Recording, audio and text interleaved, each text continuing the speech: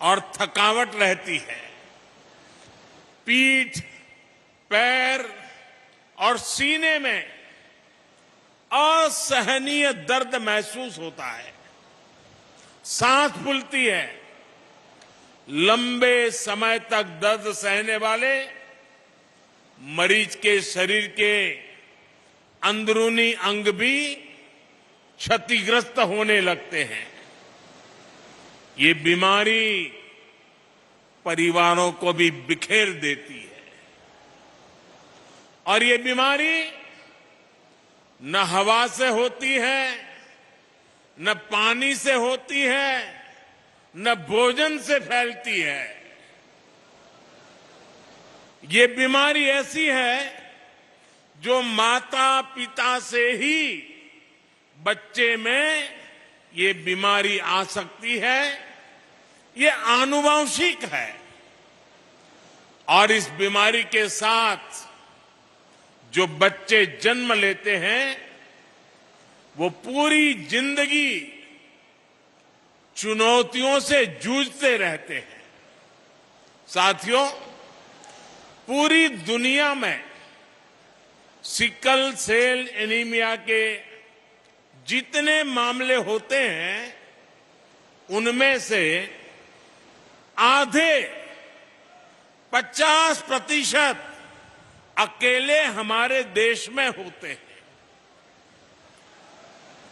लेकिन दुर्भाग्य की बात है कि पिछले 70 सालों में कभी इसकी चिंता नहीं हुई। इससे निपटने के लिए कोई ठोस प्लान नहीं बनाया गया। इससे प्रभावित ज्यादातर लोग आदिवासी समाज के थे। आदिवासी समाज के प्रति बेरुखी के चलते पहले की सरकारों के लिए ये कोई मुद्दा ही नहीं था।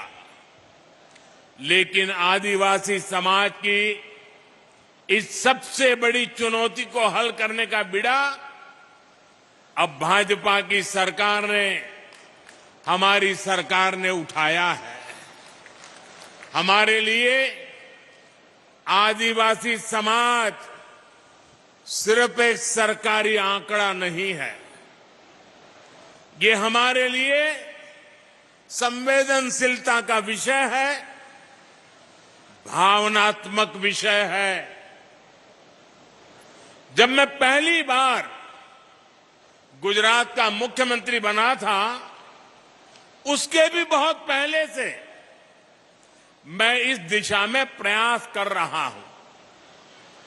हमारे जो गवर्नर है श्रीमान मंगूभाई, आदिवासी परिवार के होनहार नेता रहे हैं। करीब 50 साल से मैं और मंगूभाई आदिवासी इलाकों में एक साथ काम करते रहे हैं और हम आदिवासी परिवारों में जाकर के इस बीमारी को कैसे रास्ते निकले, कैसे जागरूकता लाई जाए, उस पर लगातार काम करते थे। जब मैं गुजरात का मुख्यमंत्री बना, उसके बाद भी मैंने वहां इससे जुड़े कई अभियान शुरू किए। जब प्रधानमंत्री बनने के बाद मैं जापान की यात्रा पर गया तो मैंने वहां नोबेल पुरस्कार जीतने वाले एक वैज्ञानिक से मुलाकात की थी। मुझे पता चला था कि वो वैज्ञानिक सिकल सेल बीमारी पर बहुत रिसर्च कर चुके हैं। मैंने उस जापानी वैज्ञानिक से भी सिकल सेल एनीमिया के इलाज में मदद मांगी थी। साथियों, सिकल सेल एनीमिया से मुक्ति का यह अभियान अमृत काल का प्रमुख मिशन बनेगा और मुझे विश्वास है जब देश आजादी के 100 साल मनाएगा,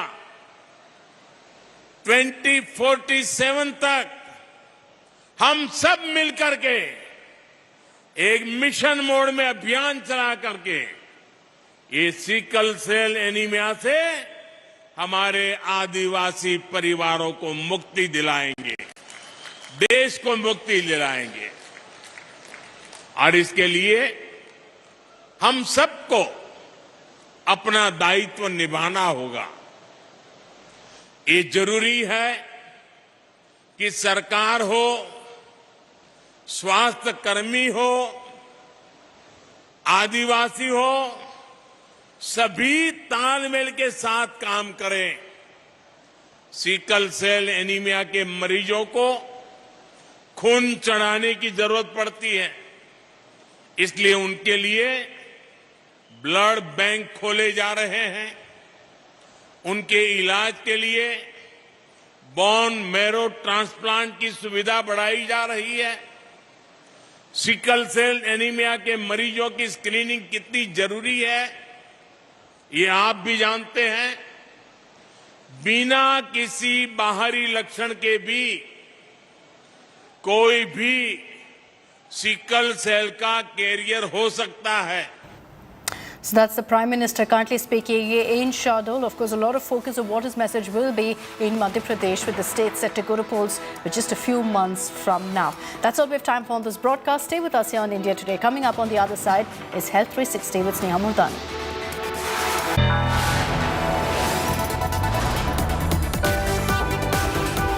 You are watching India Today.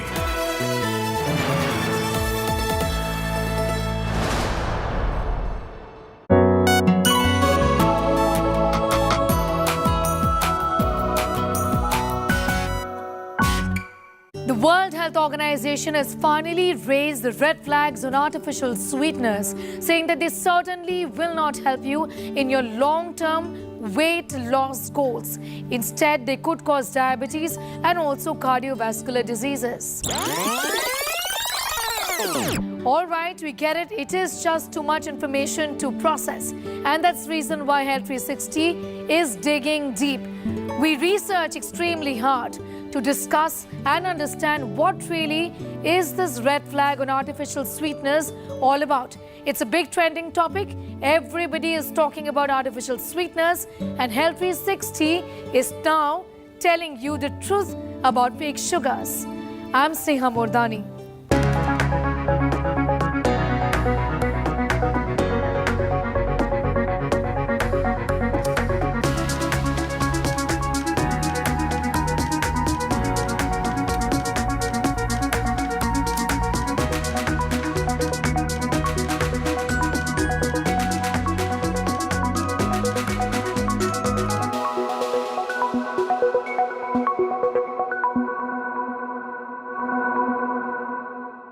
So what really has the World Health Organization said, causing so much confusion and panic around artificial sweeteners?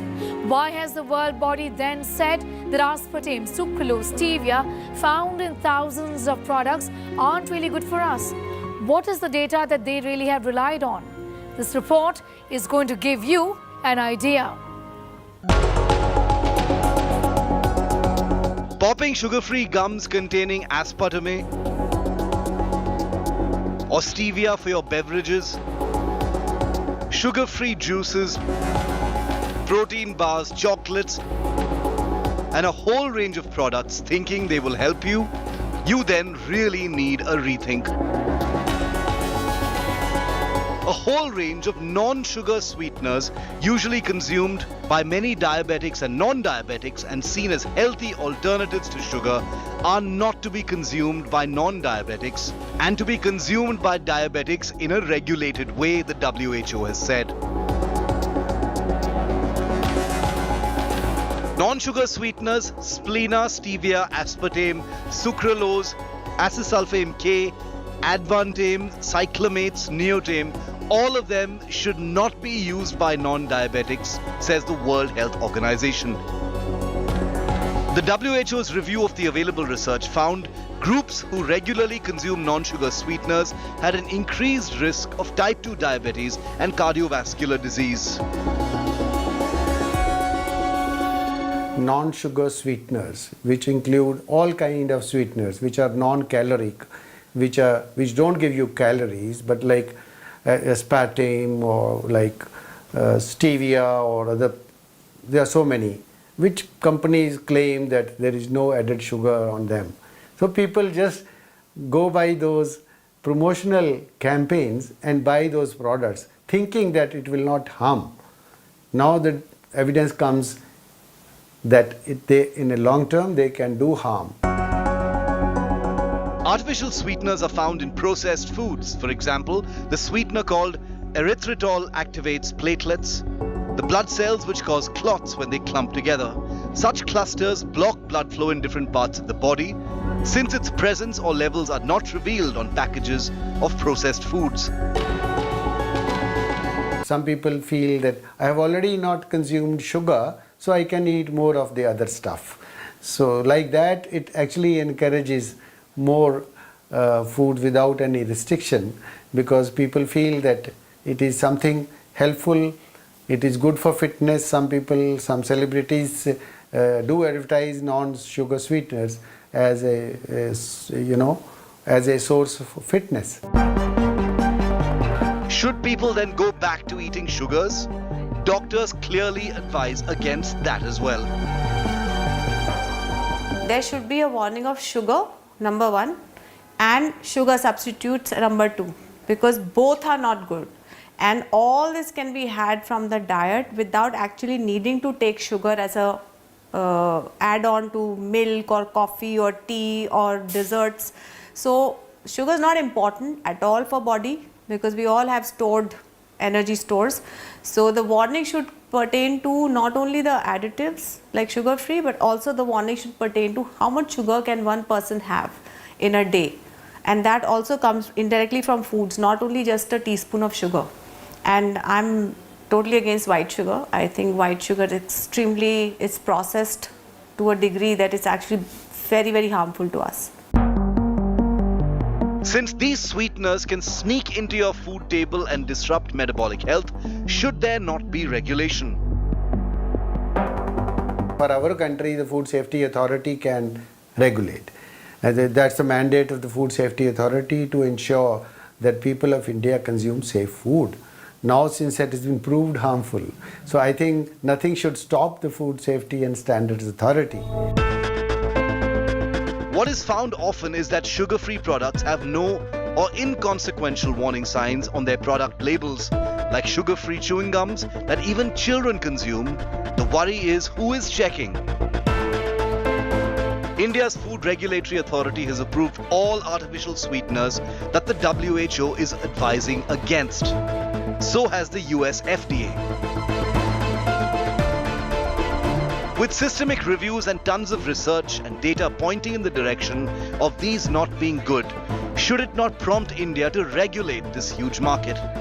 That looks like the way forward. With Sneha Mordani in Delhi, Bureau Report, India Today.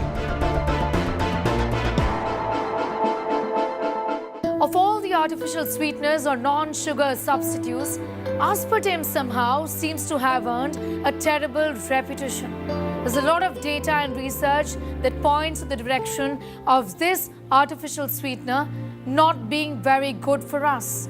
It actually is the most commonly used artificial sweetener found in a range of products. Your diet colas, your sugar-free chewing gums, and a lot more.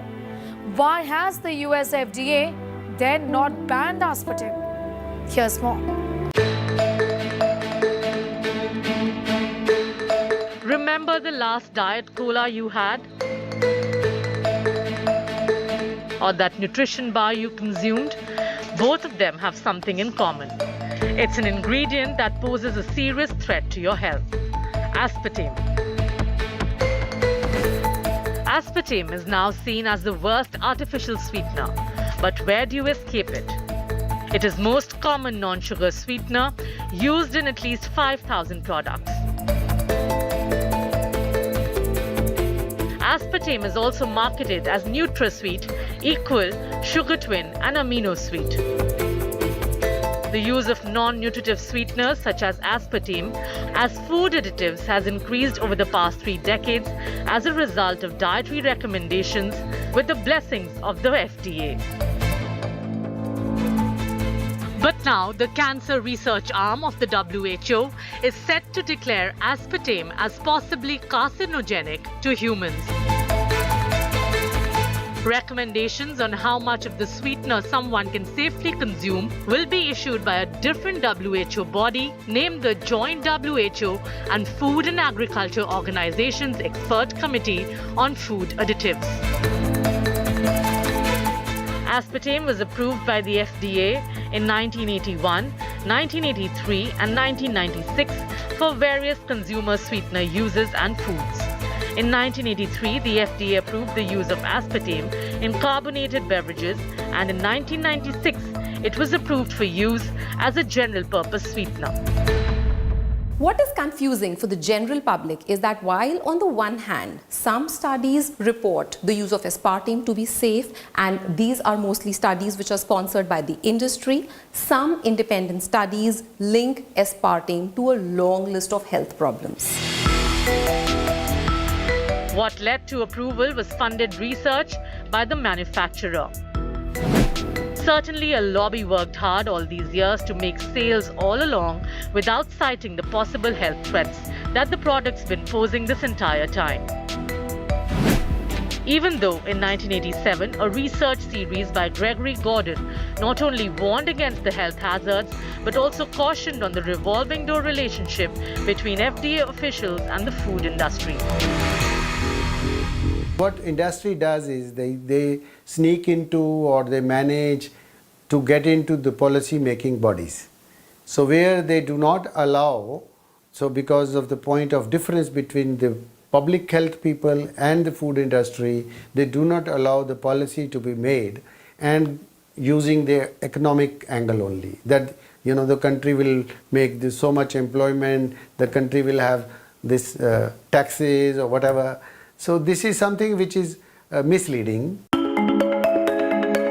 Recent reporting based on internal industry documents revealed how beverage companies pay third-party messengers, including doctors and scientists, to promote their products and shift the blame when the science ties their products to serious health problems. So what are these health risks associated with aspartame, a key ingredient for all non-sugar products?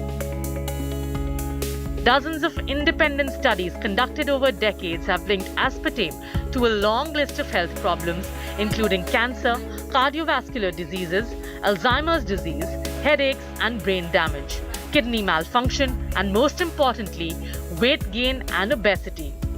The list is even longer than any one of us could have imagined. There's an unsettling story behind FDA's approval of aspartame, which led us all to believe that it's even safer than sugar.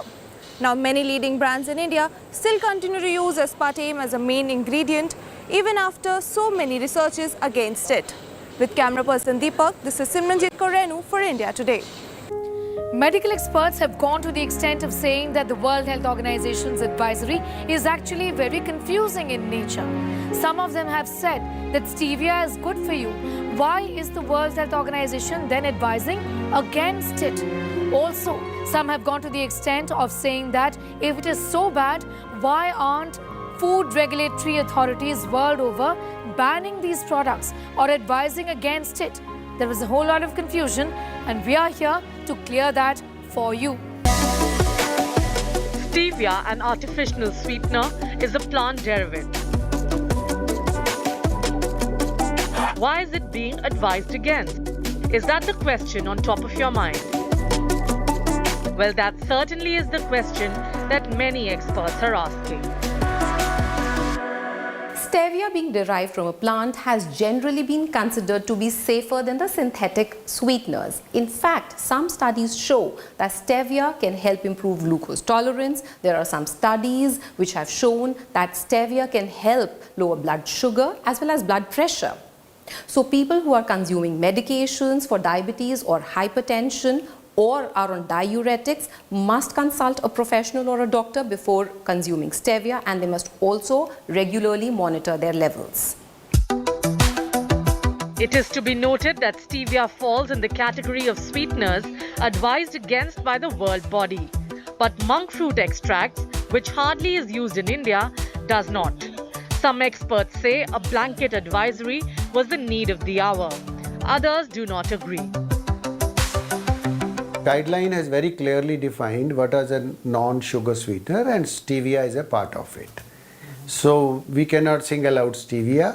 So there, as I said earlier, there are many non-sugar sweeteners. We very commonly used are aspartame and saccharin and now stevia, sucralose. All are part of the guideline. The evidence is studied for all of them. So stevia is equally harmful, I would say. Some experts say some amount of confusion has been created with the new guidelines from the World Health Organization. Stevia is a natural plant, right? It tastes like sugar but doesn't spike your glucose or insulin. So it's a safer alternative. As I said, it doesn't absorb in the body. It's secreted unchanged in the urine. So stevia doesn't really affect your body except that it gives you that taste of sugar that you need. But if we were to see stevia versus sugar, stevia will always win. While some concerns around aspartame and other artificial sweeteners are justified, nutritionists worry it might mislead. Minimizing sugar intake and not using added sugars, getting processed foods out of the house and not putting it in your body but into the bin is what is really needed. In New Delhi with Sneha Mordani, Bureau Report, India Today. It's time for a quick commercial break here. We're getting you much more news around artificial sweeteners on the other side.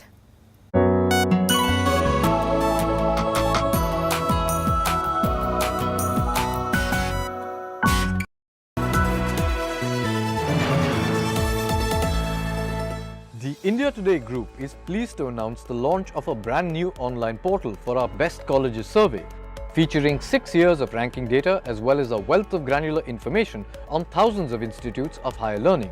Our interactive portal offers easy access, analysis and guidance to our Best Colleges of India survey results for over 2,000 colleges across 14 streams. We invite everyone to visit our site, bestcolleges.indiatoday.in, and we wish aspiring students all the very best.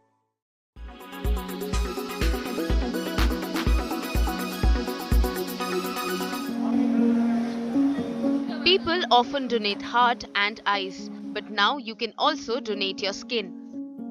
North India's first skin bank is ready in Delhi's Safdarjung Hospital. Eligible deceased donors can donate skin and give someone a new lease of life. Burn victims can immensely benefit from these skin banks for their graft surgeries. Skin banking में ये खास बात है कि इसमें कोई matching की जरूरत नहीं है। कोई भी पेशेंट स्किन डोनेट कर सकता है। उस मरीज की, उस डिजीज़ की दी हुई स्किन किसी भी दूसरे मरीज में इस्तेमाल हो सकती है। ना कोई ब्लड ग्रुपिंग मैचिंग चाहिए, ना कोई और HLA मैचिंग चाहिए। और जिसमें ये स्किन हमने लगाई है उसको जीवन में कोई स्टेरॉयड और इम्यूनोसप्रेसेंट्स खाने की कोई जरूरत नहीं है।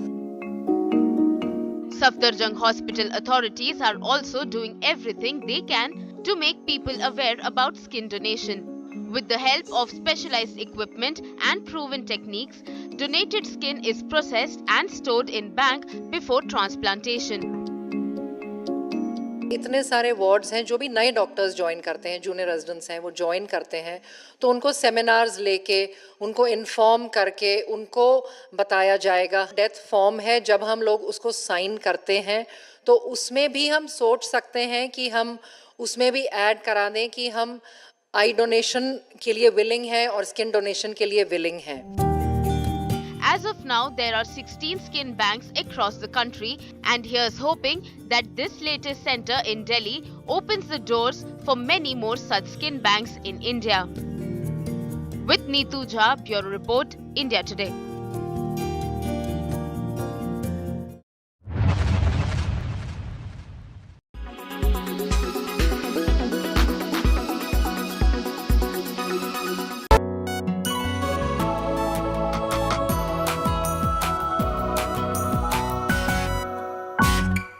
Diet colas are bad for you. Diet sodas are bad for you. It causes insulin confusion and can cause weight gain. You heard that right. diet colas may actually cause weight gain. So if you've been drinking diet sodas and thinking that your regular soda or colas are bad for you and these are good, then you need to think again. You need to stop using both of these products. We'll tell you why. Hey, have you managed to eliminate regular sodas from your life? Well, congratulations then. But wait, are you switching to diet soda in order to accomplish your fitness goals? Well, that's not a good thing then. Why? Well, let us tell you how healthy diet soda actually is. Maybe you've succeeded in quitting your regular soda consumption, but diet sodas aren't your alternative. According to some research, your brain responds to artificial sweeteners in a manner similar to how it responds to sugary sweets. Consuming them frequently could make you want more high-calorie food, increasing your risk of weight gain. The same applies to diet sodas. According to a different study, those who are overweight or suffer from obesity who converted to diet sodas were more likely to eat additional calories from food than those who continue to drink regular soda. Actually, individuals who use diet soda have a greater BMI than those who do not. Diet soda can confuse insulin. Your brain normally associates sweet with calories. In the realm of human physiology, that's a good thing. It drives your body to release insulin as sugar's chaperone to the cells to create fuel. In the past, people assumed this process couldn't occur when we consumed artificial sweeteners because calories don't allow the sweet flavor. Diet soda might alter how your brain responds to sweetness.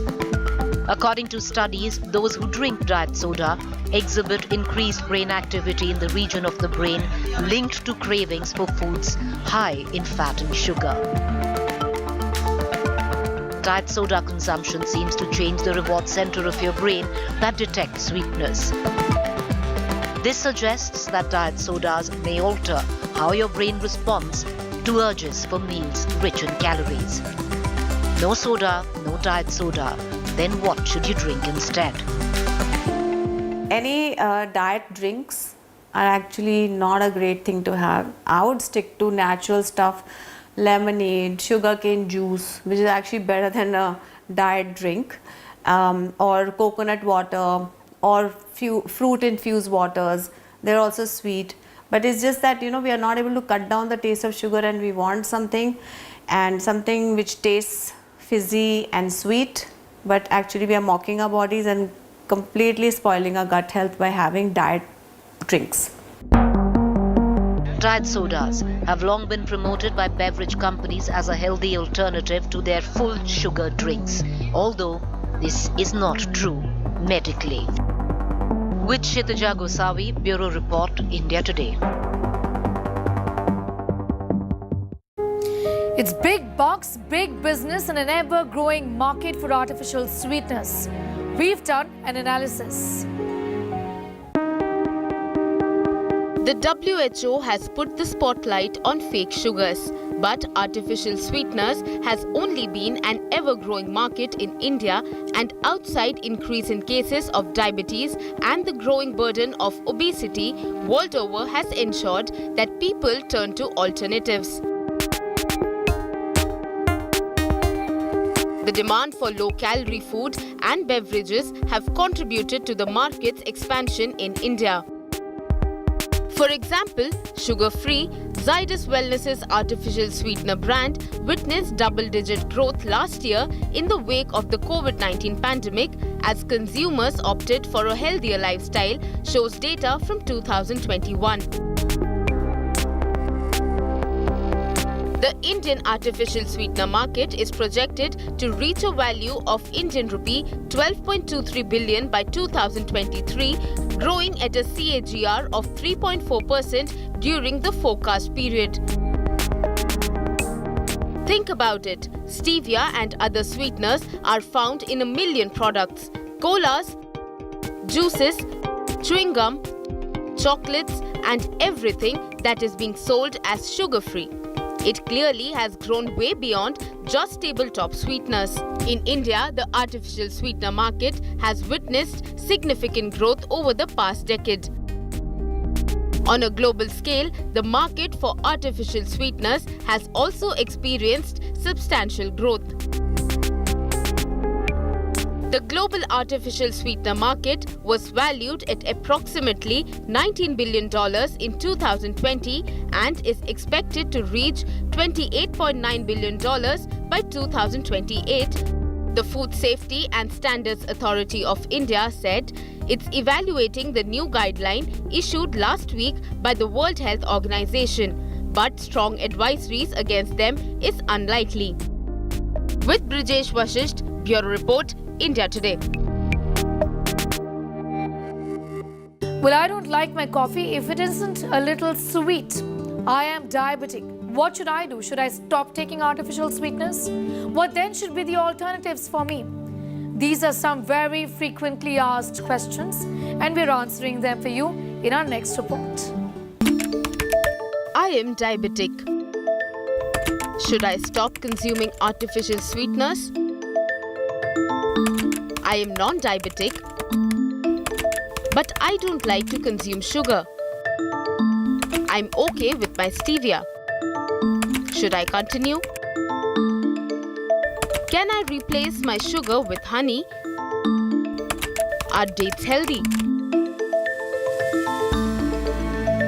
Are these questions on top of your mind? Has the WHO guideline on artificial sweeteners confused you? Then listen in to what experts say. Substitute for diabetes. What substitute you think a diabetic person should use for sugar? Different sugar alternatives may be healthy for different people. Natural sweeteners are generally a good choice for seniors who don't have diabetes. But artificial sweeteners do have unexpected health risks depending on someone's current health concerns and comorbidities.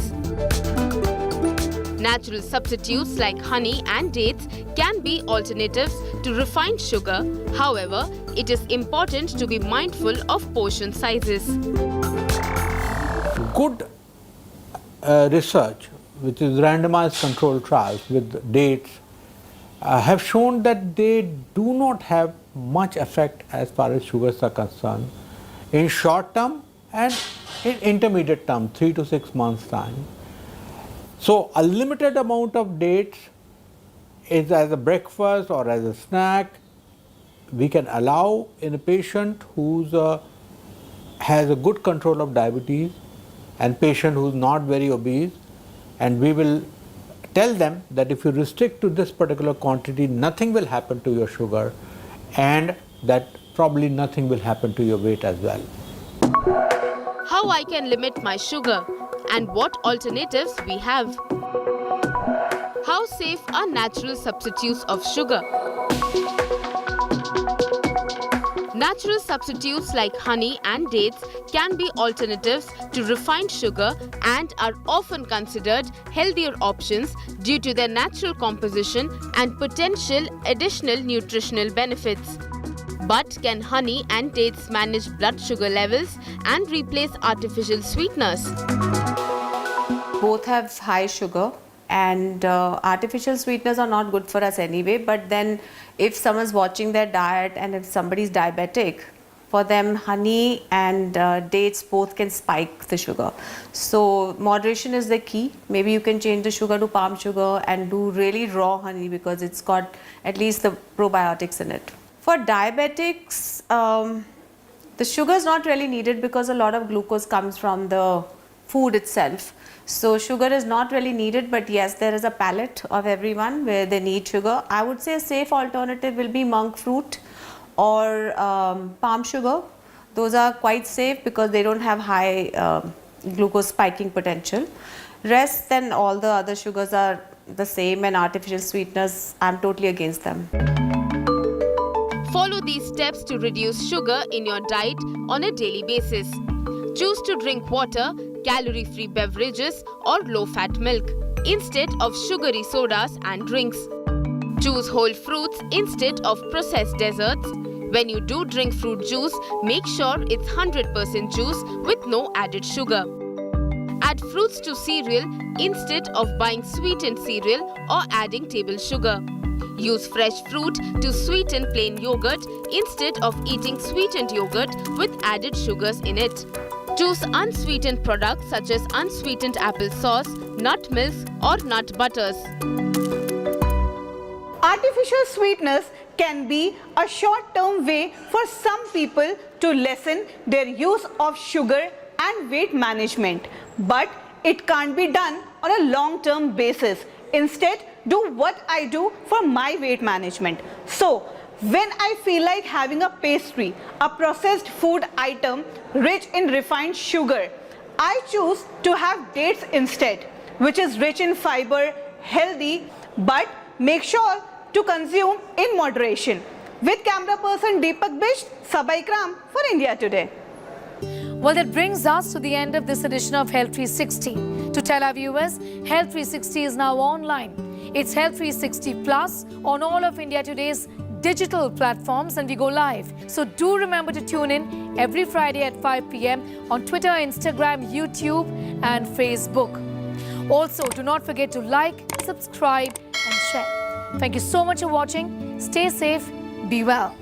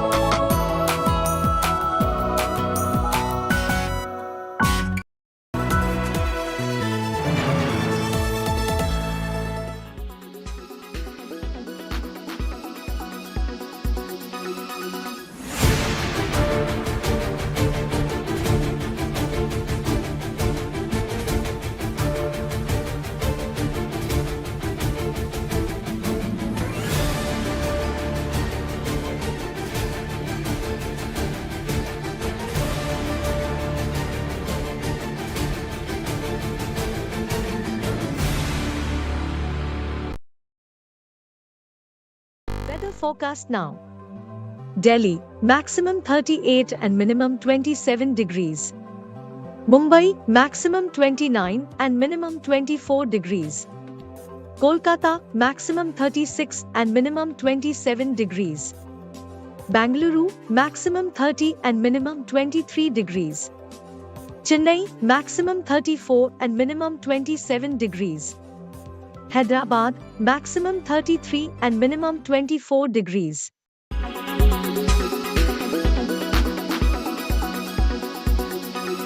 Why does this happen? Let me tell you the science behind it.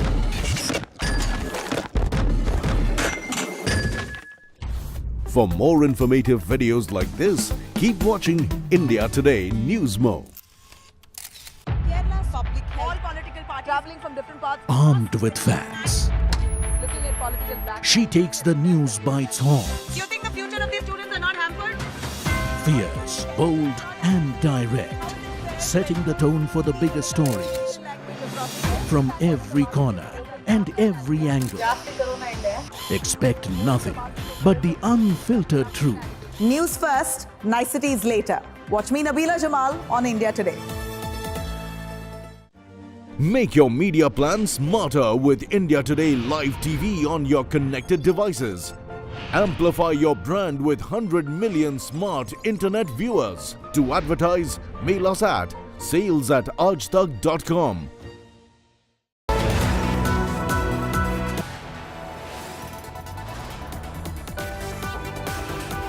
You are watching India Today.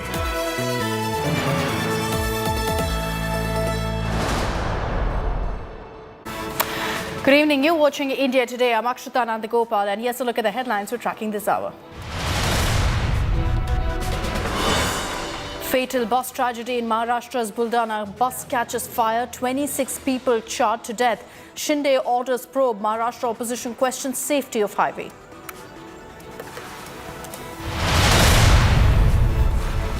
Opposition split on uniform civil code after AAP Uddhav Sena backs keep parliament panel meet tomorrow. Monsoon session of parliament from July 20th to August 11th.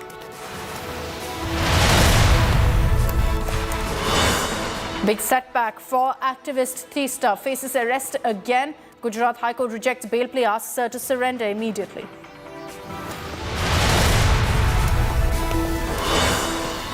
Telangana Chief Minister KCR's Telangana-Maharashtra merger call says people of Maharashtra want Telangana schemes. Violent clashes between two groups in Dhanbad. Stones pelted, bombs hurled. Section 144 put in place.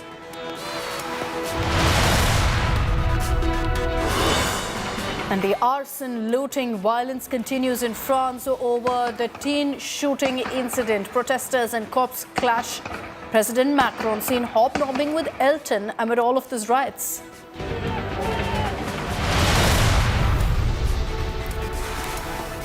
And let's begin by getting you the latest updates on the reactions coming in on the Uniform Civil Code. The bill on UCC is expected to be tabled in Parliament soon as the monsoon session, in fact, which kicks off on July 20th. After the Aam Aadmi Party extended its support to the UCC in principle, UBT, the Uddhav Thackeray-led Sena, has also come out in support. However, showing caution, party leader Sanjay Raut said the party's line of thinking has always been to have a UCC, but that the final decision will be made only once the draft is ready. Kerala Chief Minister Pinarayi Vijayan, meanwhile, has lashed out at the central government, claiming UCC is being used as an electoral agenda by the BJP. The Chief Minister accused the Saffron Party of attempting to eradicate pluralism from Indian society.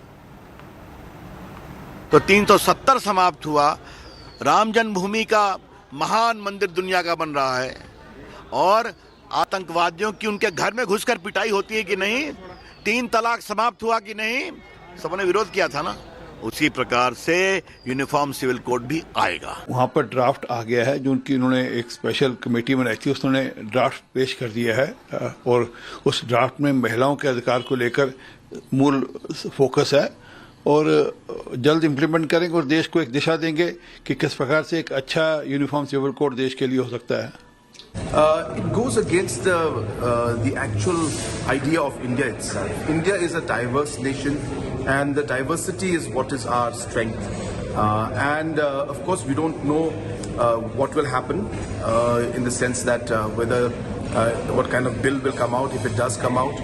So, without seeing the actual content of a draft, if it comes out, it will be difficult to go into details. As a political party, we realize that the entire Northeast, for the matter of fact, has got a unique culture and unique ways of our society, and hence we would want that to remain and we would not want that to be touched.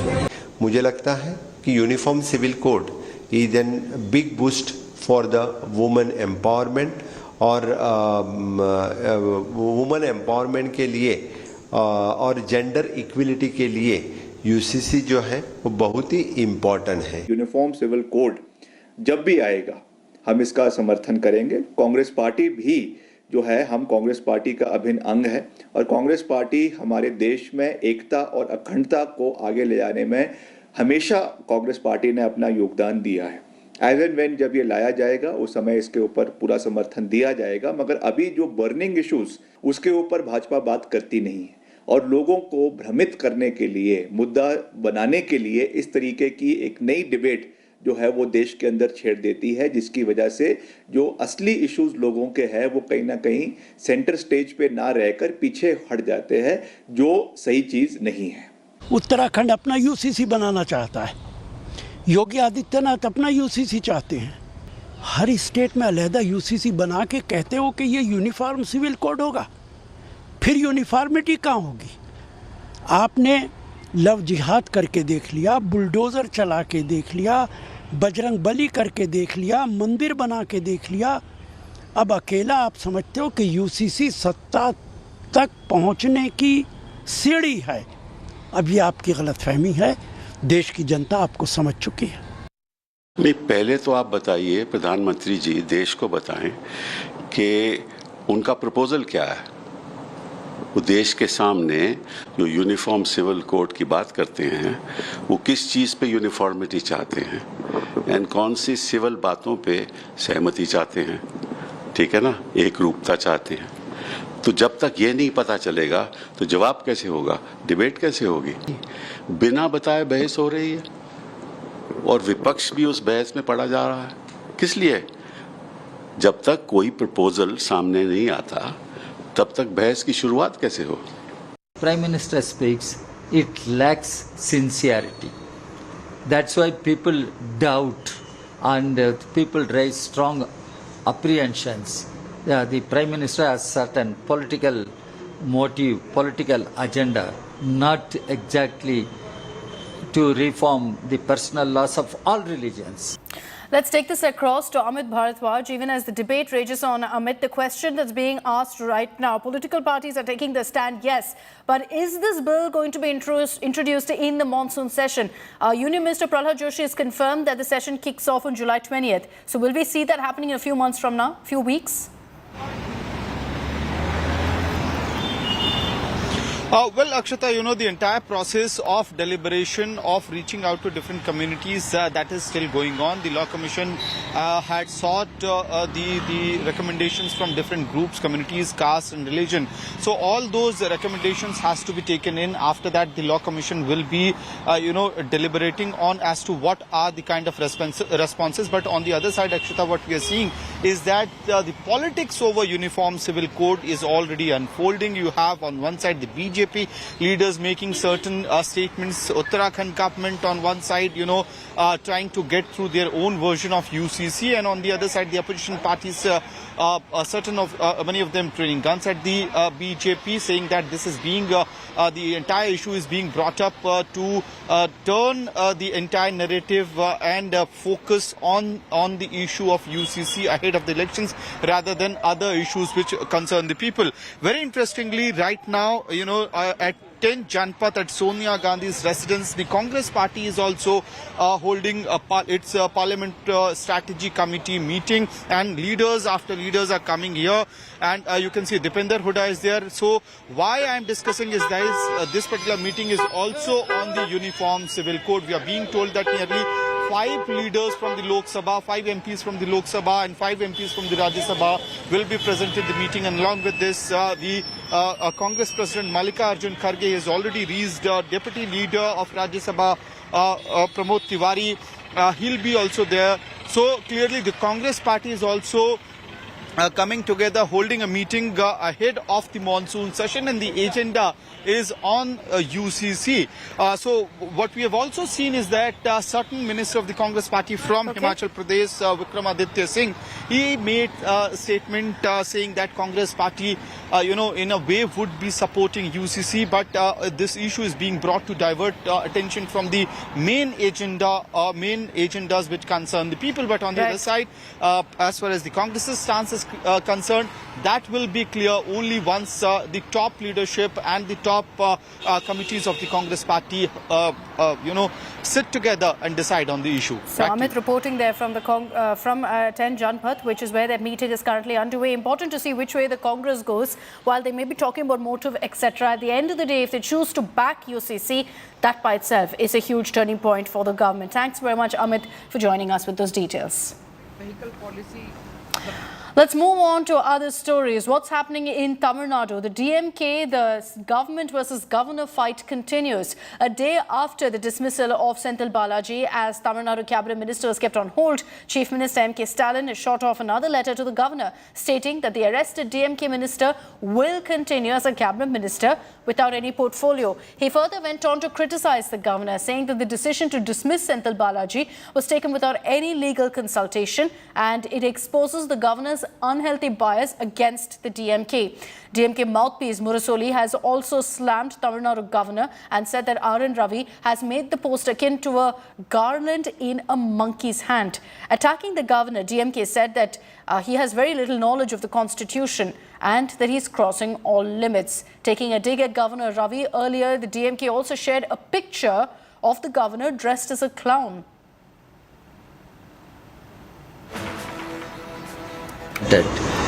Such a thing never happened in any state of the country. There is a constitution and there is an elected government, cabinet, elected chief minister, and governor, does he have such power or authority over the elected chief minister, elected government? That is why we say it is an affront to the very constitution of the country, and this governor cannot continue as governor.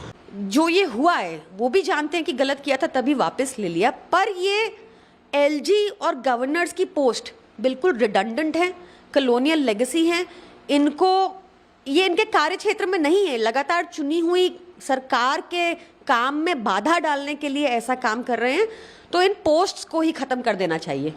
The Tamil Nadu governor is not seeking the dismissal. He has actually dismissed the minister. That is beyond his powers.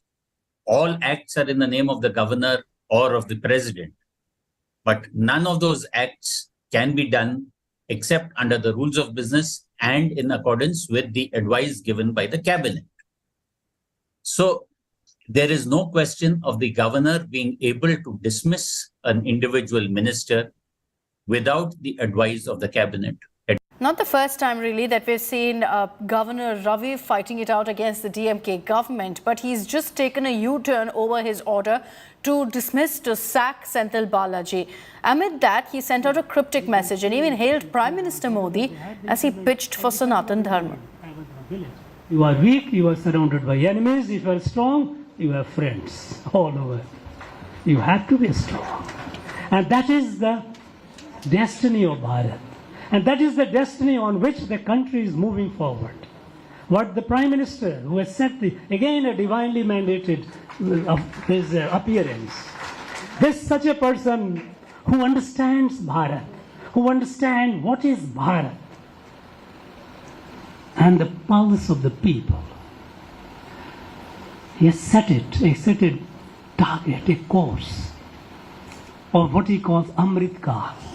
In the next 25 years, this country must be capable to spread the light of Sanatan Dharma to the whole world.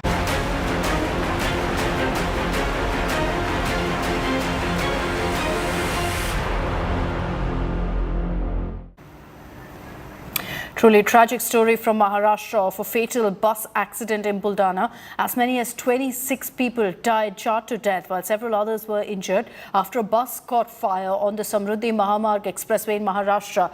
33 people were travelling on the bus, so 6 to 8 injuries have been reported. Chief Minister Eknath Shinde along with Deputy CM Devendra Fadnavis visited the accident spot, expressed grief over this mishap. The Maharashtra government has announced a compensation of 5 lakh rupees to the kin of the deceased and has also ordered an inquiry into this incident. The Maharashtra opposition has targeted the Shinde government for not taking steps to stop accidents on the Samruddhi Expressway. The opposition claims that this expressway is prone to accidents and has seen more than 300 deaths. Police has taken the bus driver and the contractor into custody. Further investigation is underway. आज पहाटे 1:35 वाजता नागपूरवरून पुण्याला जाणारी ही जी बस आहे विदर्भ ट्रॅव्हल्सची हिचा अपघात झाला आहे हायवेवर ही समृद्धीवर. एका पोलला टक्कर लागून गाडीचा बॅलन्स गेला किंवा ड्रायव्हर सांगतो की टायर बस्ट झालं असं सांगतो. त्याच्यानी टक्कर लागून गाडीचा बॅलन्स गेला, झोल लागला आणि गाडी एका पुलाला टक्कर मारून गाडी स्किड झाली. त्या टक्करीमध्ये गाडीचा डिझेल टँक हा फुटला. डिझेल टँक फुटल्यावर गाडीत अचानक आग लागली आणि सगळे लोक झोपत असल्यामुळे 7-8 लोकांनाच फक्त प्रयत्न करून गाडीच्या बाहेर येण्याची संधी मिळाली आणि ते वाचले. दुर्भाग्यपूर्ण हादसा है कि इसमें 25 लोगों की मौत हुई है, 8 लोग इसमें घायल है. शुरू में सुबह से हम लोग लगातार हमारे अधिकारियों से संपर्क में थे. पहले उनको कहा कि जो घायल है उनके ऊपर अच्छे अस्पताल में इलाज कीजिए, उनकी जान बचाने का काम पहले उनको कर दीजिए. और बाद में जो 25 लोग हैं, 25 लोग जो मृत है उनके परिवार लोगों की खोज है, उनका आइडेंटिफिकेशन है, उसके ऊपर भी लोग हमारे काम कर रहे हैं. हादसा बड़ा है, दुर्भाग्यपूर्ण है. 25 लोग वहाँ पर जलकर उसमें उनका मृत्यु हुआ है. बहुत ही दुर्दैवी इस प्रकार की घटनाएं. 8 लोग निकल पाए ड्राइवर भी निकल पाया, क्लीनर भी निकल पाया, इसलिए वो बचे। लेकिन जो लोग बस से नहीं निकल पाए, ऐसे लोगों का मृत्यु हुआ है। मैं और माननीय मुख्यमंत्री जी अभी वहाँ पर घटनास्थल पर जा रहे हैं। मुख्यमंत्री जी ने जिनका मृत्यु हुआ है उनके परिवार को 25 लाख रुपए का मुआवजा देने की घोषणा की है। जख्मियों का उपचार जो है वो भी सरकार की ओर से किया जाएगा। एक बहुत ही भयंकर इस प्रकार की घटना है, इसकी जांच भी हम लोग कर रहे हैं, इसके कारणों की जांच भी कर रहे हैं। 25 या 26 लोगों की मौत की खबर बहुत ही चिंताजनक है। गत एक साल से इस रोड पर बार बार इस प्रकार के अपघात हो रहे हैं, एक्सीडेंट हो रहे हैं और सरकार उस बारे में अनदेखी कर रही है। बात ऐसी है, भारतीय जनता पार्टी एक नौटंकी है, मुंबई की Bharatiya Janata party.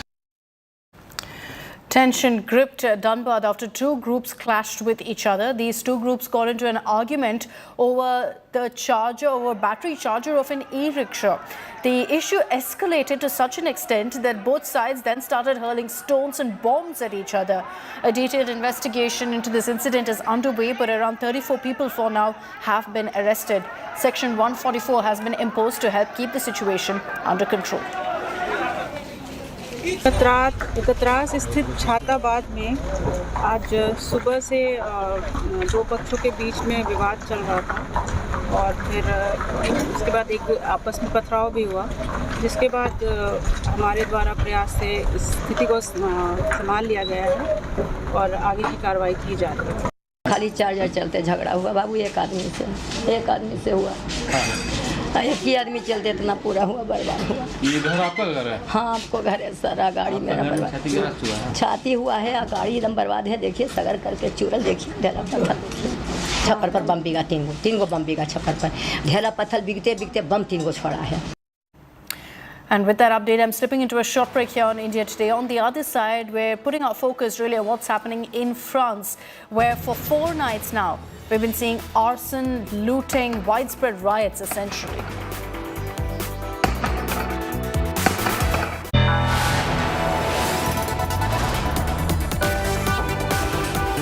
You are watching India Today.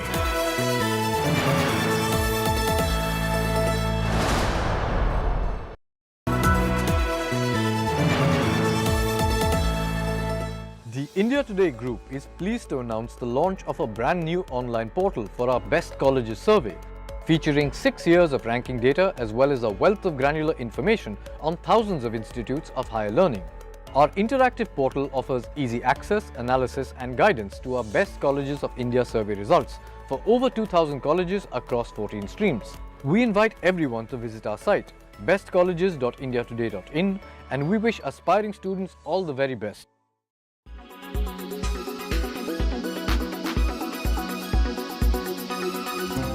What can you see in this image? Look closer. Yes, that green speck, that's a bag. A bag almost invisible to the naked eye. A bag small enough to pass through a needle. This speck-sized tote measuring less than 0.03 inches just sold for a whopping $63,000. This microscopic bag is heavily influenced by the iconic Louis Vuitton monogram on the go tote, which costs anywhere between $3,100 to $4,300. Made by New York-based art collective Mischief. This bag's auction was ironically held by Louis Vuitton menswear creative head Pharrell Williams' own auction house. The new Louis Vuitton menswear head is infamous for his bizarre fashion statements, debuting a stunning $1 million Louis Vuitton Speedy bag at a Paris show. The bright yellow millionaire bag is apparently completely handmade out of crocodile leather with hardware made of yellow gold and an LV padlock adorned with diamonds. Every bit of the bag is gold, like the zipper, the teeth on the zipper is gold, all the hardware, every rivet, this is gold.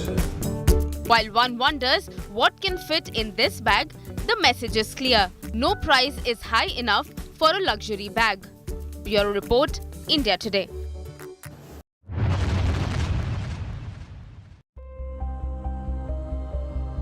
An expedition down under the sea to explore and a once-in-a-lifetime opportunity to view and experience the historical wreckage of the Titanic, was too attractive for all those who could afford it, even at the cost of their lives. Titan submersible of Ocean Gate took 5 people to experience this on 18th June 2023, but it never came back. 4 days later, a robotic diving vehicle deployed from a Canadian ship discovered a debris field from the submersible Titan on the seabed, some 1,600 feet from the bow of the Titanic and 4 kilometers beneath the surface, in a remote corner of the North Atlantic. Pour plonger sur le Titanic, évidemment, on ne peut pas y aller en plongée normale avec des bouteilles. You cannot reach Titanic with just diving tanks. We go down there in a small submarine. We stay at the bottom for nearly 8 hours. The ascent lasts about as long. So a dive can last between 10 to 12 hours. During the descent, you talk a lot. You talk about what you're going to do, the objective of the dive, and when we did our first dive to the Titanic, we had a shock when we reached the wreck, because we arrived on the most beautiful part of the wreck, which is the foredeck, where you can see the anchor chains, the winches, which are still polished by the water, and the sediments that the water contains. The winches are made of bronze, so they are shiny. You can distinctly read that they were made in Glasgow. I always remember that because you can see it very well. And so we were quite shocked when we saw this, and for 10 minutes there was silence in the submarine. On est arrivé sur la plus belle partie de... Iconic French deep diver PH's love for the deep ocean and Titanic cost him his life in the last expedition of Titan submersible.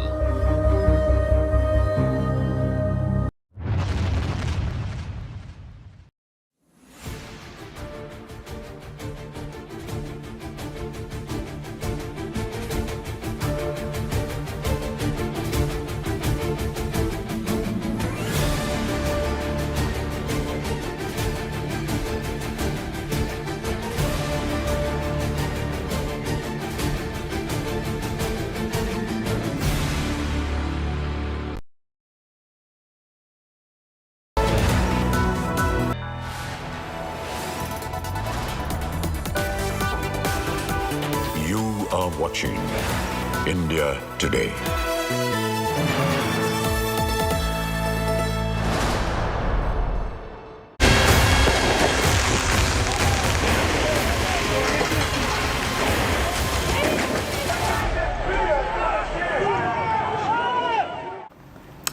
Horrifying images coming in from several parts of France now as the rioting has become completely uncontrolled. Let's get you all the latest images.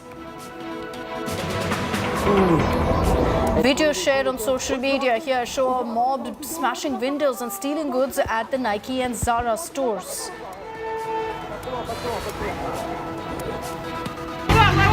A crowd of protesters attempted to loot a motorcycle store in Lyon. The police forces deployed armored personnel carriers and a helicopter to quell the unrest. These are images from Drancy, which is northeast of Paris, where protesters stole a truck and then rammed it into a shopping center, which they then partly looted and set on fire.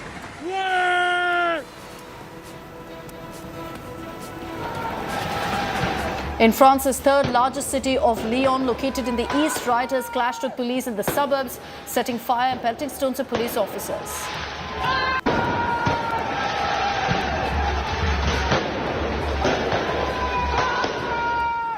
The situation escalated as protesters set cars on fire, erected street barricades and launched projectiles at the police. This shows a rioter also shooting down CCTV cameras.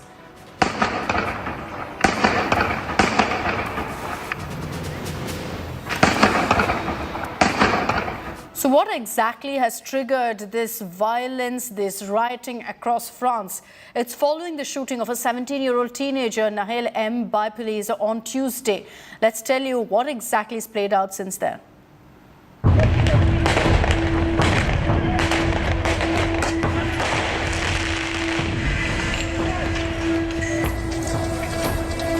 Building torched. Stores looted. CCTV cameras shot down. massive police deployment. With streets turning into battlegrounds, France is swept by a storm of violence. The country has been rocked by a wave of protests after a 17-year-old youth was shot dead by police near Paris. The government, in a bid to control the flare-up, has banned demonstrations in some cities and issued travel warnings. The third night of unrest was marked by pillaging of shops, reportedly including flagship branches of Nike and Zara in Paris. Videos shared on social media showed a mob smashing windows and stealing goods. It appears from those I've been talking to here in Nanterre, there were clashes, there were buses set alight, fires, there were cars stolen, shops looted, possibly similar, if not quieter than the night before. But it's Lyon, it's Lille, it's Nantes as well, and Rennes in the west of France, where we're seeing disturbances. So yeah, this is not a picture that's disappearing. Successive nights of violence across France and its overseas territories have prompted French officials to launch a crackdown. More than 40,000 police officers have been mobilized to patrol cities across the country, and nearly 1,000 people have been arrested.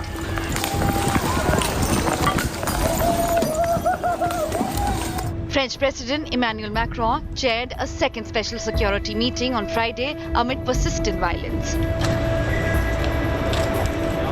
Un tiers des interpellés de la dernière nuit sont des jeunes, parfois des très jeunes. In the next hours, we will take measures, and we have started taking measures in coordination with social media platforms to remove the most sensitive content. The state services are working in coordination with these platforms to obtain an effective response, and I expect these platforms to have a spirit of responsibility. Et sous l'autorité de la Première ministre. At a time when France is seething with rage in the wake of violent protests sparked by the fatal shooting of a teenager by cops, President Emmanuel Macron was seen partying with British singer Elton John. As France stands at a crossroads, the question that continues to linger in the air is, when will the storm subside? With Gavin Lee, Bureau Report, India Today. And you can catch more details of what's happening in France on the other side of a short break on World Today.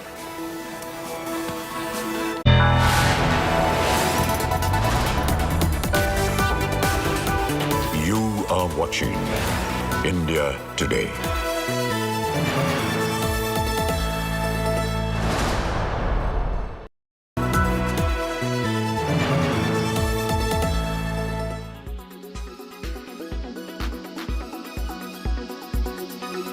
The question that I want to pick up with Robin Rana is a statement that he's made to Business Today, which is leaving money on the table. Robin, explain the intent and the philosophy behind that statement. Look, I've always been in the wealth distribution business in a way. I've always felt India has a big disparity between the rich and the poor.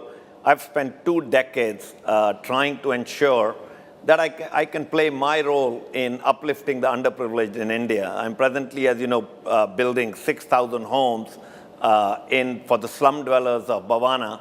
Bhavana is the second largest slum today in the country after Dharavi.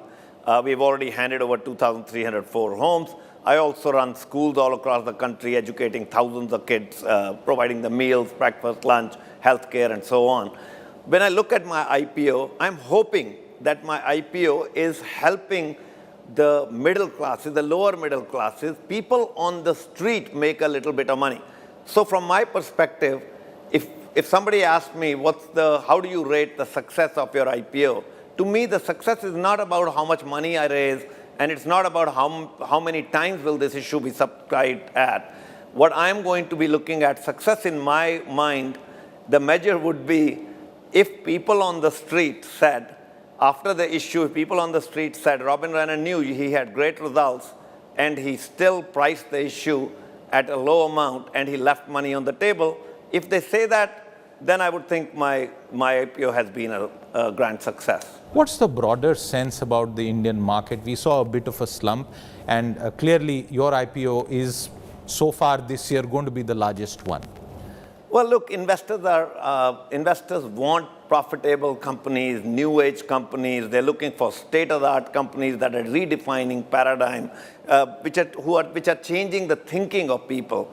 People are tired of companies whose entire model is just pure growth without any profitability. So that's the sense I'm getting, that people are looking for growth, but they're looking for growth to be accompanied by cash growth. They're looking for growth to be accompanied by profitability growth. Since you meet so many investors all across the world, what was this? Was it just a tulip kind of mania where people were putting in money on just 10 slides of a business plan? Because that's what we have seen happen really. Many companies, again, no names being taken, where there is no possibility of profits ever, raising money by the bucket load. What was it? A euphoria? Siddharth, look, it is a cycle. It's not just an euphoria. It is also how things are set up by the involved parties. So if you have back-end investors, if you have strong, large private equities, if private equities made an investment, they made an investment in India, and they made a call, and they invested X amount of money, and they have a cash burn in that business, as they're running a privately held business. What do you think they want? They want to ensure that at some point, they have a point where they can recover their money.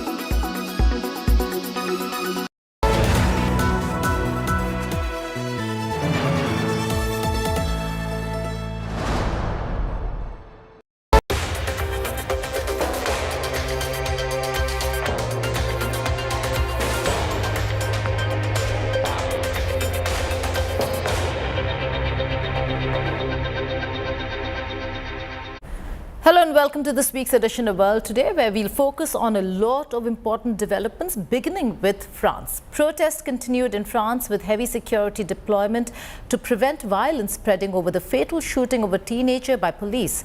A Nike store has been ransacked by the protesters. At least 400 people have been arrested so far. Here's a detailed report.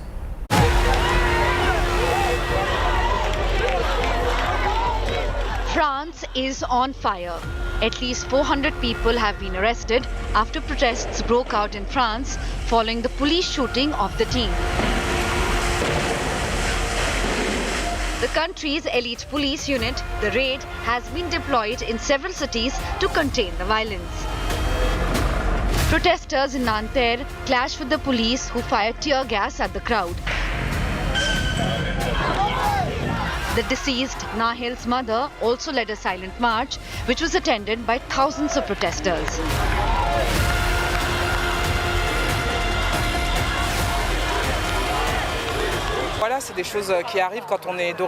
These are the things that happen when you're French but with foreign roots. We are not considered French and they only look at the color of our skin.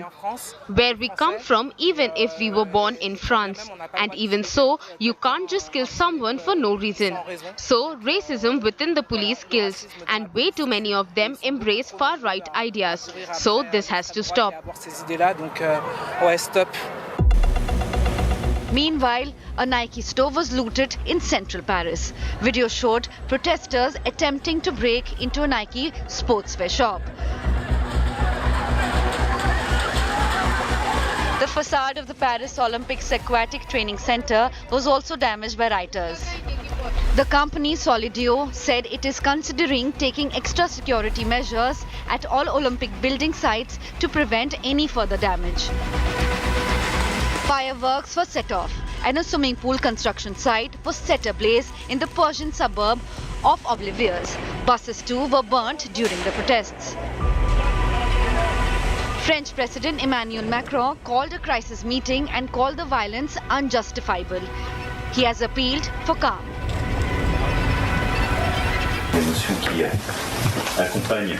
Clearly, the emotion that comes with the death of a young man calls for contemplation and calm. And it's what the government has constantly called for. I think this is what should continue to guide the next hours and the tributes. Nonetheless, it has been the subject of reactions, presumably attempts to change what happened, and the last hours have been marked by violent scenes against police stations, but also schools and town halls, and basically against institutions and the Republic. It's absolutely unjustifiable. Et donc au fond contre les institutions. The French activists have also renewed calls to tackle the systematic police abuse, particularly in the neighborhoods where the 17-year-old lived. Most of the residents there face poverty or racial or class discrimination. With Mahashweta Lala, Bureau Report, India Today. And now news from Russia. Vladimir Putin spoke to his military officials days after the Wagner insurrection. He thanked his forces for stopping a civil war and blamed the West for wanting Russians to kill each other. Russian mercenary chief Yevgeny Prigozhin landed safely in Belarus from Russia on Tuesday morning. Flight Radar 24 tracked his business jet taking off from the Rostov region in Russia and descending near Minsk in Belarus. The Wagner chief was the first to avail the escape route offered by Russian President Vladimir Putin. I thank those soldiers and commanders of Wagner Group who made the only right decision. They did not go to fratricidal bloodshed. They stopped at the last line. Today, you have the opportunity to continue serving Russia by entering into a contract with the Ministry of Defense or other law enforcement agencies, or to return to your family and friends. Whoever wants can go to Belarus. The promise I made will be fulfilled. Данное мною обещание будет исполнено. The charge of mounting an armed mutiny carries a punishment of up to 20 years in prison in Russia. Wagner mercenary chief Yevgeny Prigozhin escaped the dire future as the Russian authorities said that they have closed a criminal investigation into the rebellion and no charges will be imposed against him or any of the other participants, just as the president indicated in his speech. But then, Putin has a bigger enemy to fight. He has trained his gun at Kyiv leadership and the West. It was precisely this outcome, fratricide, that Russia's enemies wanted. Both the neo-Nazis in Kyiv and their Western patrons and all sorts of national traitors. They wanted Russian soldiers to kill each other, to kill military personnel and civilians, so that in the end, Russia would lose and our society would split, choke in bloody civil strife.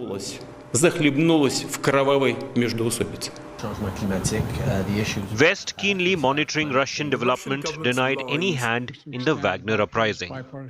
I also convened our key allies on a Zoom call to make sure we're all on the same page. It's critical that we're coordinated in our response and coordinated in what we to anticipate. They agreed with me that we had to make sure we gave Putin no excuse. Let me emphasize, we gave Putin no excuse to blame this on the West or to blame this on NATO. We made clear that we were not involved. We had nothing to do with it. This was part of a struggle within the Russian system. After a tumultuous weekend mutiny in which the Russian mercenary chief exposed Kremlin's vulnerability, Moscow is working hard to gloss things over to justify and blame the rest of the world for its predicament. Bureau Report, India Today. So who is Yevgeny Prigozhin, the chief of the Wagner Group, and what is the Wagner Group? Prigozhin is also known as Putin's chef. The Wagner Group have been active in Ukraine since 2014, and the mercenary group, comprising some of the best former commandos and soldiers of the Russian armed forces, have operated both in Africa and in Central Asia and also in Latin America. The fighters of this private army are hailed as heroes in Russia for fighting against all odds and winning Bakhmut in recent operations.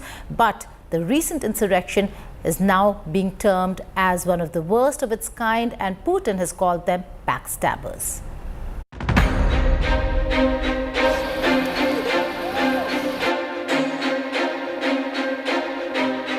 From Putin's chef to cooking up a global storm with an armed mutiny, Yevgeny Prigozhin finds himself at the center of the attempted coup. Prigozhin is one of Russia's richest and most influential men, but he's had humble roots. He started his business initially as modest hot dog seller in St. Petersburg. He eventually opened a series of chic restaurants, including one on a floating boat called New Island, that became a favorite of another St. Petersburg native, Vladimir Putin. Lucrative state contracts followed, and with time, Prigozhin's activities expanded beyond the kitchen. For instance, in 2012, he won more than 10.5 billion rubles of contracts to provide food to Moscow's schools. However, despite the riches that the food industry brought him, in 2014, he diversified into a new sector, the private military. It is unclear whose idea was it from the Wagner Group, whether Putin asked Prigozhin for help or the latter pitched it to him. Either way, the group came into existence during Russia's 2014 invasion of Crimea. Wagner's success in these early operations led to the group's swift expansion. Wagner became a proxy army for Putin. Subsequently, Wagner Group began to be involved in almost every conflict in the world where Russia had a role to play, from civil wars in Sudan and Libya in Africa to Venezuela during the presidential crisis of 2019. When Putin decided to invade Ukraine in 2022, Prigozhin and his Wagner Group were at the heart of Russian operations. The group benefited Russia significantly. It captured the key regions of Soledar and Bakhmut for Russia. White House officials estimate the private mercenary group employs around 50,000 soldiers. Of those, 40,000 are thought to be convicts who have been employed from prisons in Russia. What role will Prigozhin and his Wagner Group play now is unclear. Will they mount an assault on Kyiv from Belarus, or will they regroup against Putin? Bureau Report, India Today. Time for a short break. On the other side, we'll talk about Quran burning in Sweden that has led to massive international outrage. Stay tuned to World Today.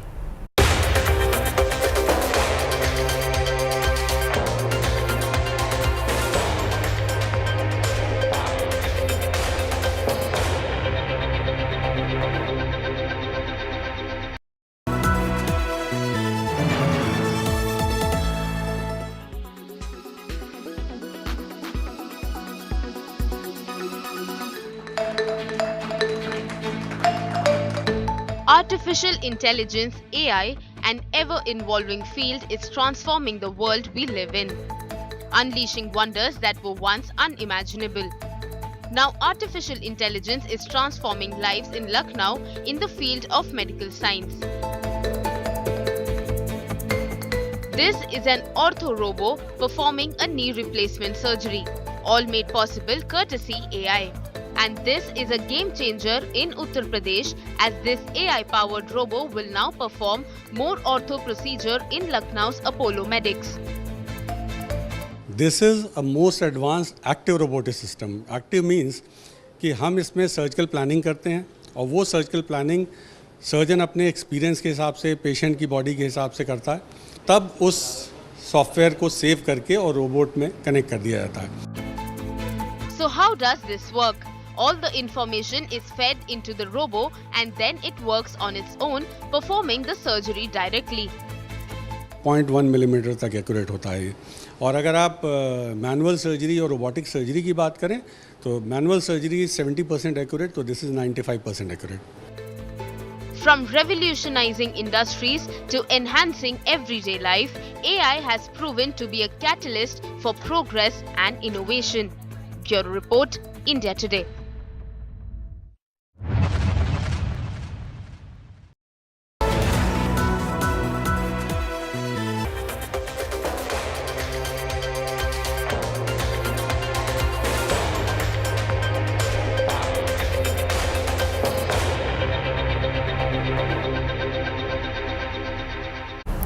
Welcome back to World Today. Now, dozens of Iraqis protested in front of the Swedish embassy in Baghdad against the burning of Quran outside a mosque in the Swedish capital of Stockholm. They also burned a rainbow-colored flag representing the LGBT community as a backlash and chanted "Yes, yes" to the Quran. Many Islamic countries, including Turkey, the United Arab Emirates, Jordan and Morocco, have registered their protest against the incident. The protests follow after a man tore up and burned a Quran outside Stockholm's central mosque after the Swedish police granted permission for the protest to take place. The man was charged of agitation against an ethnic or national group. Now, Chinese investments in Balochistan of Pakistan are under real threat. This because Balochistan is one of the backward regions in Pakistan and the people over there have always been complaining of being ignored by the federal government sitting in Islamabad. The latest being Balochistan Liberation Army attacking Pakistani convoys, Pakistani military and Pakistani assets. Baloch armed rebels are systematically targeting Pakistan's energy sector by attacking coal mines in the Balochistan province. A recent attack by the Baloch Liberation Army set fire to 20 coal trucks in Harnai of Balochistan. These trucks were reportedly ferrying coal to thermal power plants in the Punjab. The BLA fighters also attacked the motorcade of the Deputy Commissioner of Harani. In a press release, the BLA said, and I quote, "Freedom fighters of Baloch Liberation Army targeted convoy of Deputy Commissioner and vehicles transporting plundered Baloch national resources in Harnai last night. A suspicious individual was also arrested." The resistance is to the exploitation of mineral wealth, which has affected Pakistan's economy in the past and will continue to affect the China-Pakistan economic corridor. That is a critical part of China-Pakistan coordination and cooperation. OceanGate's shattered submersible has returned to shore and presumed human remains of the 5 civilians on board that were crushed to pieces in an undersea implosion may have also been recovered. Here's a report with all the details. Possible human remains from the Titan submersible were recovered on Wednesday, brought to shore alongside what's thought to be debris of the shattered vehicle. Video shows what appeared to be the nose of the submersible and other fragments wrapped in white tarp, winched from a ship and unloaded at St. John's Port in Canada's Newfoundland. The fragments may shed more light on what caused the catastrophic implosion of the sub, which was descending to the century-old wreck of the Titanic earlier this month. Among the dead on board was Stockton Rush, CEO of OceanGate Expeditions, which operated the sub. Also killed were British billionaire Hamish Harding, Pakistani-born businessman Shahzada Dawood and his son, and French oceanographer Paul-Henri Nargeolet. The US Coast Guard said in a statement medical professionals will conduct a formal analysis on the presumed human remains. Experts had raised safety concerns about the Titan sub and questioned OceanGate's decision not to pursue recognized certification processes for the sub's design, fabrication and testing. The accident has also raised questions about the unregulated nature of such expeditions. The debris field of the doomed vessel was found last Thursday near the wreckage of the Titanic, 13,000 feet deep in the North Atlantic Ocean.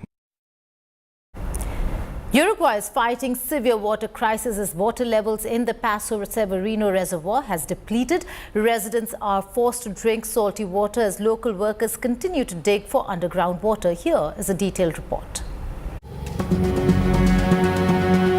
As countries battle climate crisis, Uruguay is drilling wells to reach water beneath the ground. as it faces drought and high temperatures. President Luis Lacalle Pou has declared water emergency. The water levels in the Paso Severino reservoir, which provides fresh water to 60% of the country's population, has dropped to grave levels. According to local media reports, water levels could deplete in July. Residents of Montevideo are forced to drink salty water with high levels of chlorides, sodium, and trihalomethanes. The Public Water Utility (OSC) has been mixing salty water with fresh water from the Paso Severino reservoir to extend the supply of water. Meanwhile, the sale of bottled water has gone up. The retail groups are finding it difficult to keep up with the demand, giving rise to plastic waste. The South American country claims to be the world's first country to enshrine the access to water as a fundamental right. With Mahashweta Lala, Bureau Report, India Today. And here's some other news from across the world in World at a Glance. Take a look.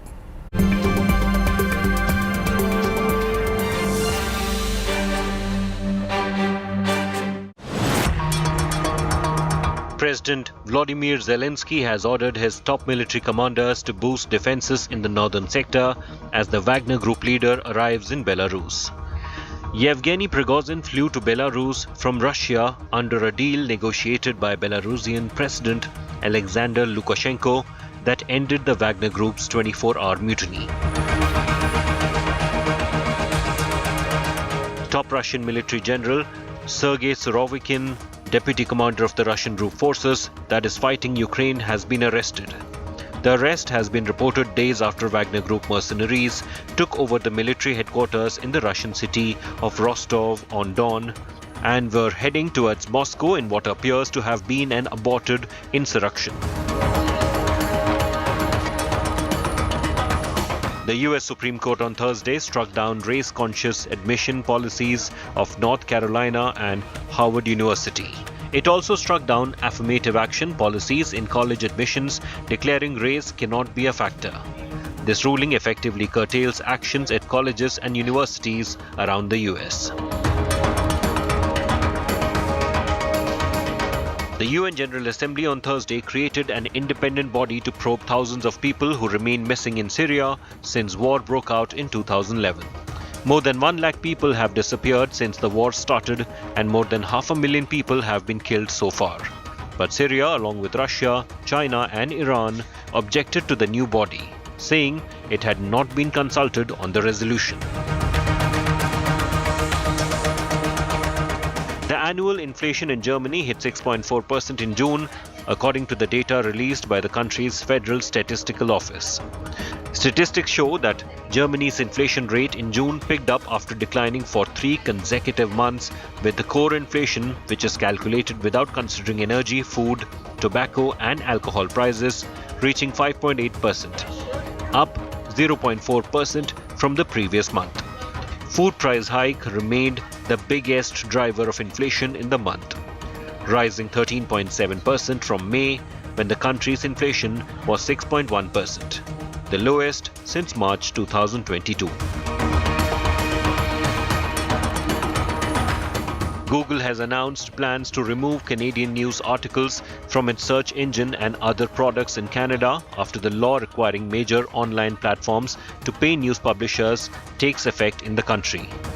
Google also said that Canada's Bill C-18, the Online News Act, which was passed last week, remains unworkable and a wrong approach to supporting journalism in Canada. Last week, Meta also said it would remove Canadian news from Instagram and Facebook. That's all in this edition of World Today, but before I go, I leave you with this interesting news of innovation. A bag almost invisible to the naked eye, a bag small enough to pass through a needle. This speck-sized tote measuring less than 0.03 inches just sold for a whopping $63,000. This microscopic bag is heavily influenced by the iconic Louis Vuitton monogram on the go tote, which costs anywhere between $3,100 to $4,300. It has been made by New York-based art collective Mischief. The auction of the bag was ironically held by Louis Vuitton menswear creative head Pharrell Williams' own auction house. Take care and goodbye.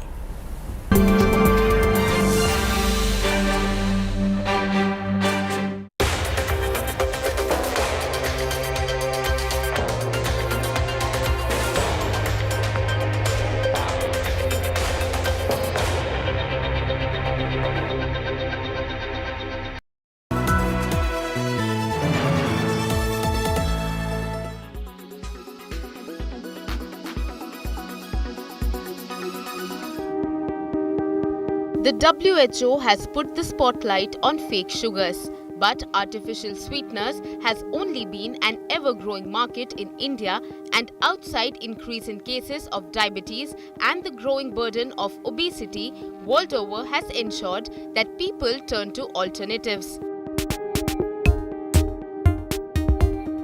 The demand for low-calorie food and beverages have contributed to the market's expansion in India.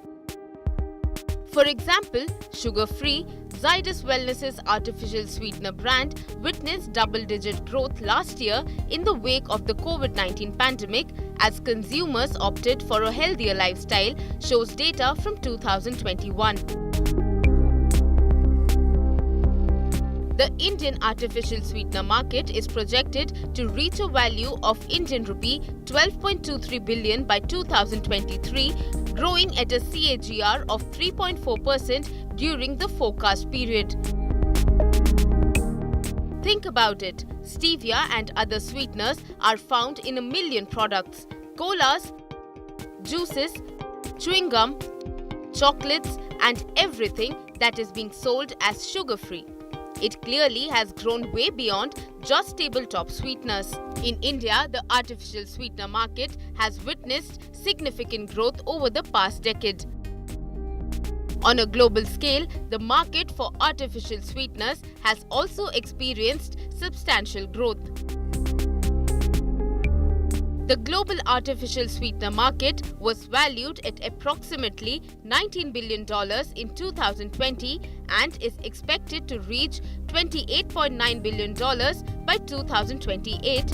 The Food Safety and Standards Authority of India said it's evaluating the new guideline issued last week by the World Health Organization, but strong advisories against them is unlikely. With Brijesh Vashisht, Bureau Report, India Today.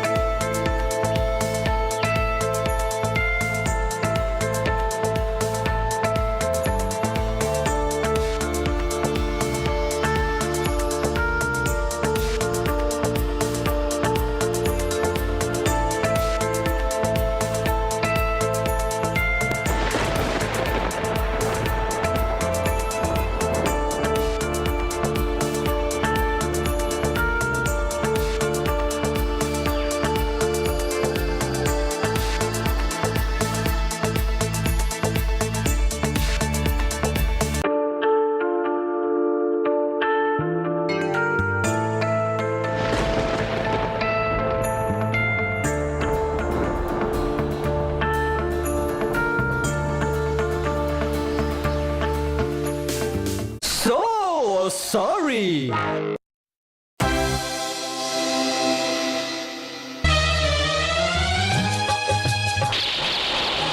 नए दौर में दोस्ताना हमारा अब देखेगा जलवा ज़माना हमारा ये डीलों के दिन कुछ हिसाबों के दिन जलो खो जवाबों के दिन डिफेंस फील्ड में अच्छे ख्वाबों के दिन है वेलकम अमेरिका में जी मेहरबान मेरे जैसा फ्रेंड भी मिलेगा कहाँ ऑटोग्राफ को दिल दीवाना हमारा अब देखेगा जलवा ज़माना हमारा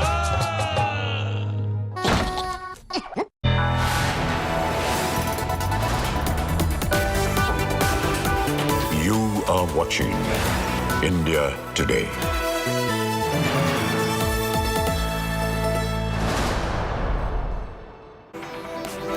Hello and welcome. Good evening. You're watching India Today. I'm Akshata Anantagopal and let's take a look at all the headlines that we're tracking this hour.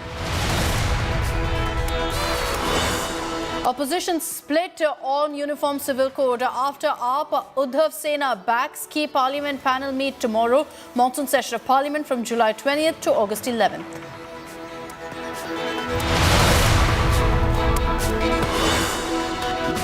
Fatal bus tragedy in Maharashtra's Buldana. Bus catches fire, 26 people charred to death.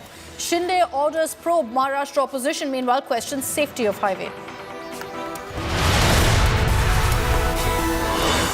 Telangana Chief Minister KCR's Telangana-Maharashtra merger call says people of Maharashtra want Telangana schemes. Violent clashes between two groups in Dhanbad. Stones pelted, bombs hurled, and Section 144 now in place.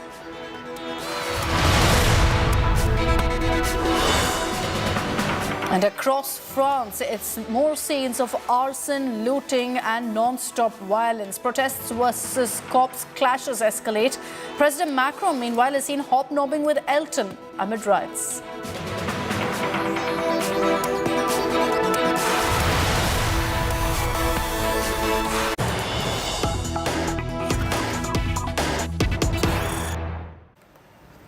And let's begin with images coming in of the Prime Minister's visit to Shahdol in Madhya Pradesh, where the focus has been on a big outreach to the tribal community. These are images that you're seeing on your screens right now of the Prime Minister's interaction with tribal leaders. Let's cut across to that. वो block level पे वो चुन कर आए, वो भी अपनी कहानी बता रहे हैं, वो भी अपने अनुभव शेयर कर रहे हैं.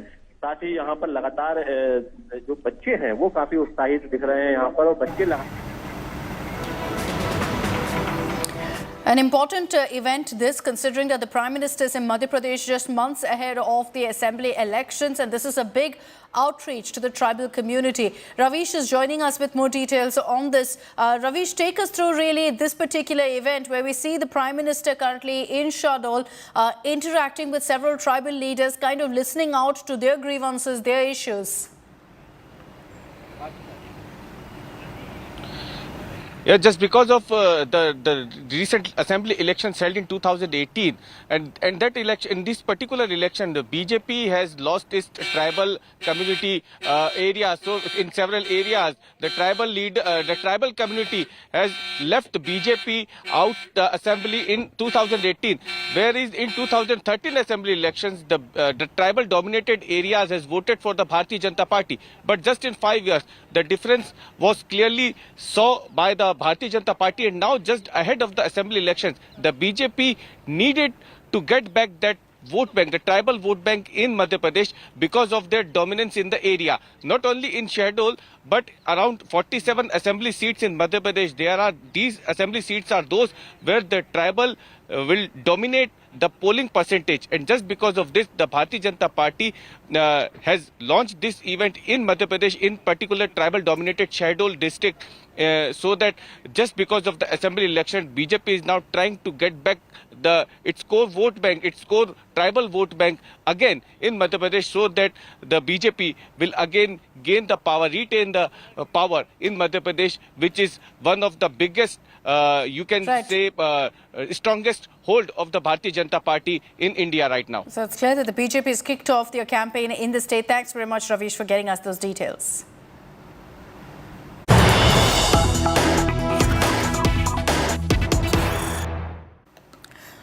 And as we speak, the Congress top brass is in a huddle at 10 Janpath, at Sonia Gandhi's residence. Now, several issues that will come into play. One will be, of course, the strategy in the monsoon session of Parliament, which starts from July 20th.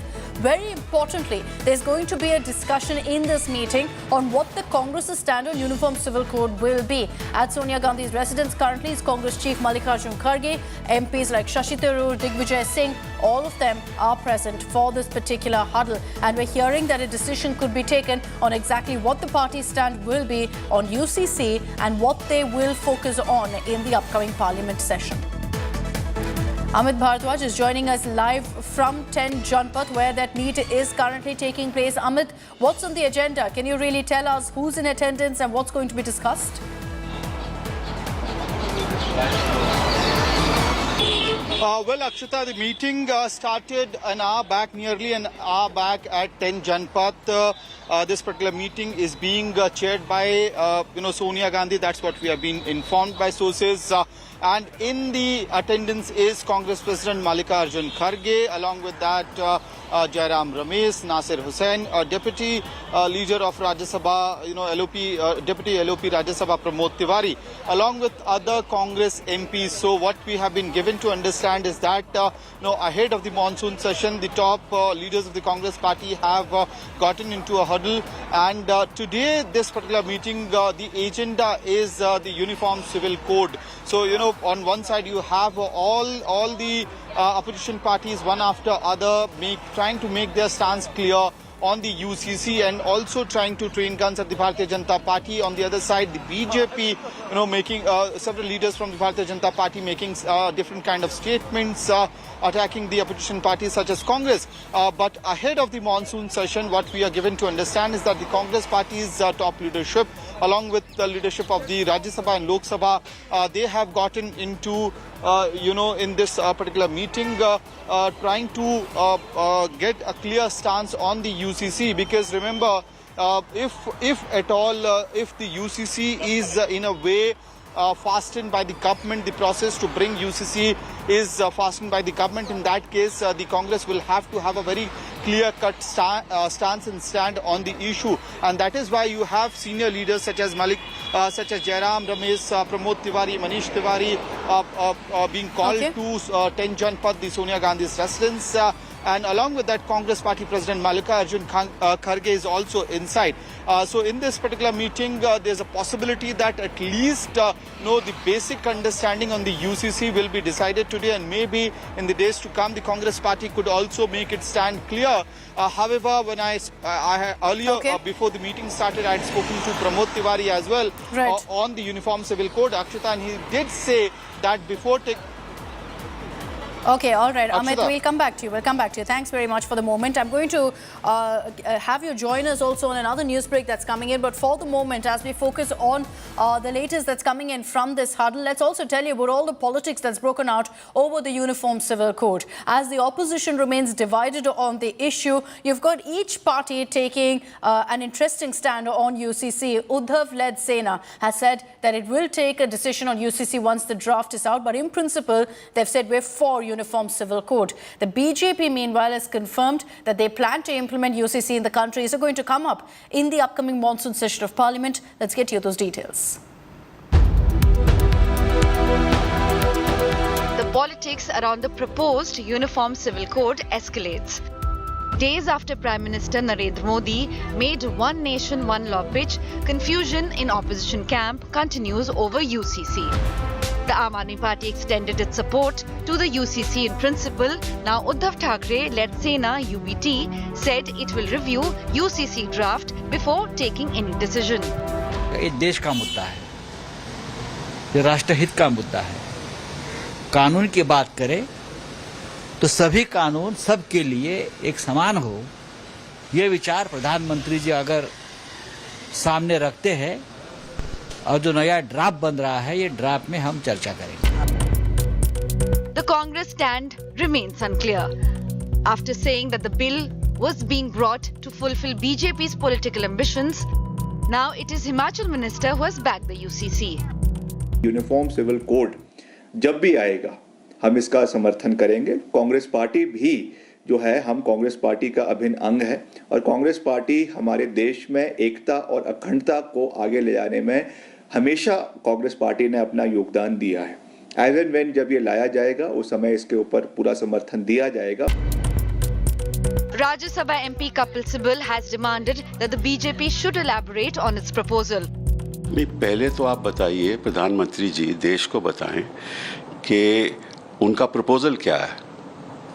वो देश के सामने जो uniform civil code की बात करते हैं वो किस चीज़ पे यूनिफॉर्मिटी चाहते हैं एंड कौन सी सिविल बातों पे सहमति चाहते हैं। Calling the UCC electoral agenda of the BJP, Kerala Chief Minister Pinarayi Vijayan accused the Saffron Party of attempting to eradicate pluralism from Indian society. The CPI also lashed out at the government, stating that the Prime Minister lacks sincerity. Prime Minister speaks, it lacks sincerity. That's why people doubt and people raise strong apprehensions. The Prime Minister has certain political motive, political agenda. The BJP-led central government has made it clear that the party will bring UCC.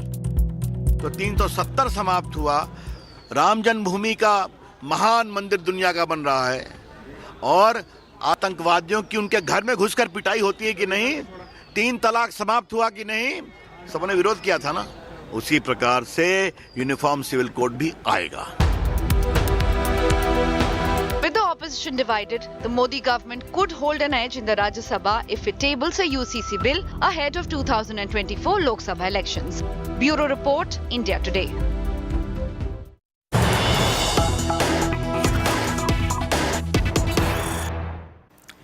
The upcoming monsoon session of Parliament, which begins on July 20th, will take place in the new Parliament building.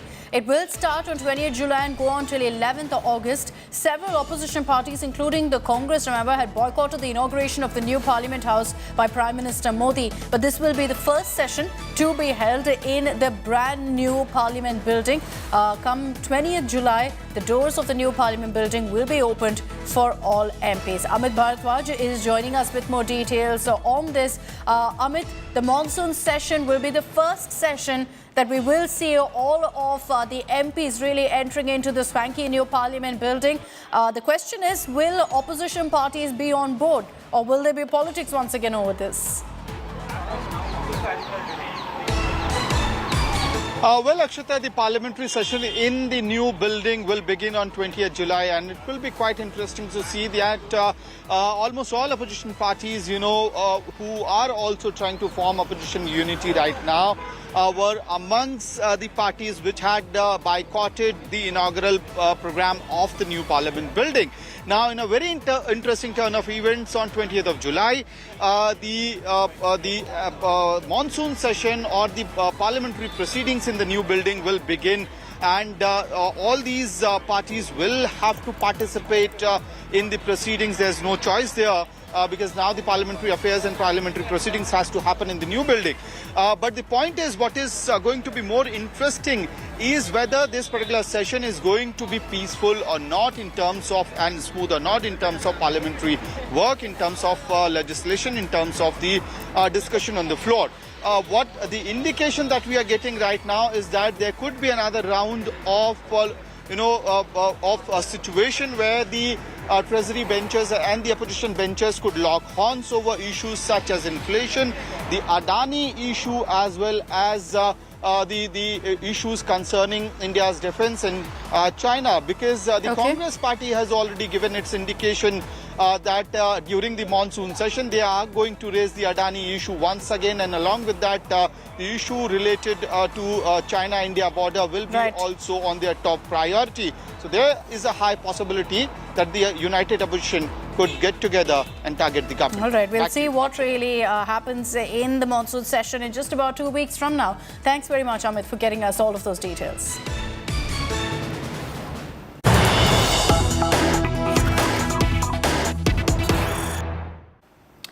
Let's get you big breaking news that's coming in. Teesta Setalwad is all set to move Supreme Court, challenging the High Court order that refused to grant her bail and directed her to surrender immediately. Teesta now is seeking more legal options. She's going to be approaching the Supreme Court, and in all likelihood, there will be an urgent hearing of the matter before the Supreme Court today. Teesta Setalwad wasn't provided any relief essentially by the High Court, and she's been asked to surrender immediately as her bail has been cancelled. Let's take this across to Srishti Oja for more details. Srishti, we understand that Teesta Setalwad could approach the Supreme Court against the Gujarat High Court order. Is there going to be an urgent hearing as soon as her plea is filed? Well, yes, Akshita, this is exclusive information that we have received from our sources that Teesta Setalwad has in fact moved the Supreme Court today against the Gujarat High Court order, which has not only rejected her plea for regular bail, but also directed her to surrender immediately in relation to the 2002 Gujarat riots case against her. Supreme Court is in all likelihood likely to hear the case today late evening. We've also been told by our sources that senior advocate Siu Singh is likely to represent Teesta Setalwad. Well, a confirmation on that regard is something that we're waiting for, and we'll know once the hearing actually happens if the Supreme Court decides to hear the case today. We're talking about the Gujarat High Court order which denied regular bail plea to Teesta Setalwad today in relation to a police FIR that was lodged against her for allegedly fabricating certain documents to implicate government functionaries in relation to the Gujarat riots matter. We need to remember that till now, Teesta Setalwad was protected from coercive actions due to a Supreme Court order which had granted her interim bail, interim relief back in September 2002. The Gujarat High Court, however, refused to grant her bail today. Not just that, the court also refused her prayer to stay the operation of that particular order for 30 days. So yes, we'll have to wait and watch what happens when the Supreme Court hears the case today, and if at all any relief is in order for Teesta Setalwad from the top court today evening. All right, we'll track what happens. Thanks for the moment, Srishti, for joining us with those details.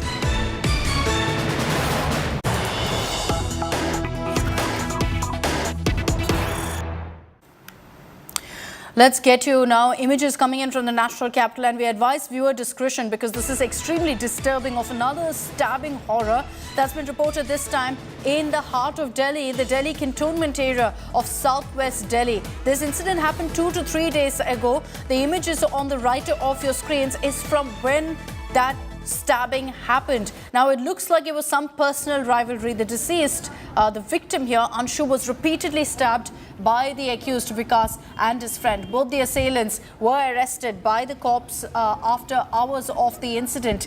Personal enmity is the reason behind the brutal murder. These are the images that have come to the fore of the stabbing incident. You can see the accused dragging the victim down to the ground and then repeatedly stabbing him. There are parts of that video which are just impossible to watch, which we've in fact removed from the sequence. But this is extremely disturbing. The fact that things like this is happening in the national capital, and that too, let me remind you, this has happened in broad daylight. Akshay Dongre is joining us with more details on this horrifying incident, this Akshay, and unfortunate really that we keep seeing these kind of crimes happening in the national capital. Nobody intervenes. This happens in broad daylight. In this particular case, at least, the accused have been immediately nabbed. Well, absolutely, Akshita. In fact, this exemplifies the kind of society that we are living in right now, and the number of crime rate keeps on going up as far as the national capital is concerned, and in fact in other metro cities as well. So clearly that puts a question mark not just on policing, because in this case the policing has been brilliant. The people the accused rather, they were nabbed within 24 hours. In fact, those two accused have now been lodged in Tihar jail, and this entire incident took place just over a personal enmity. The boy who died, his father was present where this crime took place. He tried to intervene as well with the help of the locals there, but they could not overpower them. The two managed to flee from the spot, and the sequence of event also are very, very chilling. The two accused had come to the victim's house. They called him out at the pretext of making him drink liquor, and then they took him to an area somewhere about 2 to 3 kilometers from his house, and that is where, in the broad daylight, they carried out this gruesome murder in the national capital. This is not just the first case. We are seeing these kind of cases coming up very frequently in the national capital, and that also is the reason why the Delhi government and the Lieutenant Governor have been exchanging. There has been a war of words between these two as far as the law and order situation of the national capital is concerned. Very true. Akshay, thanks for getting us all of those details. Another horrifying daylight murder being reported in the national capital there. I'm slipping into a short break here on India Today. Coming up on the other side, we focus on sports news, where Neeraj Chopra once again has made all of us so very proud, finishing first in the Diamond League. Here though, 5th round. Now that's slating much better. Oh, that's a big throw.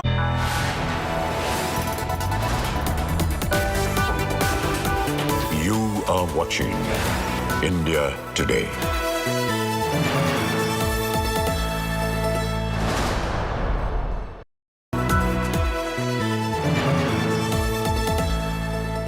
The India Today group is pleased to announce the launch of a brand new online portal for our Best Colleges survey, featuring 6 years of ranking data as well as a wealth of granular information on thousands of institutes of higher learning. Our interactive portal offers easy access, analysis and guidance to our Best Colleges of India survey results for over 2,000 colleges across 14 streams. We invite everyone to visit our site, bestcolleges.indiatoday.in, and we wish aspiring students all the very best.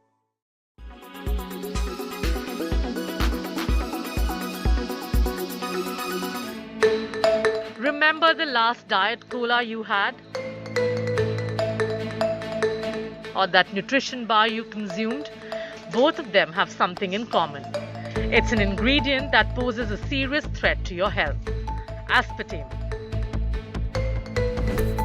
Aspartame is now seen as the worst artificial sweetener. But where do you escape it? It is most common non-sugar sweetener used in at least 5,000 products. Aspartame is also marketed as NutraSweet, Equal, Sugar Twin and Amino Sweet. The use of non-nutritive sweeteners such as aspartame as food additives has increased over the past 3 decades as a result of dietary recommendations with the blessings of the FDA. But now, the cancer research arm of the WHO is set to declare aspartame as possibly carcinogenic to humans. Recommendations on how much of the sweetener someone can safely consume will be issued by a different WHO body named the Joint WHO and Food and Agriculture Organization's Expert Committee on Food Additives. Aspartame was approved by the FDA in 1981, 1983 and 1996 for various consumer sweetener uses and foods. In 1983, the FDA approved the use of aspartame in carbonated beverages, and in 1996, it was approved for use as a general-purpose sweetener. What is confusing for the general public is that while on the one hand, some studies report the use of aspartame to be safe, and these are mostly studies which are sponsored by the industry, some independent studies link aspartame to a long list of health problems. What led to approval was funded research by the manufacturer. Certainly, a lobby worked hard all these years to make sales all along without citing the possible health threats that the product's been posing this entire time. Even though in 1987, a research series by Gregory Gordon not only warned against the health hazards, but also cautioned on the revolving door relationship between FDA officials and the food industry.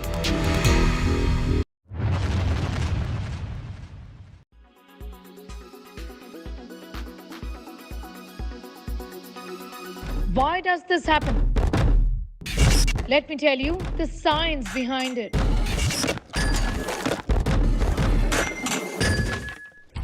For more informative videos like this, keep watching India Today News.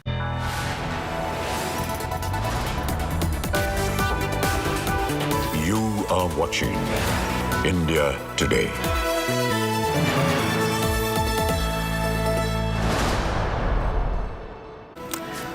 Welcome back. It's another day, another big win for India's golden boy, Neeraj Chopra. After having made 2 foul throws, Neeraj produced a stunning attempt of 87.66 meters at the Diamond League and finished in first place. This was Neeraj's first big event after a month-long injury layoff.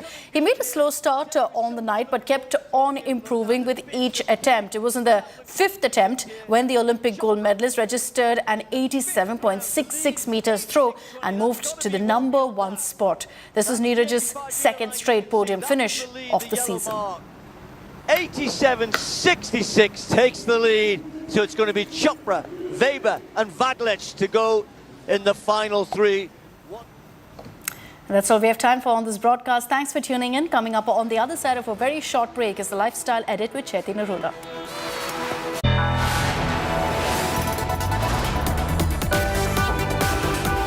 You are watching India Today.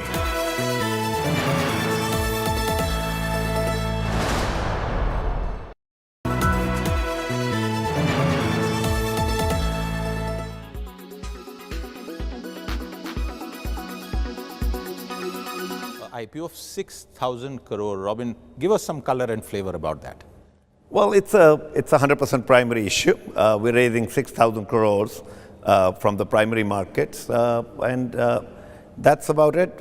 Our intention is to sometime in July, early July, we will hopefully open the issue, and let's see how it goes. You want to talk about who else is sort of helping you put together this offering, the bankers and everybody else who is assisting you in this process? We have 5 bankers involved with this. Of course, there's lots of attorneys and lots of partners, and so lots of money being spent for that as well. Absolutely, no question about it. But we have 5 bankers. We have Motilal Oswal, we have ICICI Securities, we have Yes Securities, we have State Bank of India, and we have Equirus. Okay. These are the 5 investment bankers who are involved with the issue.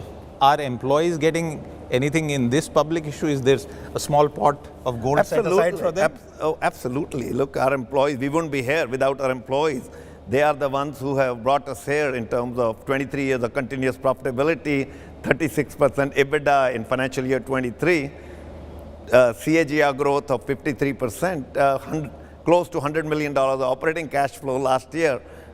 It's all because of our employees. So of course we have options. We have given options to all our employees. Okay, and for the record, how many employees are we talking about? We have approximately 11,000 employees today. I think the number keeps evolving, but today the number is around 11,000 employees in India. All right. Provide more color as much as you can at this stage, because it's still in process in some ways, Robin. Look, Manik, it's 100% primary. I get often asked by various media folks, well, what's the catch? You're a profitable company, you have 53% CAGR, and you want to do 100% primary? Yeah. And I say, unfortunately, there is no catch. It is 100% primary.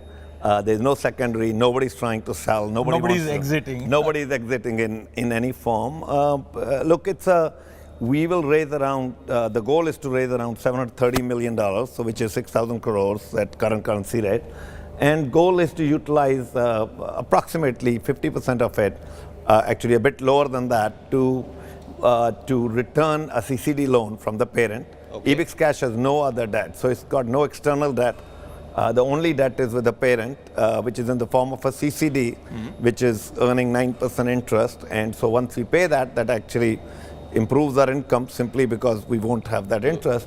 And the remaining money will be used for working capital and organic and inorganic initiatives in terms of growth.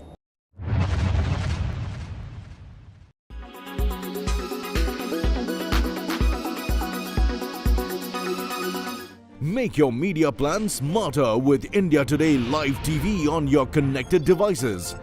Amplify your brand with 100 million smart internet viewers. To advertise, mail us at sales@aajtak.com.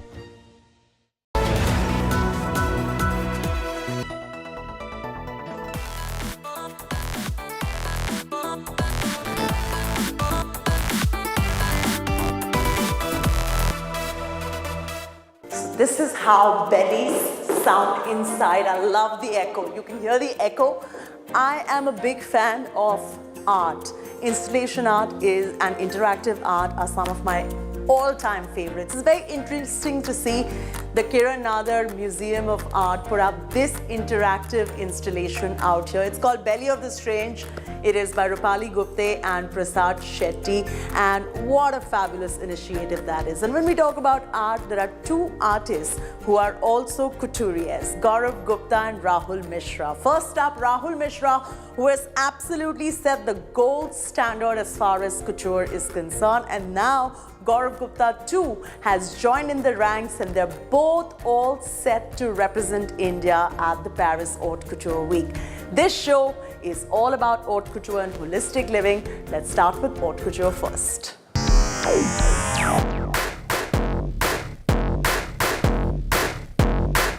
Come Monday, and it's going to be Rahul Mishra and Gaurav Gupta in Paris.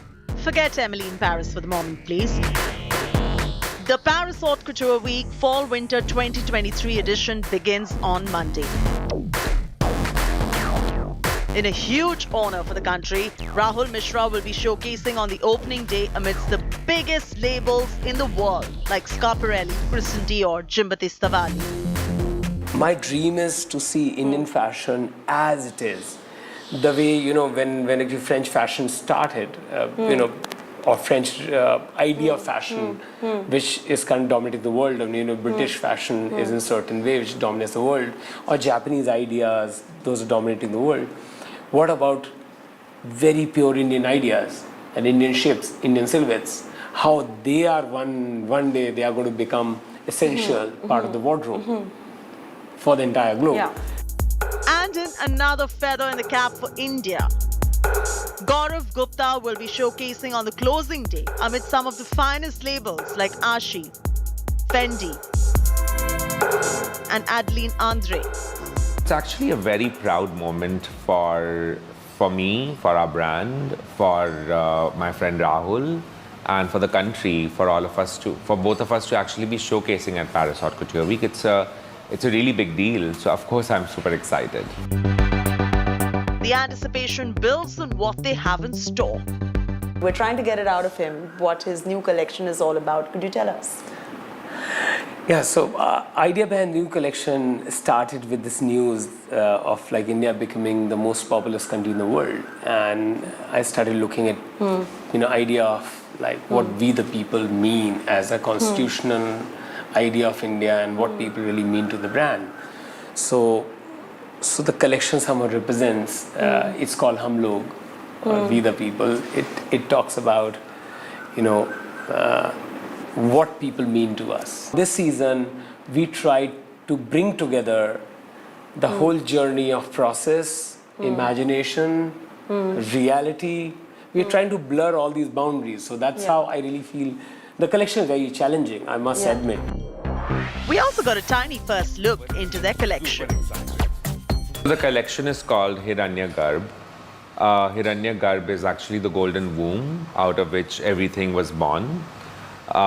Is the origin of creation. So it's the starting of creation. Hiranya is also another name for Brahma. So it's about creation.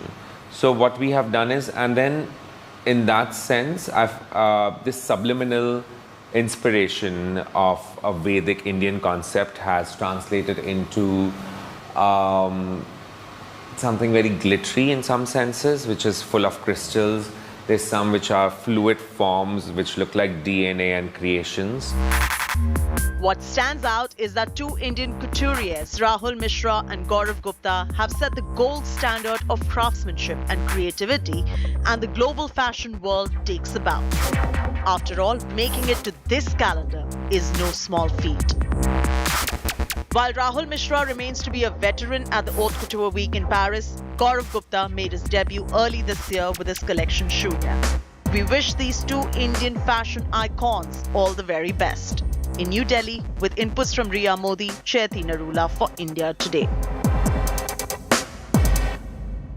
Blame me for being childlike despite all this echo and despite everybody telling me not to go into this, but this installation really has had my heart. Anyway, the next story that we're bringing to you is about quiet luxury.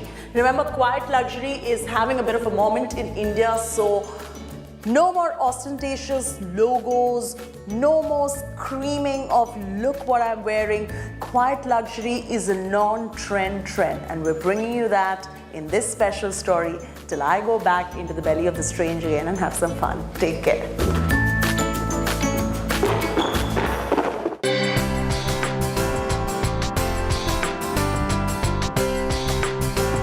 Quiet luxury is having a big moment in 2023.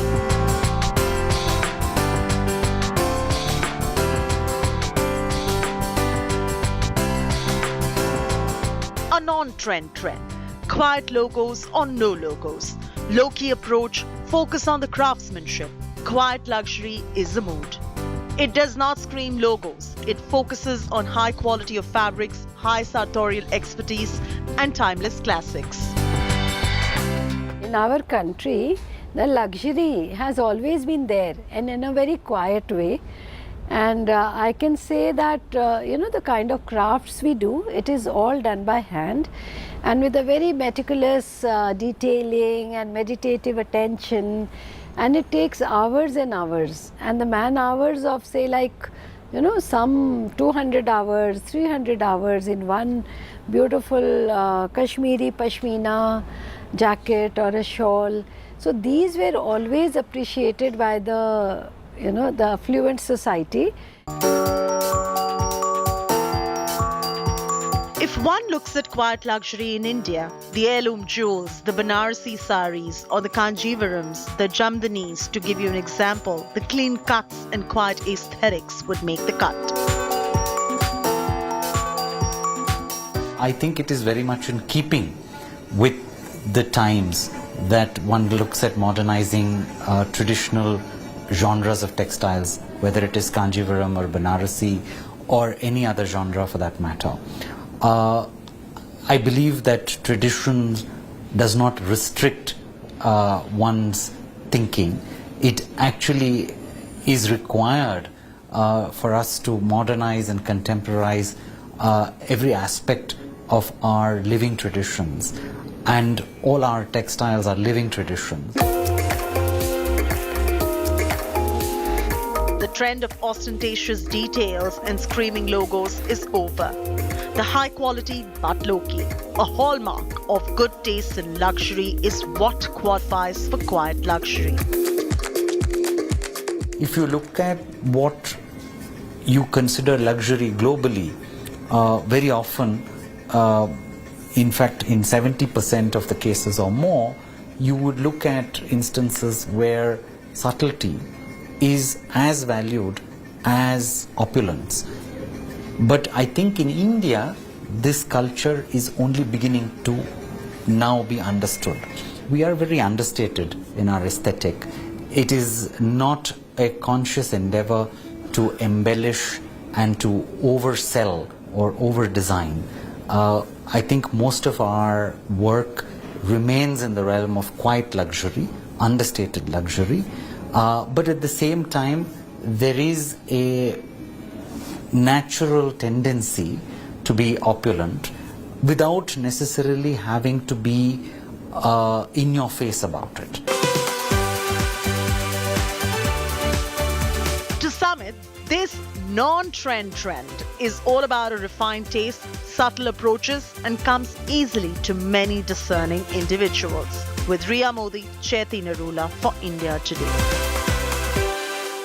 Well, I'm giving you this art tour while doing this particular show. What particularly caught my fancy was this artwork. This is actually an artwork on which I'm standing. It's called Jump Up by Ahmad Ogur. The whole idea is you jump and you try to reach for the painting. So very cool. It's still in the making, but I just thought you should have a look at it. While we're jumping and talking about jumping, the next story is about bungee aerial exercises. It's all about jumping, dancing, acrobatics, cardio, and what have you. I could just go on and on in terms of the benefits of it as well. When it comes to strength, when it comes to endurance, core building, bungee aerial workout has you covered. And I'm warning you, if you try to do it once, you'll find every other form of exercise very boring. So why don't you have a look at it yourself?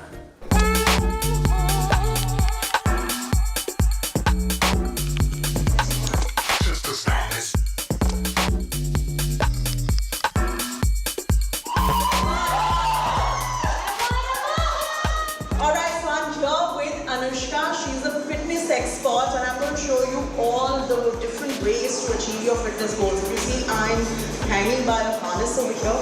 Very interesting because I'm about to do aerial bungee jumping. Anushka is an expert at that. She's going to teach me and Nitika how to do this. It combines dance, acrobatics, and helps you achieve your overall fitness goals.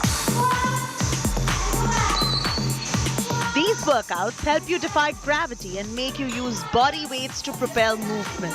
You are strapped to a harness, a bungee cord that is secured to the ceiling. This form of workout has been around for many years, but only just recently picking momentum in India, quite literally.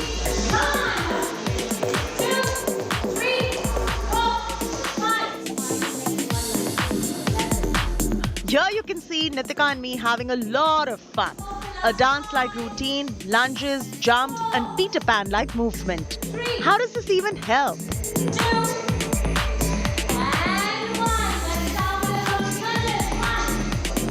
You burn your beautiful calories in a beautiful way. Yeah. Second, you sweat because you sweat, your pores get open and activated. Yeah. Because of your heart pumping, there's so much of blood rush, your blockages get open. Yeah. Then you have knees functioning.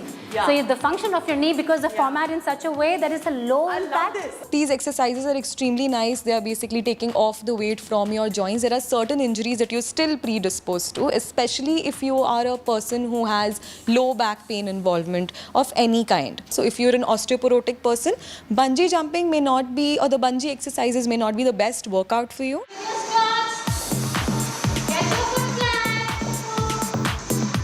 Aerial bungee fitness has a lot of benefits. Not only is it a full body workout, it's also low impact exercise, making it suitable for anyone susceptible to injuries. It will give you core strength and stability and enhanced flexibility. It also helps with stress relief and mood enhancement, which is a given with any workout.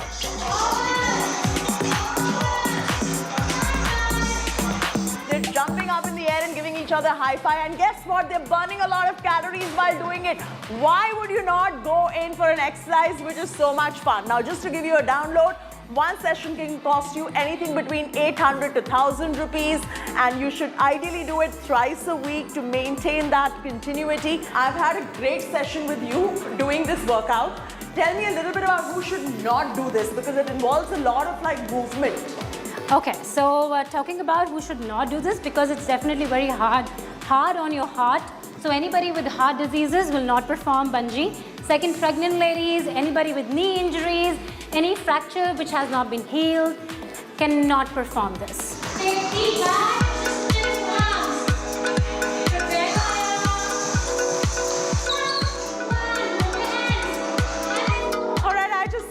My aerial bungee session with Anushka, and I must say that being a weights person, I'm not too much of a cardio person. It really takes a toll on your body, but it's fabulous to burn those calories. I hope I survive for work tomorrow.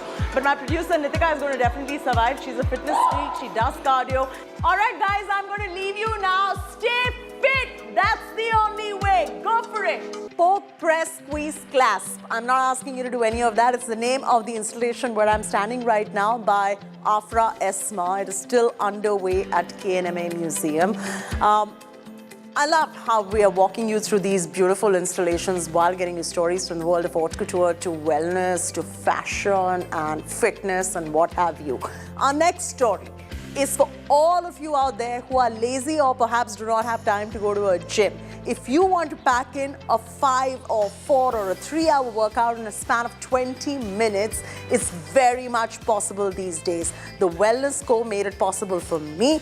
Take a look at how it all worked out. If you are the kinds who can bear electro stimulation while you're working out, all of that is possible. The science behind it, how it all happens, in my next report.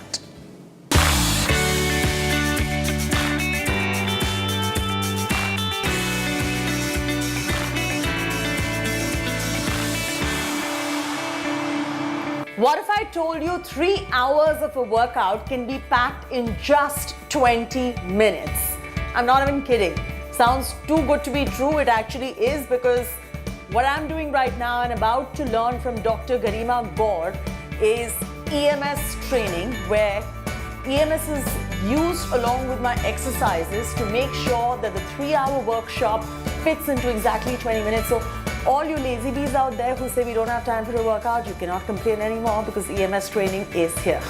So you don't need hours in the gym now to get yourself the best body that you aspire for. You can do it in just 20 minutes through this electromagnetic stimulation training. I'm exactly here to tell you how to do it. So Nitika and I will get it done now, tell you how it feels as well. There's nothing to be scared of. It's beautiful. It's a lot of fun, and my review is going to follow. Come on, come on, come on. Faster, faster, faster, faster, faster. We will perform jumping jacks in the next 3 seconds. So 3, 2, 1, go. 3, 4, 5. Amazing. 6, 7. Brilliant. 8, 9. It's like this electric energy passing through my body, like the TENS machine and the EMS machine. You really do not require any kind of workout gear for this. Whenever you go to the center to do your EMS training with your doctor who's going to be guiding you, they give you the gear and they do it strictly under medical supervision. So we just finished 20 minutes of an EMS training session, which is equivalent to 2 to 3 hours of a workout depending on what is the intensity of the electromagnetic pulses. Wanda, I'm feeling so tired, but what is the science behind this? Why do you say that I did 4 hours of workout? Because I actually did 20 minutes of a workout. So the science behind it is basically the dual firing of a muscle fiber. In a conventional workout, only 30% of the muscle fibers are being activated.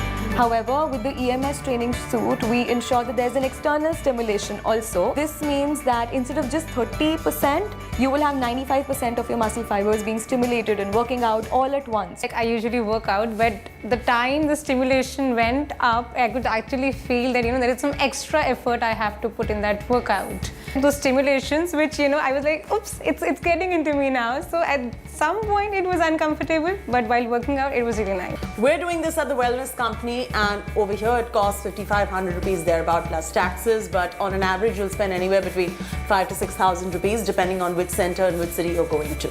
What's important to note is that you do not have to go overboard with this. The dosage of the electrical impulses are going to be tailored just for you. So don't try to do this at home. Do it strictly and strictly under doctor's supervision only.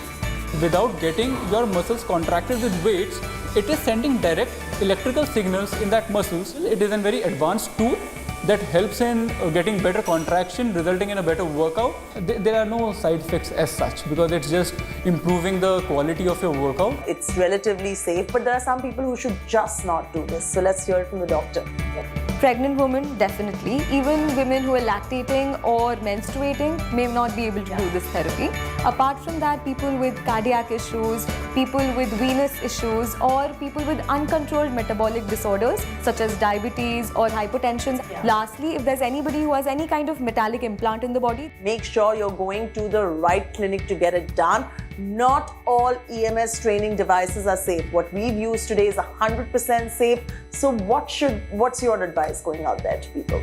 Before anybody starts EMS training, it is extremely important to go to a practitioner who's actually certified and has been training for electrical muscle stimulation.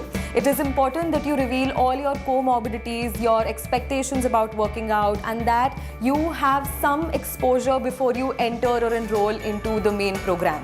So overall, this is a fun and time management savvy workout, I would say. It's quite interesting that this is here because for all of those who live very difficult lives in urban metropolitans, give this a shot. I may be doing a show this time around, the lifestyle edit on haute couture and holistic living and wellness and fitness and what have you, but my mind seems to be wandering in the world of art. I'm standing right here in front of a mural which is just getting made by Anku Warke. It's called Summer's Children, and guess what I'm wearing? An artistic work of couture by Human. In fact, our next story is on wellness. We're going to bring you ways you can rehabilitate yourself after your fitness regime. You saw how the fitness regime should be, what are the new ways to do it, but how do you rehabilitate? These days you can go for cryotherapy, cryofacial, to localized cryo, to ice baths as well. It really works, it really helps. In fact, I've jumped into these chambers as well, and I can tell you with full guarantee how refreshing they are. Take a look.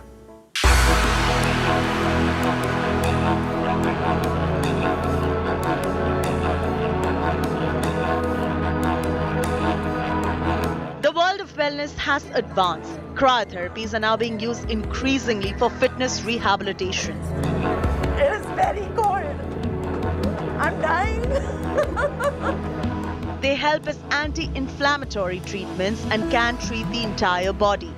Beat the face with a cryofacial that helps puffiness of the face, cryo body sculpting that helps you get rid of stubborn fat by freezing fat cells, cryo for localized pain, and cryo baths that help you recover from any aches and pains. Where do we even begin? Let's start with cryo baths. The ice baths are now replaced with the state-of-the-art chambers where you jump in minus 110 degrees Celsius once a week or as guided by your doctor.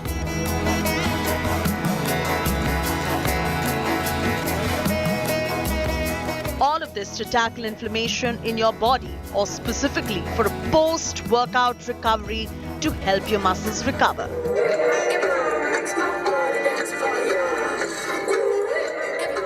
All right, so what I'm doing here is the power of ice. I'm going to show you the power of ice on my face with a cryofacial. I'll get a cryotherapy done and show you what an ice bath can do to you when it comes to recovery from a lot of inflammation and a lot of fatigue that your body goes through because of exercising or injuries or any kind of rehabilitation that you require. And of course, what I'll be doing is a localized cryo treatment in this sequence where we're going to show you the power of ice in a wellness setup. First, I'm going to start with a lovely refresher because why not? Summer/monsoon is here. I would love a refresher for my face. So let's see how the power of ice really changes my skin. Depends on which center you're doing this and the technology that they're using. One session of this refreshing yet freezing cryotherapy will cost you anywhere between 5,000 to 12,000 rupees. In a temperature this low, your body is trying to keep itself as warm as possible. So 4 minutes is just the right kind of physiological window to boost your metabolism, to boost the energy output, but not really, freeze you. So this is definitely not going to make you catch cold. Cryotherapy is excellent for pain relief. The variety of conditions they're being used for include fibromyalgia, chronic fatigue syndrome, post-workout recovery, aches and pains, inflammation in the body, osteoarthritis, amongst many others. Just in case you're not very keen on the full body cryo or the cryo bath and have highly localized pain, it can also be treated with the help of this machine at a wellness clinic. Are you worried you're going to be catching a cold or freeze inside? Actually not. Here is why. You will see the difference literally after one session itself. Especially in cases of people who've been coming with a lot of pain or fatigue, they can immediately palpate the difference that has occurred after the therapy itself. However, if people want to take it on more routinely basis, athletes can take it every alternate day since their bodies are extremely used to high intensity workout. For people aiming towards general wellness, once a week program is more than enough. Whole body cryo helps release endorphins or feel-good hormones straight after the treatment, and it is perfect for anyone who needs a quick lift-me-up. Celebrities are making this chilling ice therapy quite popular. Will Smith, Alicia Keys, Mandy Moore, Demi Moore, the New York Knicks, Jennifer Aniston, Jessica Alba, Cristiano Ronaldo, Daniel Craig are just few of the celebrities who have raved about it on their social media handles. In New Delhi, Chaiti Narula for India Today. I love how I merge myself into the artwork, but that's it from me, Chaiti Narula, on this special telecast with the lifestyle edit, haute couture and holistic living, whether it comes to art, fashion, wellness, fitness, haute couture, what have you. We are going to keep you up to speed with it all. You're going to remain a step ahead of them all just because you're watching this broadcast with us. I thank you all for being such a wonderful audience, and a special shout out going out to 4 people who have worked extremely hard on the show. Riya Modi, Nitika Gandhi, Vaishnavi Kaharwar and Simran Reno. Thank you. Until next time.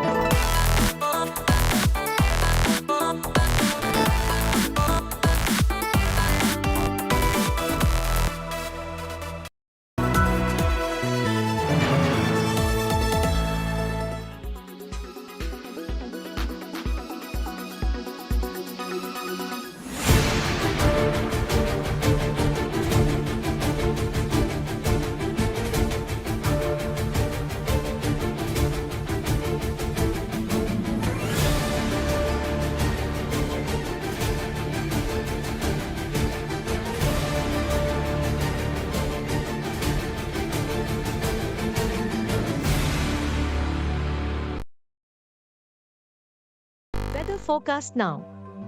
Delhi, maximum 38 and minimum 27 degrees. Mumbai, maximum 29 and minimum 24 degrees. Kolkata, maximum 36 and minimum 27 degrees. Bangalore, maximum 29 and minimum 23 degrees. Chennai, maximum 36 and minimum 27 degrees.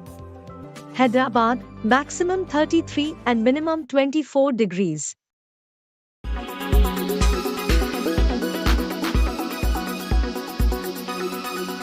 Make your media plan smarter with India Today Live TV on your connected devices.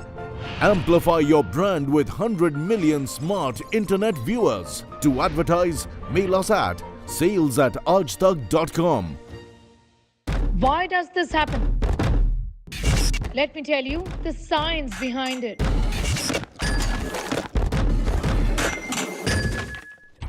For more informative videos like this, keep watching India Today News Mode.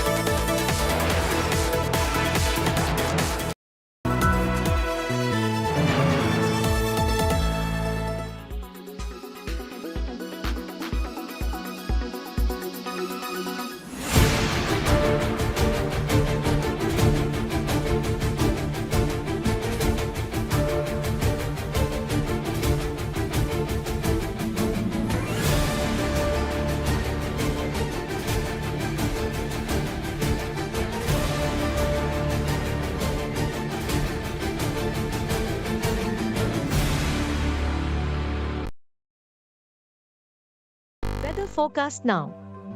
Delhi, maximum 38 and minimum 27 degrees. Mumbai, maximum 29 and minimum 24 degrees. Kolkata, maximum 36 and minimum 27 degrees. Bangalore, maximum 29 and minimum 23 degrees. Chennai, maximum 36 and minimum 27 degrees. Hyderabad, maximum 33 and minimum 24 degrees.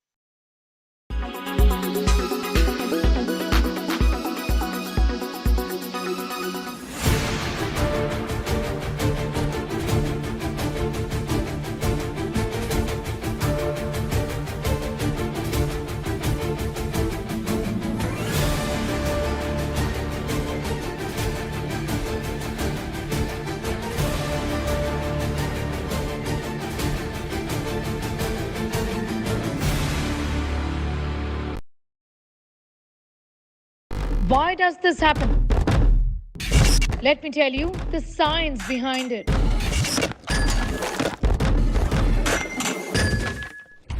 For more informative videos like this, keep watching India Today News Mode.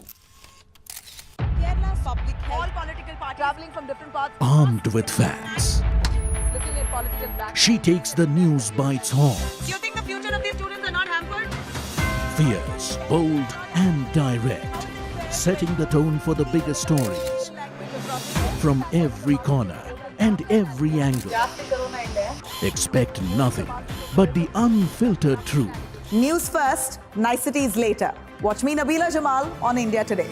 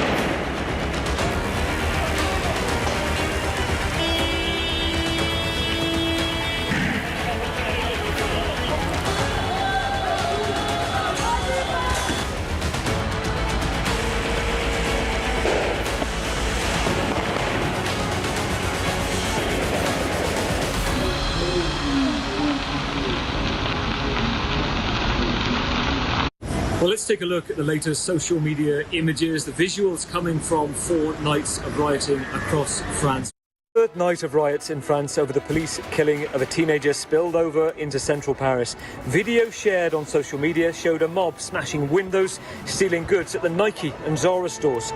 A crowd of protesters attempted to loot a motorcycle store in Lyon. The police force had deployed armoured personnel carriers and a helicopter to quell the unrest in the city. Rioters in France continue to cause damage. In Drancy, northeast of Paris, protesters stole a truck and rammed it into a shopping centre, which they then partly looted and set on fire. In Lyon, France's third largest city, located in the east, rioters clashed with police in the suburbs, setting fire and pelting stones at officers deployed to control the violence.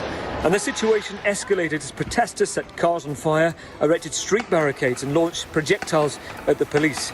Video circulating on social media depicted a rioter shooting CCTV cameras.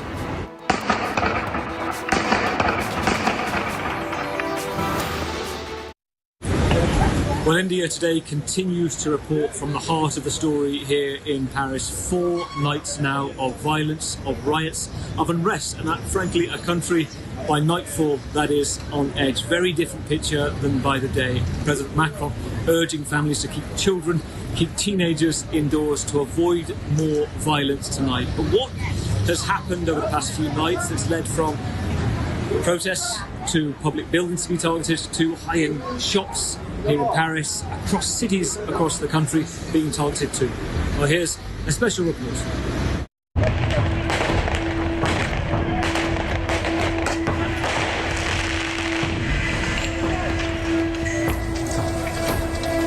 Building torched, stores looted, CCTV cameras shot down,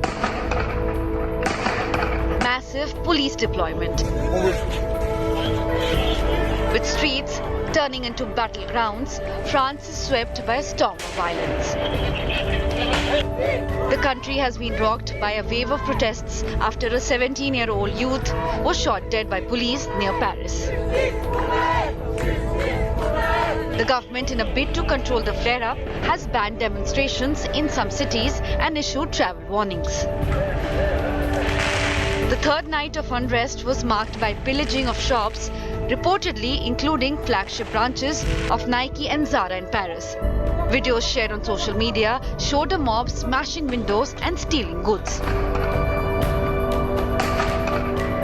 It appears from those I've been talking to here in Nanterre, there were clashes, there were buses set alight, fires, there were cars stolen, shops looted, possibly similar, if not quite, to the night before. But it's Lyon, it's Lille, it's Nantes as well, and Rennes in the west of France, where we're seeing disturbances. So yeah, this is not a picture that's disappearing. Successive nights of violence across France and its overseas territories have prompted French officials to launch a crackdown.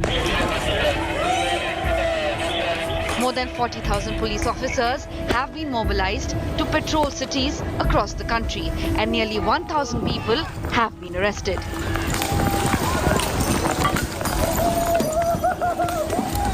French President Emmanuel Macron chaired a second special security meeting on Friday amid persistent violence. Un tiers des interpellés de la dernière nuit sont des jeunes, parfois des très jeunes. In the next hours, we will take measures, and we have started taking measures in coordination with social media platforms to remove the most sensitive content. The state services are working in coordination with these platforms to obtain an effective response, and I expect these platforms to have a spirit of responsibility. Et sous l'autorité de la Première ministre. At a time when France is seething with rage in the wake of violent protests sparked by the fatal shooting of a teenager by cops, President Emmanuel Macron was seen partying with British singer Elton John. As France stands at a crossroads, the question that continues to linger in the air is, when will the storm subside? With Gavin Lee, Bureau Report, India Today. Well, this is central Paris, the day after the 4 nights before. And this, what we're seeing here, is, well, on all social media, many bits of footage that you'll have seen the Nike store being looted overnight, thousands of people running through the streets of centre of Paris, and how quickly it's being put together. The workmen have already put the windows back in place. The store is closed for now, and it's not far from here where the Zara store was also targeted, and a number of others where clashes between police and the protesters were pretty ugly. The first time it arrived on this area last night, notice to say, we're informing you that it's closed until further notice. Just to give you a sense of the picture around here, this is Paris by day, where it's calm, a city, as you can see behind me, full of tourists. People getting on with life, despite the news that you see around us that France is on fire right now, because there are two different sides, Paris by day and Paris by night. And if you look at the bigger picture, we're on an afternoon now where the funeral is taking place for 17-year-old Nael, shot in the 9 o'clock on Tuesday morning, driving in a traffic stop, shot a single shot by a police officer to the chest. That reaction, people taking to the streets all around after that, not just in Nanterre, the suburb of Paris he was from, but all around the Banlieues, the suburbs of Paris, of Lille, of the second city, Marseille, the first city, Lyon, as well in the south. People saying that this could have been people we knew, people from ethnic minority backgrounds, people who had a Algerian, North African origin, saying that they too get treated like this. There have been 13 deaths in 2022 of police traffic stops, so it's rocked France. But then there's a question for the government about how it's got to this, from protests, from clashes, from fireworks, from fires, from cars being set alight, to suddenly, well, the Nike store behind me being broken into, completely emptied and raided. It's closed now. Not just here, but across in Marseille, we had an armory, weapons taken, we had motorcycles and cars taken just south of here in a place called Vitry, a suburb south of Paris. So questions about where this goes next. 1,311 people arrested in the last 24 hours, the highest figure so far. You have Gérald Darmanin, the Interior Minister, urging calm. You have Emmanuel Macron, the president, saying that mothers and fathers, keep your children, your teenagers at home, because the vast majority of those arrested so far, the average age is 17, the youngest age is 13. But talking to people around here, and I've been in Nanterre as well this morning, where Nael was from, there are two different sides you're getting. I'm just going to show, as I'm talking to you, the troops walking through, a sense of keeping calm on the street. But this is not a usual Saturday that you see this. As they continue, they don't want to be filmed. There is a sense where it's uncomfortable, even covering this for a journalist. I was in Nanterre earlier. There was two journalists targeted saying, stop filming us. We're sick of the treatment of the state, and it is a difficult time. But I was saying a moment ago, when you speak to people in Nanterre, the one half that say, this could be any of us, it's discrimination. There's another half that I've spoke to that say, well, this young man was travelling, he was told to stop. Why didn't he stop? He could have saved his own life. And a sense of, please, let's hope the violence stop. The funeral today, the media have been asked to stay away. They're appealing for calm, the family. Let's see what happens this evening. But at the moment, given that it's going to be another tens of thousands of police officers on the streets around Paris and other cities, elite forces too, it's a difficult time. This is the centre of Paris. It's Rue de Rivoli, it's the main shopping high street. Zara, one of the main high street chains, closed today. There are images on social media of people running in, grabbing everything. I'm told one of the staff that came in before from inside, they literally cleared the place. I'm going to walk you through as we cross down the high street as well, because basically we're told there are probably around 2,000 to 3,000 people running down Rue de Rivoli. They'd set up barricades at one end. It's very close to the Louvre and probably about 5 minutes walk from here to the Eiffel Tower. So we're talking about slap bang in the centre of Paris. And if you look, there's some stores that have been avoided.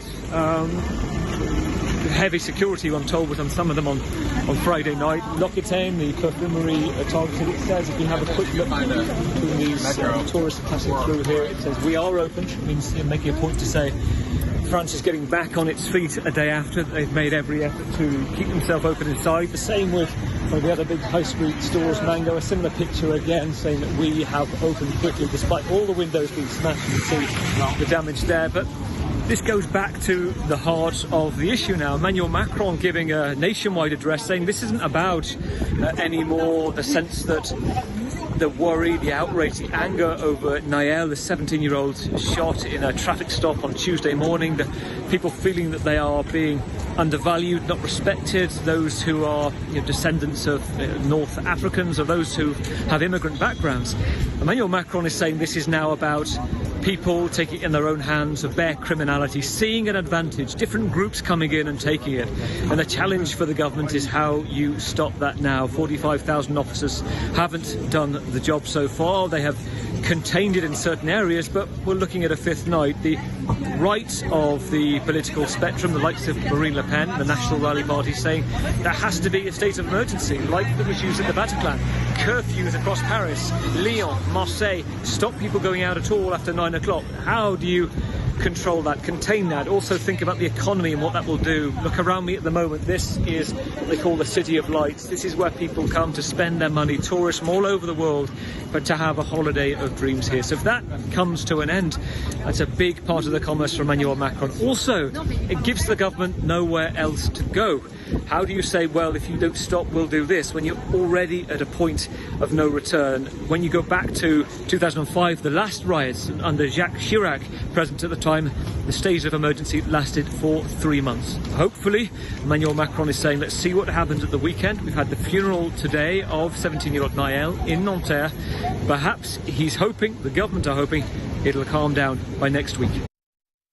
The calm scenes of Paris and France by day is now a very different picture to what happens at nightfall. This lack of control now from the government, trying to work out what to do next. Pressure from right-wing politicians to say there needs to be an emergency state of order put in place. Only used 3 times in the last 60 years here in France. That being resisted so far, but the fear is there'll be another night of violence, a 5th night in a row this evening.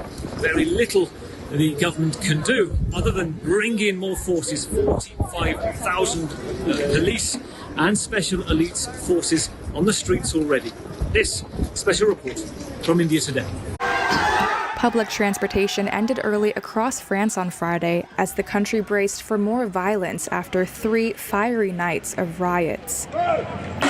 The government has said all options will be considered to stop the nationwide unrest. Into Friday night, France's Interior Minister said 45,000 police officers were being deployed. That's 5,000 more than the previous night, where 200 of them were injured and hundreds of people arrested. Clashes between protesters and police began in Nanterre on Tuesday, where a teenager was shot and killed by police at a traffic stop, and spread to other major cities, including Paris. The 17-year-old of Algerian and Moroccan descent has been identified as Nael. His death was caught on video and has ignited long-standing complaints among urban communities of police racism and violence. President Emmanuel Macron has so far ruled out declaring a state of emergency, but left a European Union summit in Brussels early to attend a second cabinet crisis meeting in 2 days. He's urged parents to keep their children at home, adding that 1/3 of arrests were young, sometimes very young people. Macron also said without detail that some unspecified public events would be cancelled in hard-hit regions. Well, let's take a look at the latest social media images, the visuals coming from 4 nights of rioting across France. Charred buses line a street in the Paris suburb of Aubervilliers after the riots, the damages amounting to around €8 million. Rioters burnt public buses as clashes between the demonstrators and officers continued. Protesters erected barricades, lit fires and shot fireworks at police, who responded with tear gas and water cannon in French streets as tension grew over the deadly police shooting of a 17-year-old. An entire building was burnt down in the northern French town of Roubaix during the riots. Firefighters deployed immediately to extinguish the smouldering building owned by a business group. Rioters attacked a grocery store in France, a car seen speeding into the complex, ramming the doors open while rioters marched in. The store was then looted and burnt. And a large shopping mall set on fire in the suburbs of Paris by the rioters too. Flames from the shopping centre clouding the sky. The destruction and unrest came in protest after the fatal shooting of a teenager by police. You're watching a special programme here on India Today from the heart of France as we continue to look at what's happened over the past 4 nights, why the security situation is spiralling out of control. Well, it looks like there'll be another fifth night of violence tonight. We've had clashes between the police and rioters constantly, night by night. Hundreds of thousands on the streets. Shops behind me looted, some burnt.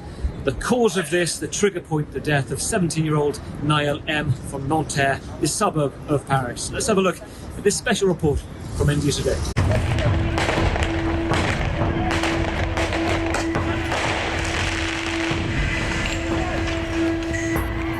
Crisis grips France as mass unrest continues. Building torched,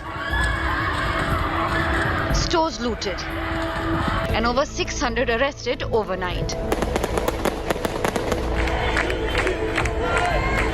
The killing of 17-year-old Nael M by a police officer has fueled riots across France. Nael's mother joined thousands-strong crowds demanding justice for teenager son shot by French police. Rioters burned down the largest public library in Marseille and facade of an Olympics aquatic training center in Paris. Ce petit Nael, ce qui a sauvé son honneur. I think our police are tired. Our police need training. Our police need more people. They are exhausted and it gets even more out of hand. And within this same police, there is racism. And we absolutely have to fight that. Tué par la police, ça va falloir le reconnaître. Meanwhile, government is looking at all possible solutions to restore peace in the country. These are in fact very violent individuals, notably very young, who are attacking our police stations, town halls, our public infrastructure, and I really would like to emphasize that these individuals are clearly not representative of the local residents who are just as shocked as we are, and the elected officials who are themselves being taken on by these violent individuals. French President Emmanuel Macron chaired a second special security meeting amid persistent violence. Un tiers des interpellés de la dernière nuit sont... In the next hours, we'll take measures, and we have started taking measures in coordination with social media platforms to remove the most sensitive content. The state services are working in coordination with these platforms to obtain an effective response, and I expect these platforms to have spirit of responsibility. The French president has appealed parents to keep teenagers at home and prevent them from joining the riots. Marseille has banned public demonstrations and stopped public transport as it struggles to quell the violence. Additional security forces are being deployed to contain the nationwide unrest in France. Bureau Report, India Today. The socio-political issues gripping France in the heart of these riots is also passing to the football field as well. We've had the star player for the best team in the country at the moment, Paris Saint-Germain, Kylian Mbappe, saying that his heart bleeds for the country, calling for the riots to stop. He's from one of the banlieues, one of the suburbs, so he says he knows what it's like to feel like you are part of the underclass, to be forgotten, but says it needs to stop. You've also had the head coach of the team, Christophe Galtier, arrested for allegedly making Islamophobic comments. Here's a special report from our team. Protesters have hit the streets in France. There's widespread arson and unrest as one of the modern democracies finds itself battling against racist discrimination. The matter goes beyond politics and it has reached the game of football. Facing allegations of making discriminatory, racist and Islamophobic comments, PSG manager Christophe Galtier has been arrested. Je suis profondément choqué par les propos que l'on me prête et qui ont été relayés par certains de manière irresponsable. Ils me heurtent au plus profond de mon humanité. The comments attributed to him were allegedly made by him during his time as manager of Nice Football Club. But Galtier stands his ground and is ready to take the legal route to prove his innocence. Je ne peux accepter que mon nom et ma famille soient salis de la sorte. J'ai donc décidé d'attaquer en justice quiconque porte atteinte à mon honneur. As the probe gets deeper, several high-profile players and senior officials of Nice have been called for investigation. Galtier is all set to lose his job at PSG, and matters could become worse for him if he is found guilty. Sports Bureau, India Today. Well, that's it from our special programme at India Today. Thank you for watching. I'm Gavin Lee. One thing the government will hope is that the weather behind me, the heavy rain, not just here in Paris, but in many cities across France, will actually put off the rioters from turning out. It's been hot nights, it's been the end of college and school term. That, according to the President, has encouraged this feeling of getting out onto the streets, this feeling of disquiet and taking momentum, taking a chance. The government will be hoping that it starts to calm down from here. Being here, with our team at India Today, it doesn't look like it. 45,000 police officers, elite forces back out onto the streets across the country tonight. Stay with us here on India Today. We'll keep you updated.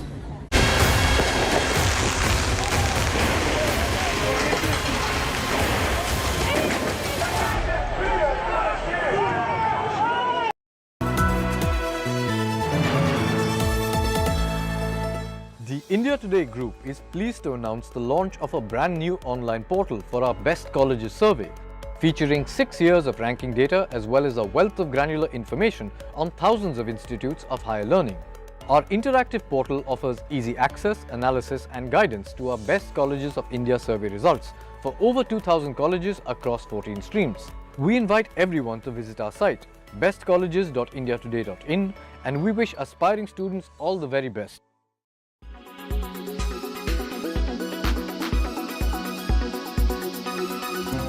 What can you see in this image? Look closer. Yes, that green speck, that's a bag. A bag almost invisible to the naked eye. A bag small enough to pass through a needle. This speck-sized tote, measuring less than 0.03 inches, just sold for a whopping $63,000. This microscopic bag is heavily influenced by the iconic Louis Vuitton monogram on the go tote, which costs anywhere between $3,100 to $4,300. Made by New York-based art collective Mischief. This bag's auction was ironically held by Louis Vuitton menswear creative head Pharrell Williams' own auction house. The new Louis Vuitton menswear head is infamous for his bizarre fashion statements, debuting a stunning $1 million Louis Vuitton Speedy bag at a Paris show. The bright yellow millionaire bag is apparently completely handmade out of crocodile leather with hardware made of yellow gold and an LV padlock adorned with diamonds.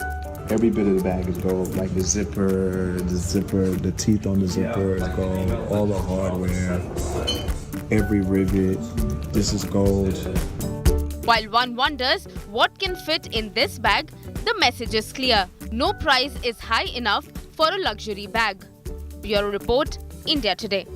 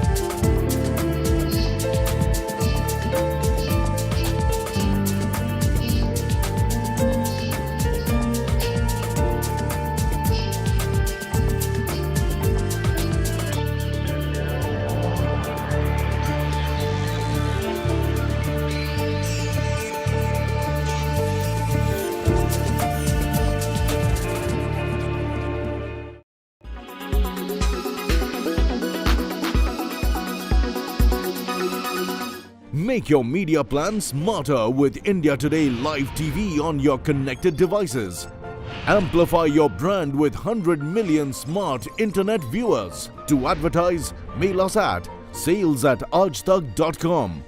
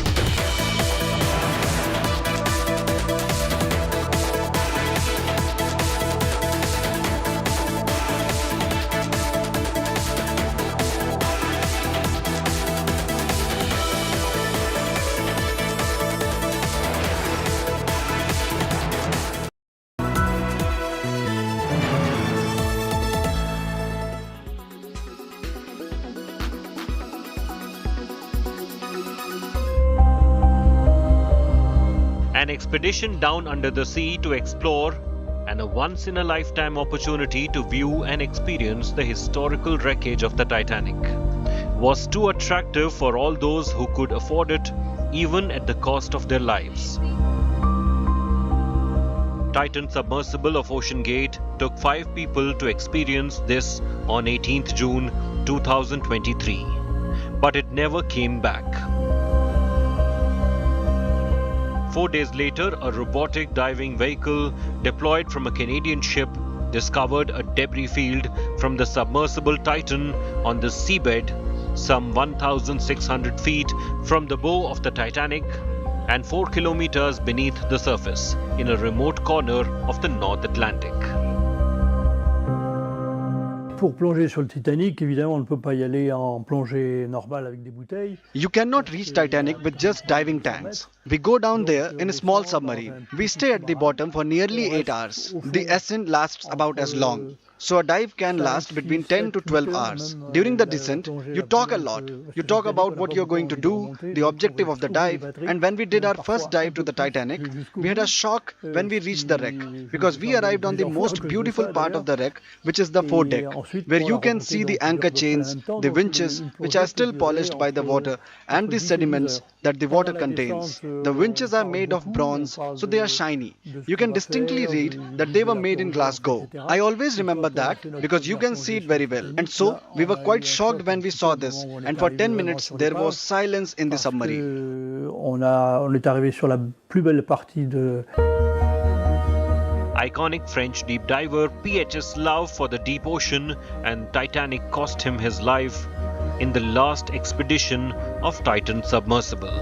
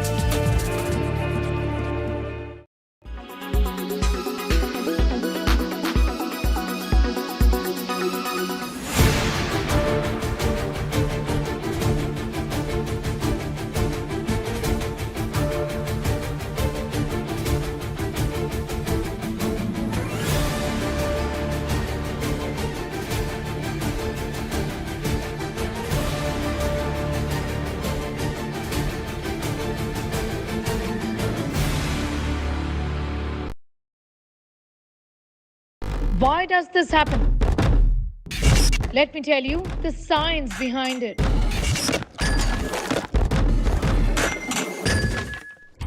For more informative videos like this, keep watching India Today News Mode.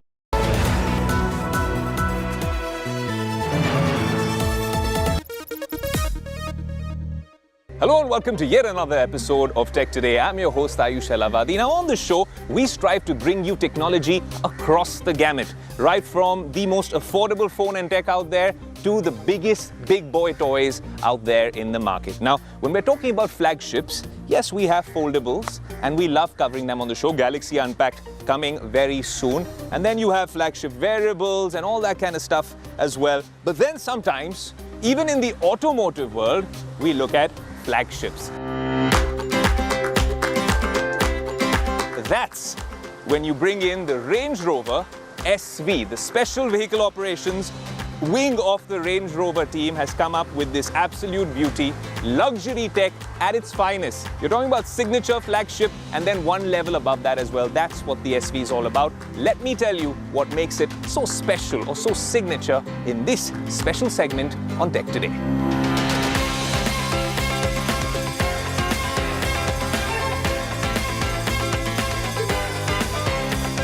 Now, when a company like Range Rover says that they're making a special edition, the first thing you want to know is all about the price. So usually we give you the spoiler right at the end. Now, spoiler alert, the price, it starts at nearly 4.1 crores. So that's ex-showroom on road. It's closer towards 5 crores. Now, that's the price of a 1 BHK in Mumbai and so much more in the rest of the country. So yes, this is not a car for everyone, but it is an SUV where luxury meets performance, and the sort of engineering marvel and the technology that is used in this vehicle is something that the whole world can stand up and look up to and perhaps pick up a few tricks to see some of these features in SUVs, EVs, and cars that we have on the show and across the world in the years to come. Yes, there are very special materials used in the Range Rover SV, of course, because it's signature, but the real tech is in the wheels of the car. Active noise cancellation means that no matter what the sounds are outside, the microphones are picking up the ambient sounds and then making sure that the cabin is insulated. I'm guessing there's a little bit of transparency because if there's some glaring emergency sound or a horn or an ambulance, you can hear those, of course. But otherwise, the surround sound that you don't want to hear, well, that's all cut out with active noise cancellation. And that's a big deal in the Range Rover SV, but I'd like to see that across other cars as well. Now, as tech enthusiasts and tech geeks on the show, the first thing that your eyes fall on is the panel and the kind of user experience, user interface. What kind of software are they using? I think with the Range Rover and the Jaguar lineup across the entire lineup around the world, wherever we've driven their vehicles, their EVs, they have a very consistent Apple-esque sort of approach. In fact, sometimes I think they do things even better than a lot of smartphone manufacturers with their layout. It's consistent, it's classy, the color scheme seems to work. Apple CarPlay works seamlessly. In a matter of seconds, wireless Android Auto and CarPlay are sorted. And most importantly, if you want to access some of the features to do with the engineering or some of these safety things, dynamic stability control, auto brake hold, ride height. Now this, with off-road, you can obviously lift the car a little bit. So if I'm, coming across a set of potholes, just quickly hit off-road. And while the car is driving on this main road, on the highway, you've already gone up by, well, quite a decent amount. You can also go to normal mode and it gets the job done as well, because this is a very big car.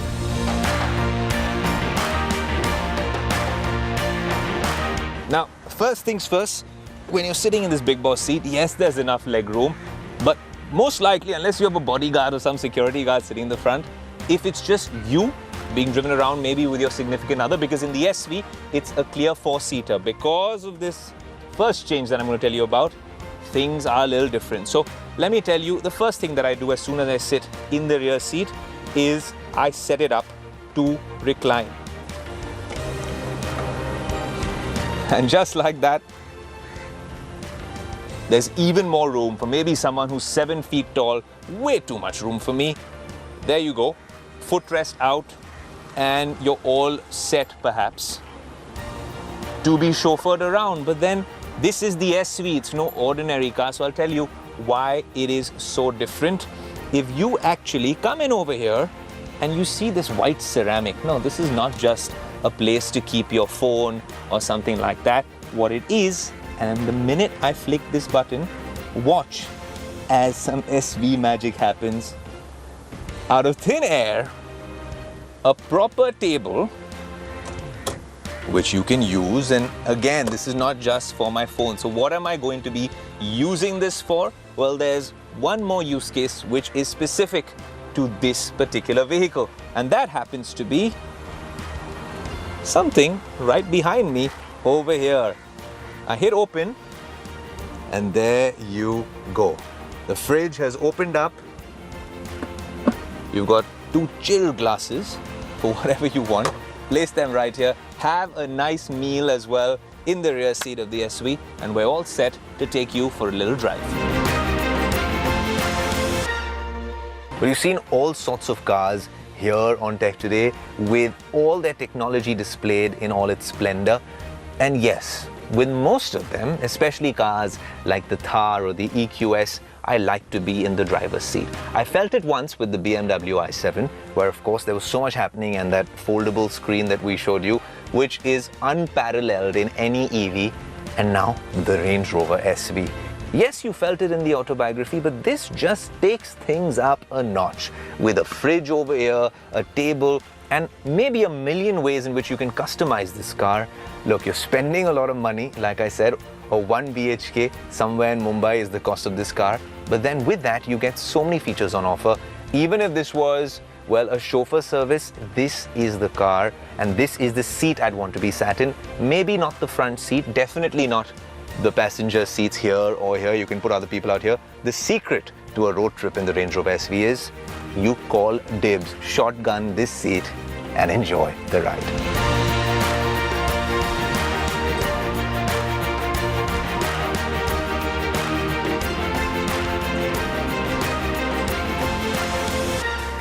I'll tell you something, in terms of the design and the engineering, the Range Rover teams have done some really cool stuff. If you think of how they've managed to hold on to that heritage a few decades old and still make it look modern, make it look mean, muscular, and also luxurious. Luxurious enough for your favorite celebrities and heads of state to be in this particular vehicle.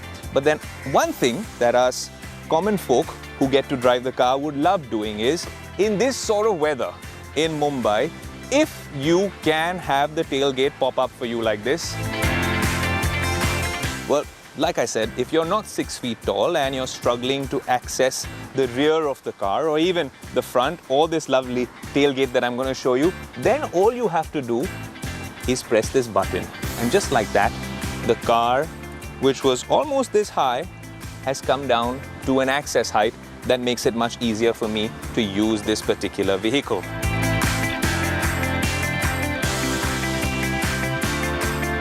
Well, there you go. My lovely picnic spot all set up. This is actually utilitarian. It can take a couple of 100 kilos, and clearly I'm not that heavy. Have a nice seat right here at the back. Some nice SV cushioning. You can take a nice little backrest. Beverage of choice, and enjoy the sights and sounds wherever you are. This, of course, is a beverage that came from the fridge in the rear seat, but let's give you a little bit of a verdict in a nutshell. The car drives really well. It is luxury tech at its finest, and there's a whole set of features that some might seem excessive, but if you're spending that kind of top dollar on a vehicle, then you sort of expect some of these features. What I like about the Range Rover line is, and it's a DNA that can perhaps be, well, spread out across the JLR lineup and then maybe across the Tata Motors lineup as well, is that while you are really modernizing with all sorts of enhanced tech, crazy features and great engineering, you're also managing to hold on to the heritage with some classic design elements. Of course, you're wearing that badge of honor, and it's also a very capable off-roader with wade sensing. And in a Mumbai monsoon, yes, it's massive to navigate, but once you do get used to it, it is an absolute joy to drive. It's a joy to drive, it's a joy to be driven in. We've had all sorts of high-end cars, luxury sedans, the i7s, the EQSs on the show. First look always on Tech Today, here on India Today. But I personally am an SUV buff, and while we do enjoy all the off-roaders and the luxury that comes with some of the vehicles we've had on the show, the Range Rover SV is truly the pinnacle of luxury, of high-end tech, and that sense of classic adventure as well. And you can enjoy your beverage of choice right here in the Range Rover SV. I'm going to see you in the other half of the show, but let me know what you think of the Range Rover SV and our attempt to bring it to you here on Tech Today.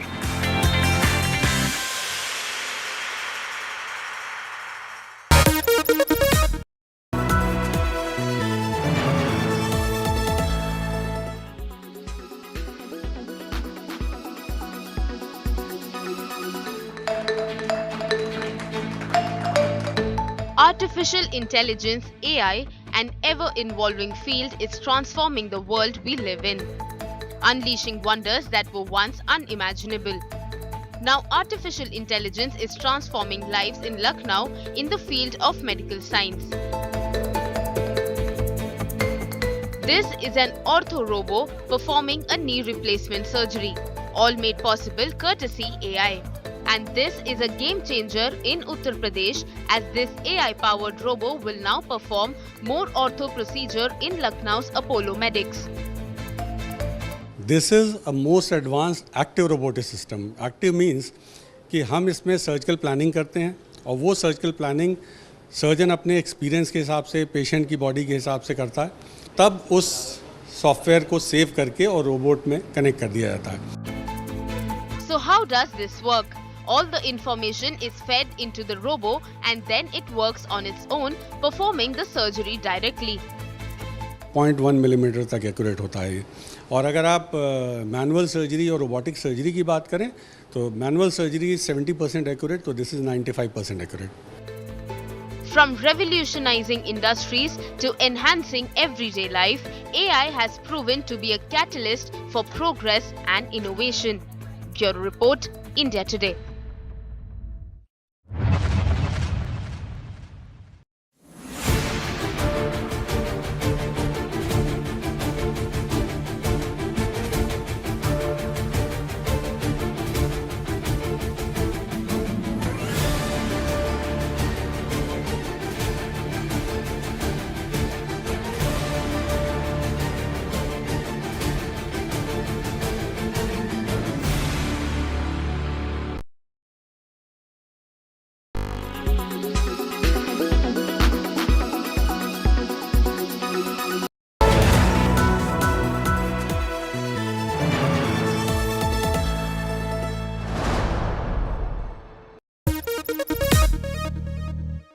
Well, welcome back to Tech Today. I'm your host Ayush Elavadi. Now, when we talk about the biggest buzzword of 2023, it happens to be artificial intelligence. Is it a boon or a bane? Is it going to change the world, take your jobs, or augment or enhance existing jobs and the workforce? Now, that's a question which is $1 million one, but one thing that needs to be addressed is taming the beast that is AI. How are different countries looking at it? And is it genuinely a technology that can be tamed, or a new cause of action arises every second or every prompt that you use with AI and the kind of output you get with it? Here's a Tech Today special report on AI regulations across the world.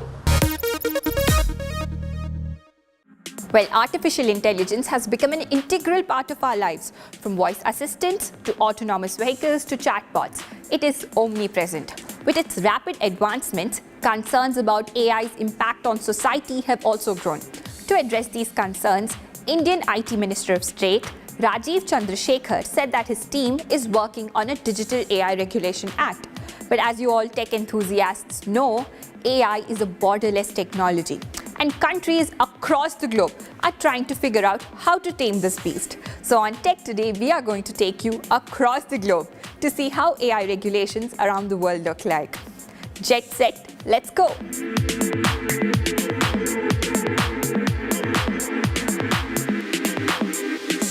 Let's head over to our neighbors, China. The country has been actively shaping its AI regulations for over half a decade now, based on its experience with regulating internet and cryptocurrencies. The Chinese State Council established the Next Generation Artificial Intelligence Development Plan back in 2017 and has since published ethical guidelines for artificial intelligence. They have also introduced laws addressing algorithmic recommendations on systems and deep synthesis technologies to combat issues like deepfakes. Additionally, China's Cyberspace Administration is finalizing draft measures for generative AI services, ensuring the safety and accuracy of AI-generated content. Next stop, Japan. Japan, known for its advancements in technology, has developed AI strategies and regulations that align with their major project called Society 5.0.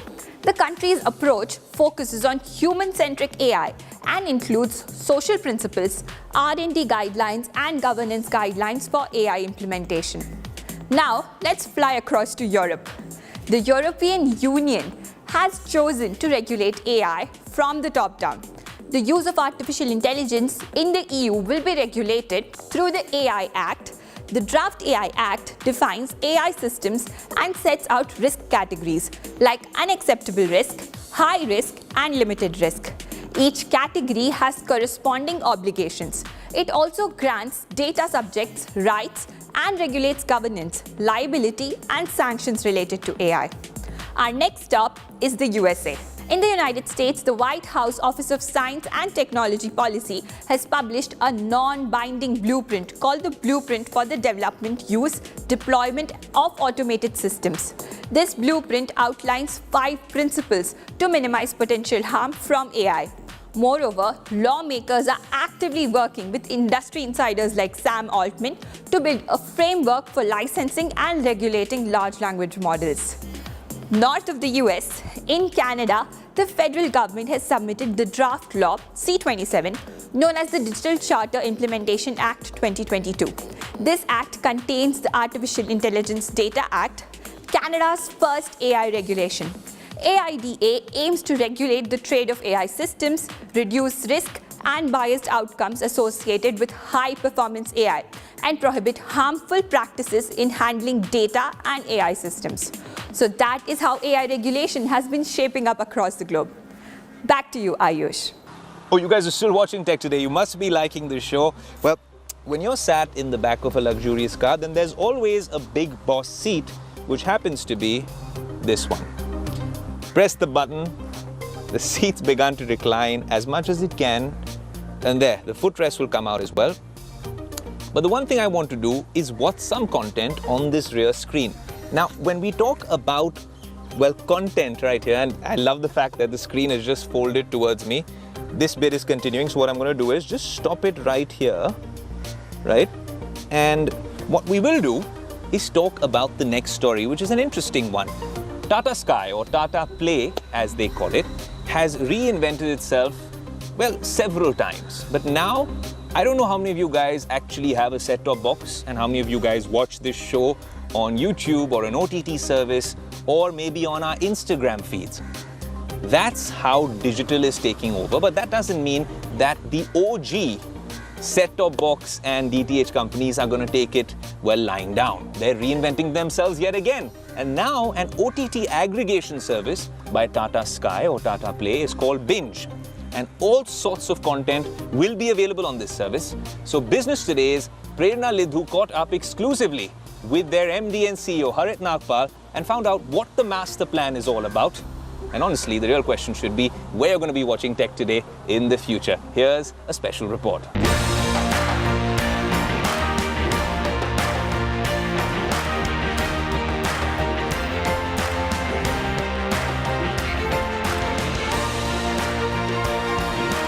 Let's talk about the reinvention part first. How has the rebranding been?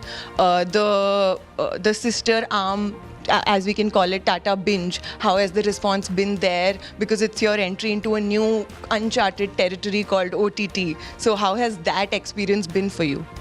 It is charted and uncharted both. Charted because we have been in the business of distributing content that others have produced, content that people want to watch. Our job essentially has been for television, has been to tie up with the broadcasters, put the channels together and present it in a manner that makes it easy to subscribe and easy to discover for the customers. That was the mantra that we were following. Now, if a certain portion of our subscribers have started watching on-demand content, then it's our job as industry leaders to create a platform which gives them the same facility for OTT also. That was the intention.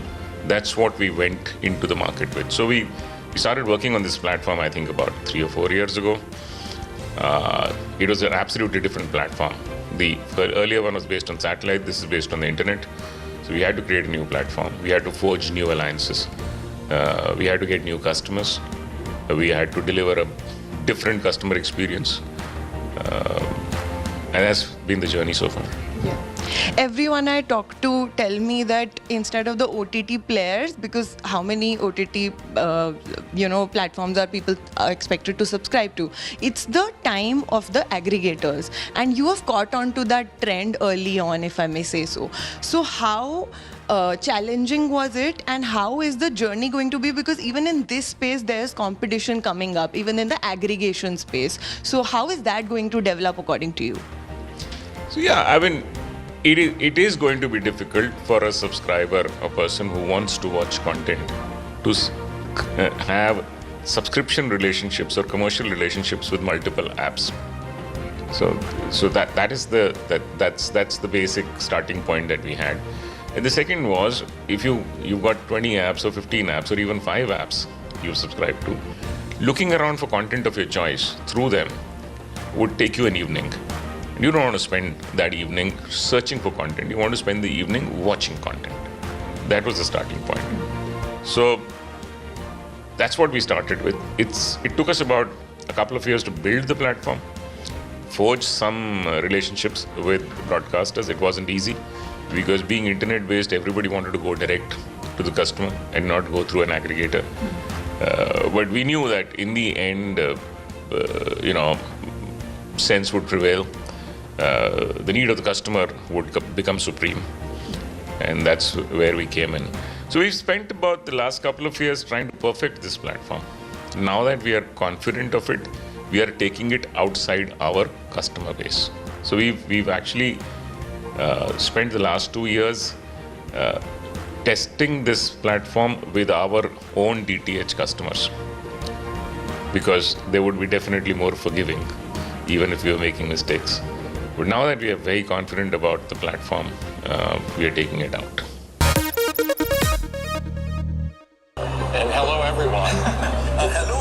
Oh, we got a namaste moment. Well, just getting a little nostalgic watching all the big episodes we've done on Tech Today. It's been a roller coaster ride, and I end up watching it often on YouTube, see snippets of it on Instagram, Twitter as well. Strangely, I know that's not really the medium of choice, but I end up watching the show live when you're watching it on TV, often when it's live on Twitter as well, where we get a lot of traction. And when you do put up snippets of the show on Instagram, there's all sorts of engagement and people talking about what you're doing next, who you're meeting next, and what's happening in the world of technology at large.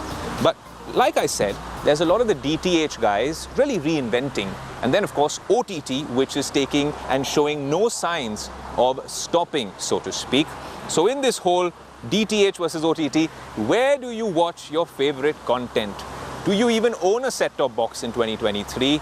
We wanted to understand what you, the Tech Today community, thinks of the age-old battle, which is now a modern battle as well. DTH versus OTT. Here's a Tech Today special.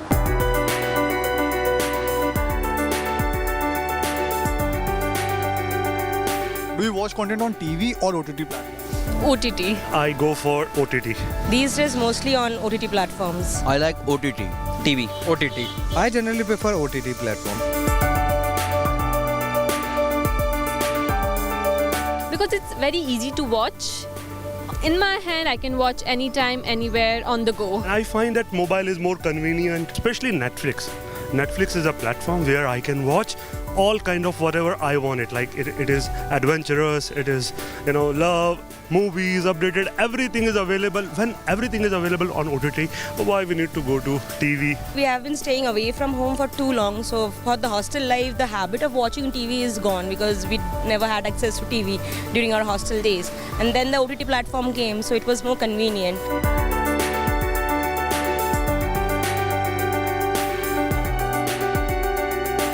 On top of that, in TV, we feel there is always this time constraint, so we have to watch it on a particular time. And these days, we usually watch things whenever we are free, as per our convenience. So that way, OTT is way more convenient. Mainly, I use Amazon Prime or Disney Hotstar. There are several kind of horror films are there, sports contents are there. We can use OTT like Disney Hotstar to watch matches, football, cricket, like that. तो एक तो बड़ी screen का experience है उसके बाद regarding to that we can watch on big screen like match and IPL and all. I would say like YouTube is my general watch content. 90% of the time I will be available on YouTube because YouTube has shorts and all those kind of stuff. so there you can go for it. The kind of content I have been consuming for the last couple of years, mostly it comes on Prime, I have seen. So yeah, for most of my free times, Prime is the go-to OTT platform for me. I usually watch on my phone because like I can watch it anytime, anywhere.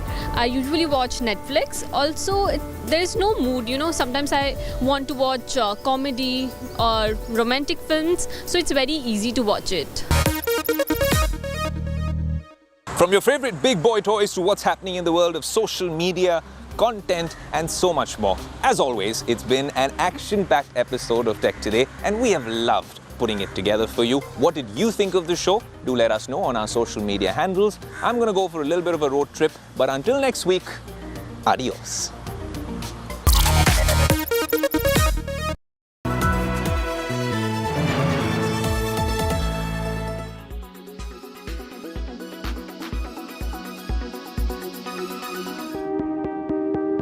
The WHO has put the spotlight on fake sugars, but artificial sweeteners has only been an ever-growing market in India, and outside increase in cases of diabetes and the growing burden of obesity world over has ensured that people turn to alternatives. The demand for low-calorie food and beverages have contributed to the market's expansion in India. For example, sugar-free, Zydus Wellness's artificial sweetener brand witnessed double-digit growth last year in the wake of the COVID-19 pandemic as consumers opted for a healthier lifestyle, shows data from 2021. The Indian artificial sweetener market is projected to reach a value of Indian rupee 12.23 billion by 2023, growing at a CAGR of 3.4% during the forecast period. Think about it. Stevia and other sweeteners are found in 1 million products. Colas, juices, chewing gum, chocolates and everything that is being sold as sugar-free. It clearly has grown way beyond just tabletop sweeteners. In India, the artificial sweetener market has witnessed significant growth over the past decade. On a global scale, the market for artificial sweeteners has also experienced substantial growth. The global artificial sweetener market was valued at approximately $19 billion in 2020 and is expected to reach $28.9 billion by 2028. The Food Safety and Standards Authority of India said it's evaluating the new guideline issued last week by the World Health Organization, but strong advisories against them is unlikely. With Brijesh Vashisht, Bureau Report, India Today.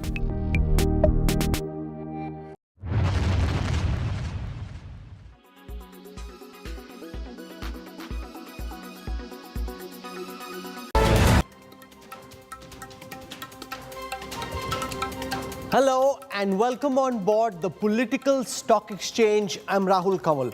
On the show, we will take you through the political barometer of election-bound Madhya Pradesh. This is the battle for the heart of India. This is a state where the Madhya Pradesh government of Shivraj Singh Chauhan faces 18 years of anti-incumbency. This is the state where Kamal Nath is trying to tell the voters that the Congress was wrongly deprived. Does the BJP double engine have the edge, or is anti-incumbency now beginning to catch up with the Shivraj Singh Chauhan government in Madhya Pradesh? That's my top focus on this week's PSE.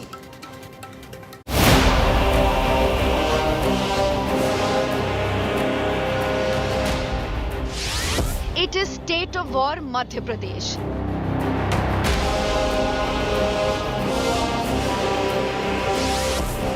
Is Shivraj stock steady?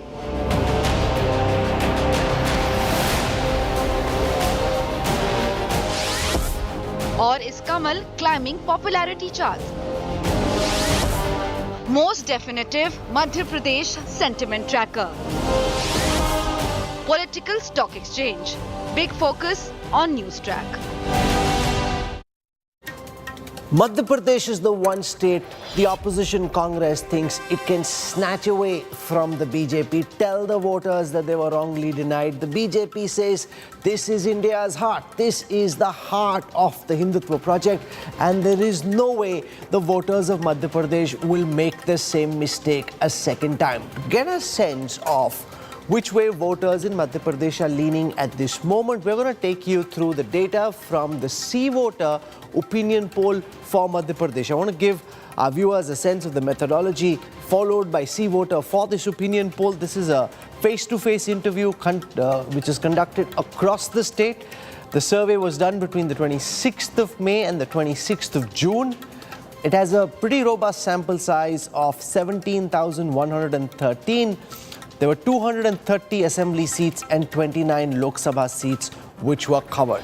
Yashwant Deshmukh, who led the C-Voter team that did this project, is joining us live on this show. We'll try and get his insights as well. With us for perspective from the ruling BJP is its spokesperson Ajay Alok. From the Congress, we have Anuma Acharya. Rahul Verma joins us from the Center of Policy Research, and Rashid Kidwai, author, political analyst, is with us as well.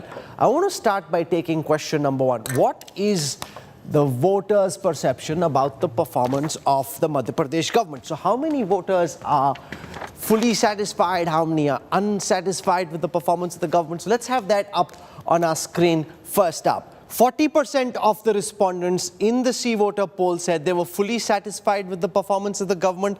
28% said they were somewhat satisfied with the performance of the Shivraj government. 31% said they were fully dissatisfied. Let's come to question number two. The performance of Madhya Pradesh Chief Minister Shivraj Singh Chauhan himself. How do voters perceive his performance? So 40% of the respondents say they were fully satisfied. 25% say they were somewhat satisfied. 34% say they were fully dissatisfied. So it's roughly in line with the performance of his government. So the Chief Minister's performance and popularity broadly in line with that of his government, though the number of people who say they're dissatisfied is slightly higher.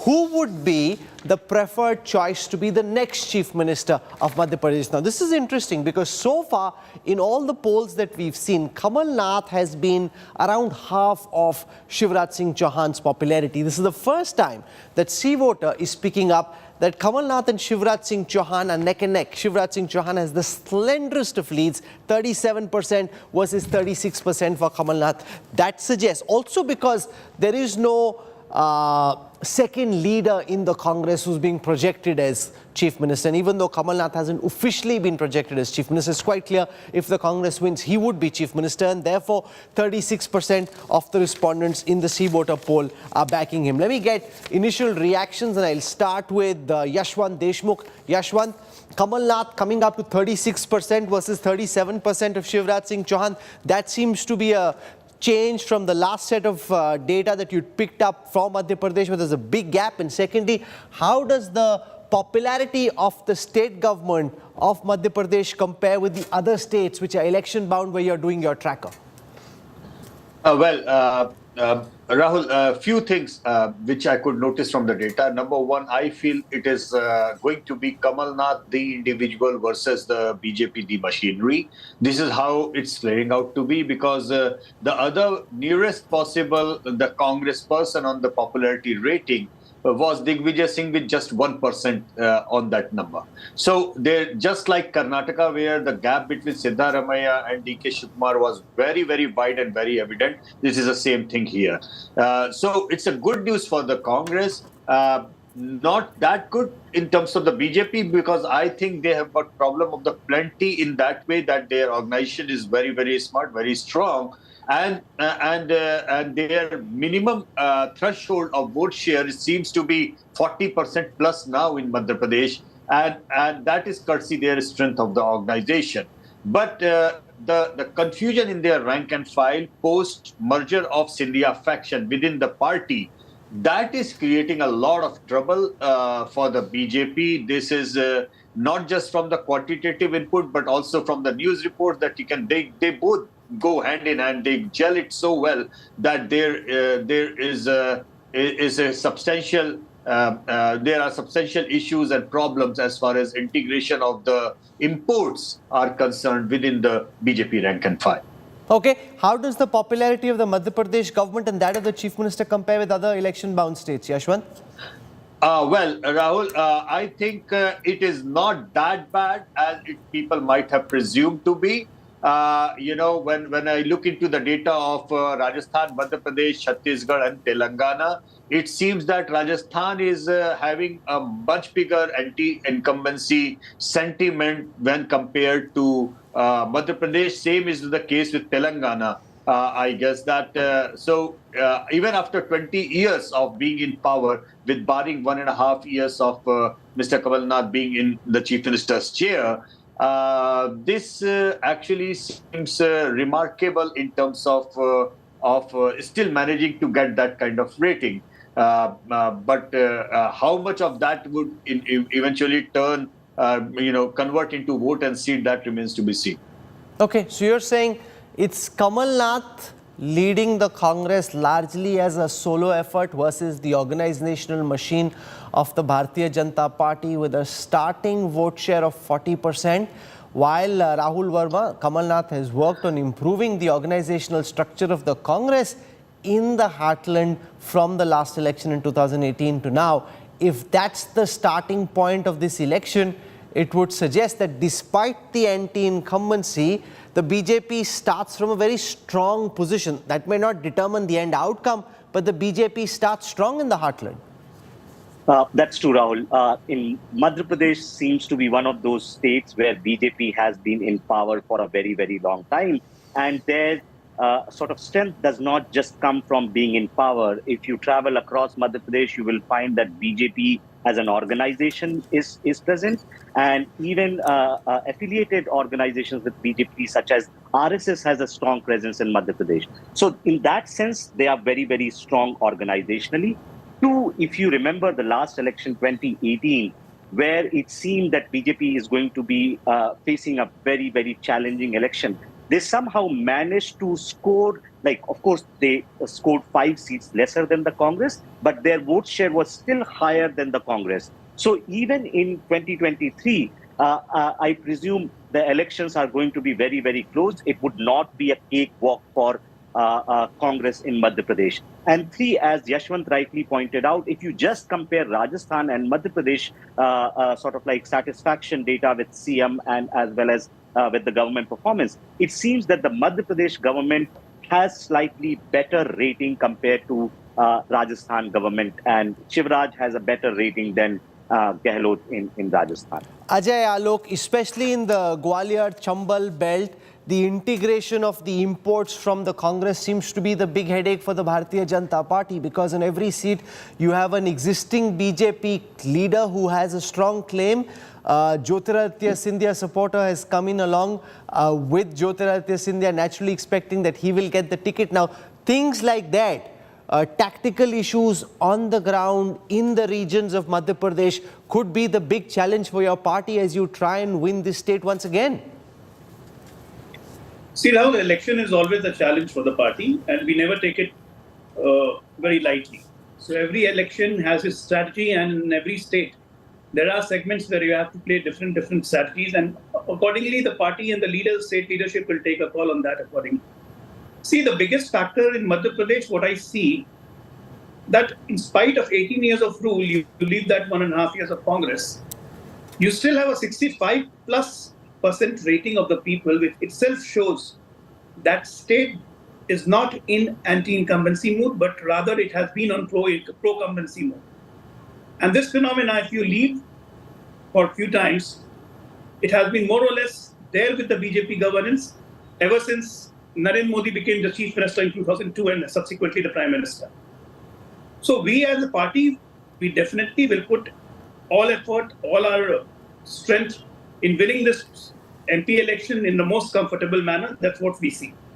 Okay. Anuma Acharya, the fact that Rajasthan seems to fare much worse than Madhya Pradesh on the question of anti-incumbency would suggest that Shivraj Singh Chauhan, despite being in power for 18 years, now has done a better job than Ashok Gehlot of handling perception and expectations in his state. Rahul, I would rather say that this survey has been quite a conservative one. BJP actually does not have its report card to be projected, and it is more or less like worked like a event management company. If you see the data and go to the Niti Aayog reports, it has always been among first three in terms of crime against women. Even on this 26th of June or 24th of June, there was a girl called Vedika Thakur. She was shot dead by Priyansh Vishwakarma, who is a Bharatiya Janata Yuva Morcha leader. Moreover, there are so many rape cases which are involving this BJP leaders.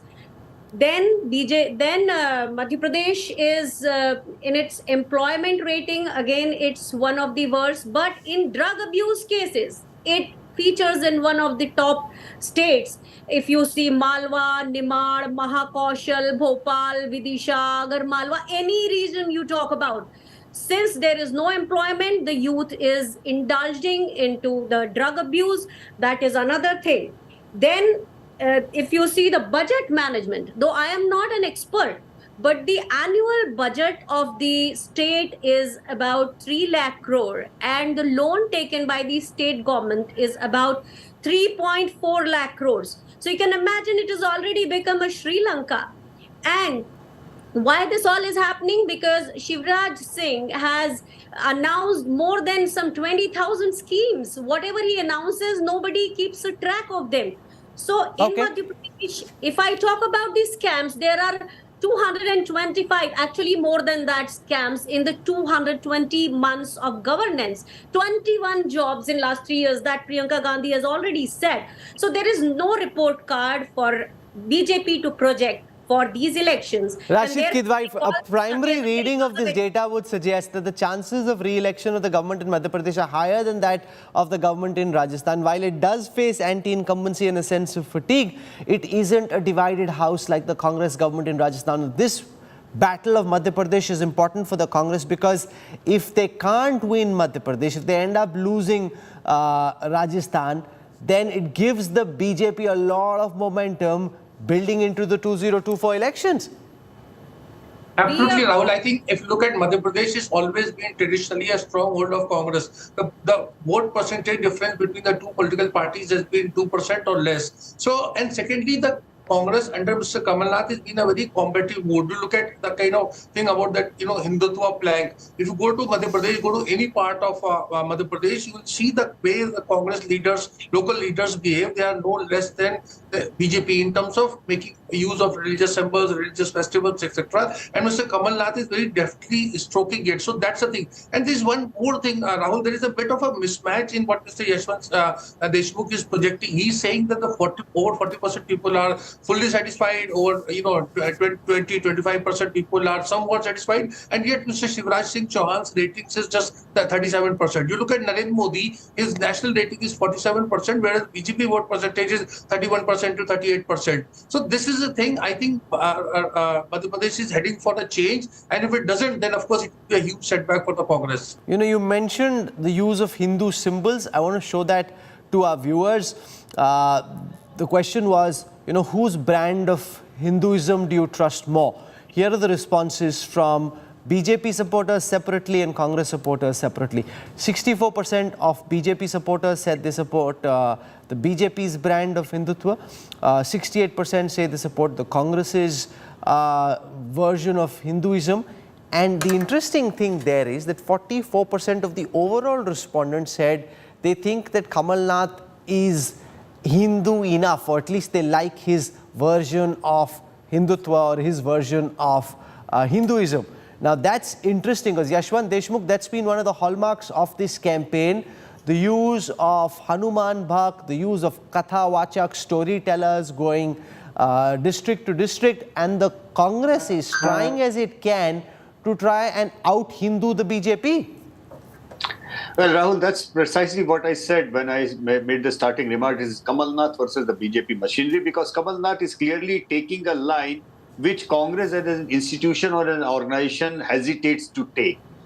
Congress, I genuinely feel is a very apologetically Hindu party, while Kamal Nath is coming out to be an unapologetically Hindu Congress politician. So that's a big difference. I mean, seems to be a very minor line, but that's a huge difference in among the two. And I think what Kamal Nath is taking the line is something which probably might have a more electoral traction to it than what Congress as an institution is towing the line. So yes, I mean, people are responding to Kamal Nath's way of campaign, Kamal Nath's way of telling that I am a better Hindu. I believe in Hinduism. I believe in Hindutva. My brand of my bhakti in Hanuman is probably better than the That's brand interesting. of bhakti that Trying to take on the opponents are showing. BJP in the same coin. I want to come now to the big ticket numbers.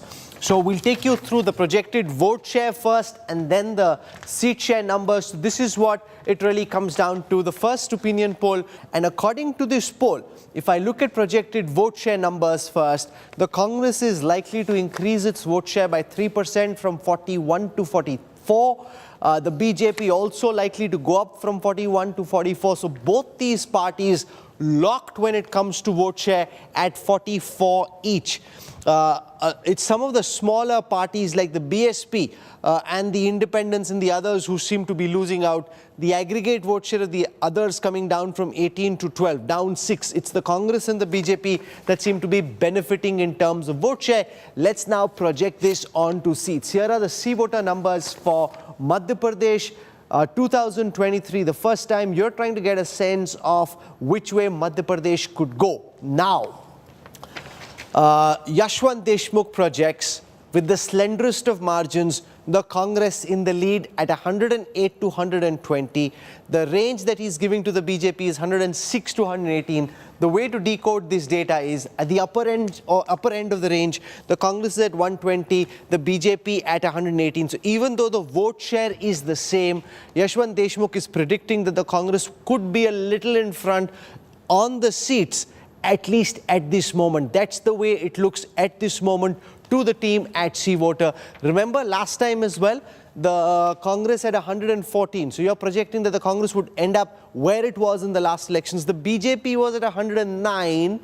That could go up just marginally to 112. The others tally comes down from 7 to 4. It seems from what you are suggesting, Yashwant, we could be in for another midnight haul. I remember last time the elections in Madhya Pradesh went on till 1 a.m. at night because that's how close some of the seats were, counting, recounting going on. Is that what it's looking like to you at this moment? At this moment, absolutely, yes, Rahul. And even though it looks neck and neck at the state level, Rahul, at the regional level, these are very, very distinctly clear sweeps that are happening. Congress is sweeping Chambal like anything. Congress is taking a huge lead in Bagelkhand now, but BJP is sweeping Malwa, Nimar, and BJP is keeping their upper hand in Mahakaushal. And Bhopal BJP is sweeping like anything. So what is happening here is that there are regional sweeps that are happening, but overall the Madhya Pradesh level, it seems neck and neck at this point of time. For the BJP, the things that should concern them is the apparent Congress sweep that is bring up in the Chambal region, because that is the area where Jyotiraditya Scindia and his territories are. So, I mean, probably this, for some reason, probably more organizational than political, that integration somehow is not happening on the ground, and it seems to be backfiring at this point of time. Rahul Verma, if I use the example of the last elections and extrapolate those insights onto this data, 44-44 could suggest that the Congress has the marginal edge because the BJP vote share is concentrated and the BJP tends to win big. Last time too, the BJP had a little bit more vote share, the Congress had more seats. Therefore, because the BJP wins big in urban pockets and in certain regions where they sweep, do you think that this data in the way that's coming will be ultimately as tight as it is from here going up till the polls? What are the factors that you think could change? So, Rahul, first thing is, if the election is so close now, then Congress certainly has an advantage as a challenger to as a challenger to convert this election in its favor. And let me give you reasons why. Basically, from the data which you pointed in the beginning, it seems that Kamal Nath has like equally matched popularity at the moment. And so there is always a cost of ruling. If BJP government in next 2 to 3 months, which is a very, very little time, makes a turnaround, then I think the momentum in favor of Congress may likely increase. Second thing, what the data seems to be suggesting, like if you read them together, it seems the fatigue is less with the BJP government, but the fatigue seems to be setting in with Shivraj Singh Chauhan. And he has been CM there for like last 18 years. And that's why his numbers seem to be very, very close to Kamal Nath. And in last 3-4 years since Shivraj Singh Chauhan came back, I don't think he carries the same kind of popularity as he did pre-2018. So Congress has an advantage in terms of setting the narrative going up to the polls, and they might pass ahead the sort of like the challenge which you are seeing now. Ajay, look, elections becoming more and more personality driven. It's not often that a chief minister has lesser popularity than that of his government. Those who want Shivraj Singh Chauhan as chief minister again are just 37%. Those who are satisfied with his government, 40%. Some of this and even anecdotal responses from the state would suggest that after being in power for 18 years, a certain amount of fatigue seems to have set into the candidature of Chief Minister Chauhan. Well, with all due respect to your survey, Rahul, I would like to say that in BJP, individual is not important, the party is important.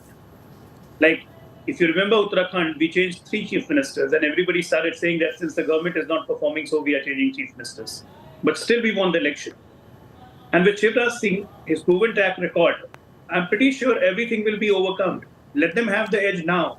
We'll have the majority after the results, that's for sure. Rashid Kidwai, Kamal Nath playing the victim card, that he was denied unfairly last time round. Does that have any purchase on the ground according to you, this idea that the Congress was wrongfully denied and therefore must be given a full chance? I think, Rahul, this is going to be a contributory factor. If you look at Karnataka results, where the similar time or similar defection had taken place, most of the defectors actually lost in this 2023 assembly election. So this is there. I think Kamal Nath is a very hands-on politician. When he goes to Gwalior Chambal region, he has marshaled a lot of resources, in the sense those people who are unhappy to be in the BJP or they are not finding a place there at the ground level.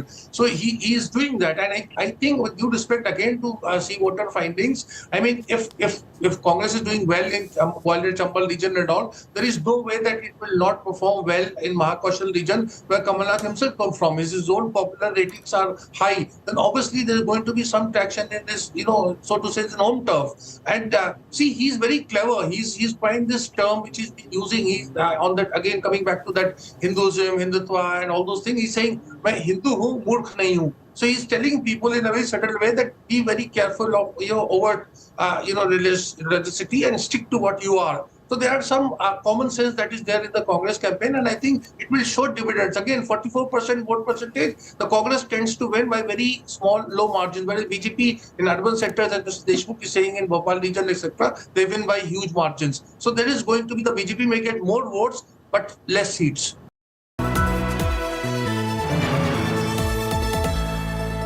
The India Today Group is pleased to announce the launch of a brand new online portal for our Best Colleges survey, featuring 6 years of ranking data as well as a wealth of granular information on thousands of institutes of higher learning.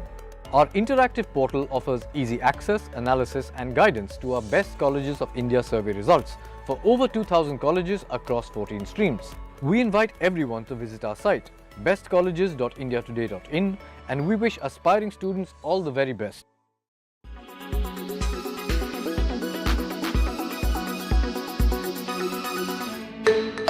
Remember the last diet cola you had?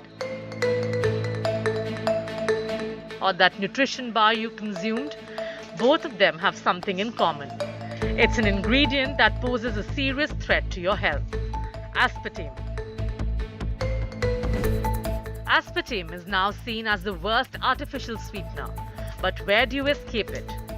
It is most common non-sugar sweetener used in at least 5,000 products. Aspartame is also marketed as NutraSweet, Equal, Sugar Twin and Amino Sweet. The use of non-nutritive sweeteners such as aspartame as food additives has increased over the past 3 decades as a result of dietary recommendations with the blessings of the FDA. But now, the cancer research arm of the WHO is set to declare aspartame as possibly carcinogenic to humans. Recommendations on how much of the sweetener someone can safely consume will be issued by a different WHO body named the Joint WHO and Food and Agriculture Organization's Expert Committee on Food Additives. Aspartame was approved by the FDA in 1981, 1983 and 1996 for various consumer sweetener uses and foods. In 1983, the FDA approved the use of aspartame in carbonated beverages, and in 1996, it was approved for use as a general-purpose sweetener.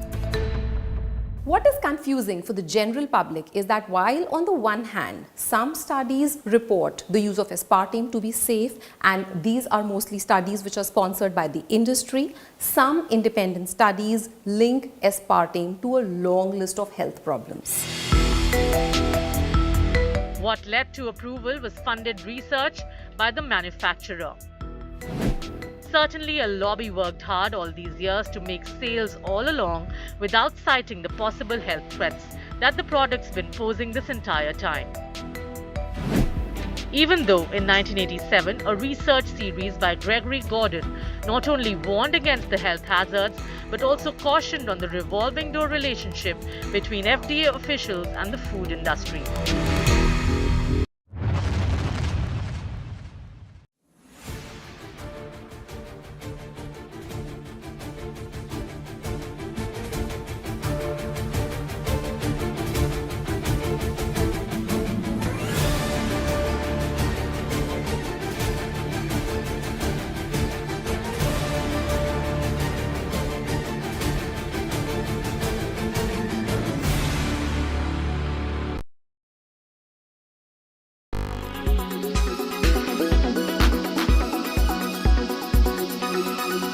Make your media plan smarter with India Today Live TV on your connected devices. Amplify your brand with 100 million smart internet viewers. To advertise, mail us at sales@aajtak.com.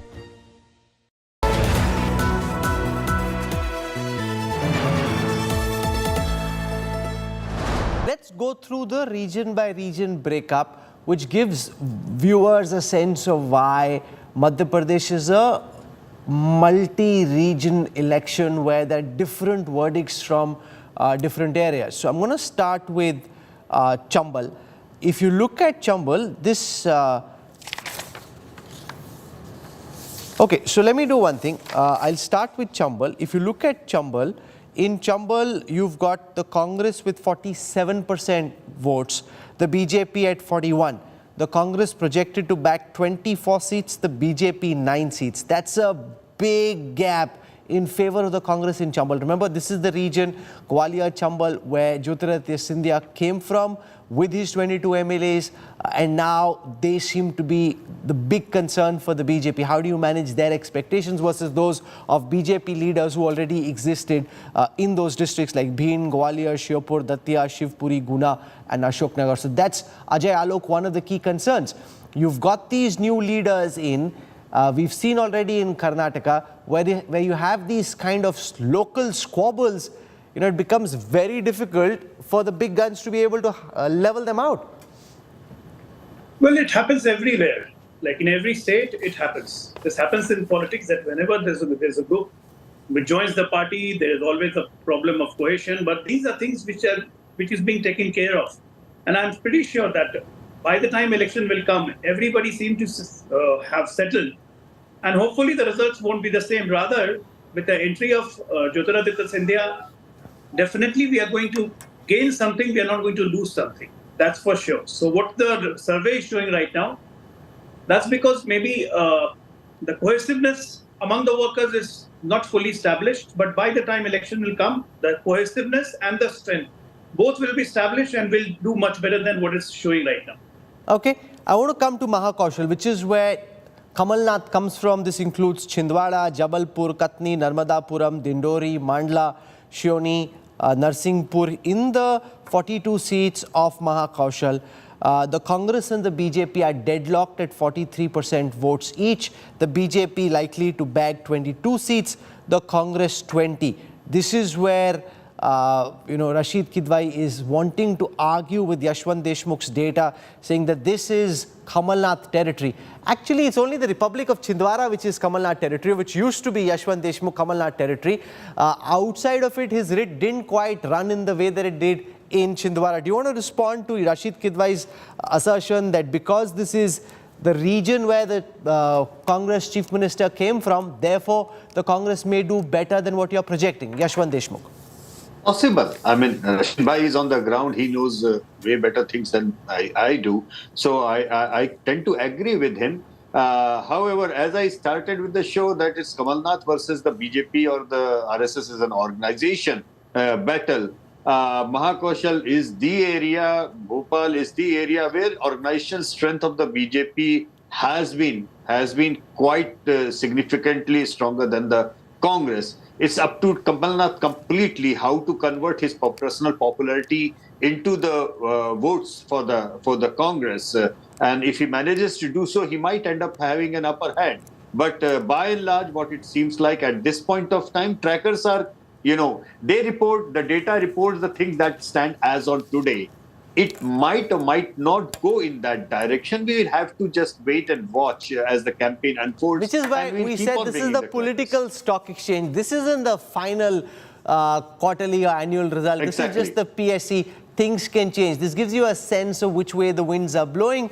After Mahakaushal and Chambal, I want to come to Baghelkhand. In Baghelkhand, the projection seems to be quite different, which is what makes this a fascinating election, because each region is throwing up a different verdict. In Baghelkhand, the Congress seems to enjoy a 4% vote share advantage over the BJP, 44 versus 40. The BJP seat share projected to be only 23. The Congress's seat share projected to be 32. That's a big gain for the Congress, a big loss for the BJP. This is areas like Tikamgarh, Sagar, Damo, Panna, Satna, Rewa, Siddhi, Singrauli, Shahdol, Anupur, which essentially says in this region, Yashwant Deshmukh, you're projecting that the BJP goes down substantially from the last time. The Congress jumps up. What is it that you're picking up about Baghelkhand which suggests such a high level of anti-incumbency? Exactly, and these are the precise reasons where you can say that two factors are working, Rahul. Number one, these are the regions where the BSV, erstwhile BJP and other smaller parties' vote share was significantly high, but that is crashing down. So the bipolarization of the politics, further bipolarization of the politics, is actually helping the Congress in Chambal and Baghelkhand. However, BJP is maintaining its solid lead in Bhopal and Malwa region. And eventually it will boil down to two regions, Rahul. One is Mahakaushal and one is Nimar. These two regions are largely going to probably decide, which party actually pulls through at the end of the race, Okay, Anuma Acharya and Ajay Alok are tearing their hair apart, saying don't make it so tight for us. We're loving it because the more regional it gets, the more our election intelligence dashboard comes into play, the more we've got to talk about. So it just makes things much more exciting. I, of course, feel bad for the netas who need to sweat much more. But the elections are in winter, so it's not as bad as having an election in the summer. But let's now come to Bhopal. And here in Bhopal, on the 25 seats of Bhopal, the BJP has a massive advantage. The BJP projected to bag 50% of the vote share versus 43 for the Congress. The BJP projected to bag 20 seats. The Congress only 5. Anuma Acharya, urban pockets, once again, the Congress's Achilles heel. In urban pockets, the BJP having a 7% vote share gap over the Congress party. Rahul, inadvertently you skipped me in the previous round. So I was just wondering whether I am there just to be there. And so I must tell you that with due respect in regards to the sea voter survey for Bhopal and Malwa and Nimar region, Yashwantji is in for a surprise because his survey is based on a sample size of population, not on the motivation level of the BJP Karyakartas versus Congress workers. Whereas BJP Karyakartas are disappointed and very unhappy. They are disillusioned because they have to work with the people who came from, who are imported, and they are bossing over them. So in any case, BJP Karyakartas are not happy with their party, and therefore I say, because there are two types of leaders. One already joined Congress. If you know that Mr. Deepak Joshi, who is the son of Kailash Joshi, has already joined. Bajnath Yadav has joined. Rakesh Gupta has joined. Then we have Radhilal Baghel from Datia has joined. Hemant Laria from Sagar. Anubha Munjare from Balaghat. So many people, and so many are likely to join Congress party, which does not have money for horse trading. They are joining because the party which they work for is no more the same for which they have put in their heart and soul. So therefore, and there are second kind of leaders, BJP leaders like Kailash Vijayvargiya, who are openly speaking against their party. Even in Indore region, they are saying that no one but only BJP can defeat BJP. Once it was said for Congress. So he is talking about it. Satyanarayan Sattan is talking about it. There is Uma Bharti has been consistently talking about it. Mukesh Jain, Anup Mishra, who is a nephew of Atal Bihari Vajpayee, has already declared that he is going to contest from Gwalior West. And then there is Mr. Bhavar Singh Shekhawat. Okay, so let me put that question to Ajay Alok. The likes of Rakesh Kumar Gupta, who was a loyalist of Jyotiraditya Scindia, Dhruv Pratap Singh, Bajnath Singh Yadav, another Jyotir loyalist, Deepak Joshi, son of the former Chief Minister Kailash Joshi, Rao Yadvendra Singh Yadav of Ashoknagar joining the Congress, and each of them with hundreds of cars in tow, driving from wherever it is, whether it's Shivpuri in somebody's case or Ashoknagar in somebody else's case, driving with their big Lashkar towards Bhopal. Is this sending a message to the BJP Karyakartas and to the voters of Madhya Pradesh that some key BJP leaders, including sons of former chief ministers, don't seem settled? See, first of all, if the likes of Jyotiraditya Scindia are joining that Congress, then in Chambal region, the BJP Karyakarta will become happy. Right? Some of our own leaders, like son of former Chief Minister Kailash Joshi joining BJP, this keeps on happening. It's election year. You know, the mushroom tourism will keep on growing till the election are stopped. The very interesting thing that ma'am said, that only BJP can defeat BJP. That itself proves that we are not going to be defeated. Because BJP will never defeat BJP. It's not like Congress. No, but you know, at the senior level, leaders may be scared of the High Command, may fall in line because they have to, but at the Karyakarta party leader level where somebody loses a seat because a defector came from the Congress, that's a much bigger mess, Rahul Verma, for the BJP to solve. If you look at Karnataka, look at other states, you can use the danda and get the senior leaders who got much more at stake, cabinet ministerial portfolios, for example. They tend to fall in line. The Karyakarta or the MLA ticket aspirant, he seems to be much tougher to handle for the BJP big brass. But that's for any political party, right? And especially if you have been in power for a very, very long period of time, there are going to be lots of workers and leaders whose political aspirations don't get met, and they are likely to jump the ship. One point which is in comparison to 2018, we are basically seeing a very similar pattern of regional conflict in Madhya Pradesh even this time. So last time, if you look at the seats that BJP won, it starts from basically the Ujjain, Indore sort of like districts. And if you keep looking that thread, so it basically wins seats in Vidisha, Sagar, Damo, Satna, Rewa, Siddhi, those are the districts. And in the rest of the Madhya Pradesh, Congress was able to convert more seats. So the question going forward this time for BJP is one, whether it manages to wrestle some of the seats because Jyotiraditya Scindia has come back, especially in the Chambal region, and can it not allow Congress to walk away with so many seats in the Mahakoshal region? I think those are the two regions. So let me come to some of the other regions that are still left. I'll take Malwa as the next region, 45 seats here. 48% of the vote share projected to go to the BJP, 45% of the vote share to the Congress, 25 seats for the BJP, 20 to the Congress. This includes areas like Dhar, Devas, Indore, Ujjain, Ratlam, Mandsaur, Neemuch. So here the BJP having a 5-seat advantage and a 3% vote share advantage over the Congress. Let's now come to Nimar. Nimar includes areas like Jhabua, Alirajpur, Barwani, Khargon, Khandwa, Marda, Burhanpur, Betul. Here, a dead heat. 43 for the Congress, 44% votes for the BJP, 13 seats for the Congress, 13 for the BJP. Why is there so much regional variation, Yashwant Deshmukh? This ultimately is one state, but as I look at the region by region breakup, this could be 6 different verdicts. It's also in the demographics. We all tend to look at Madhya Pradesh as one homogeneous set of mass, but it is not, Rahul.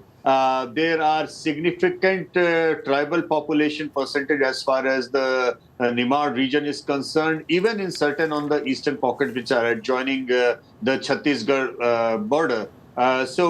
These pockets have been significantly pro-Congress for a really long time.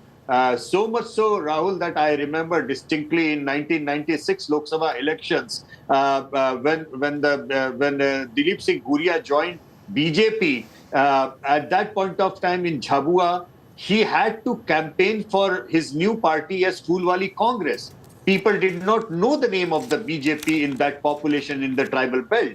Compare that to today, you will significantly understand the kind of gains that BJP has made in these areas by virtue of the RSS work on the ground. That makes it a lot of change. But these are the differences. In Baghelkhand and in Chambal region, there is a significantly large SC population over there, and which has been largely pro-Congress, but the emergence of the BSP had taken quite a number of voters away. Now they are kind of coming back to the Congress, it seems, and that is resulting in the advantage for Congress in Baghelkhand and Chambal, not just the organizational mess that BJP has created with the imports.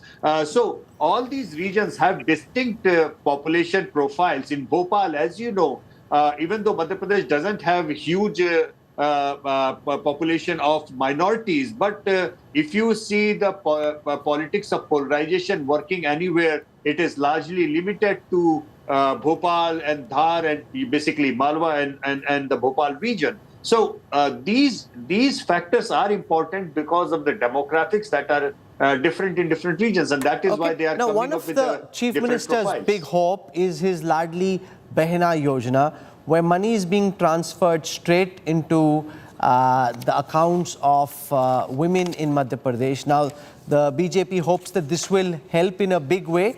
Do these things work if on a monthly basis 1,000 rupees, Rahul Verma, come into the accounts of women? The Congress chief ministerial candidate has announced he'll send 1,500 rupees. But at this moment, 1,000 rupees coming into your account, is that kind of a scheme likely to help at least women voters feel, okay, ghar baithe paise mil rahe, this is not such a bad thing? Kamal, Shivraj Singh Chauhan is a good guy.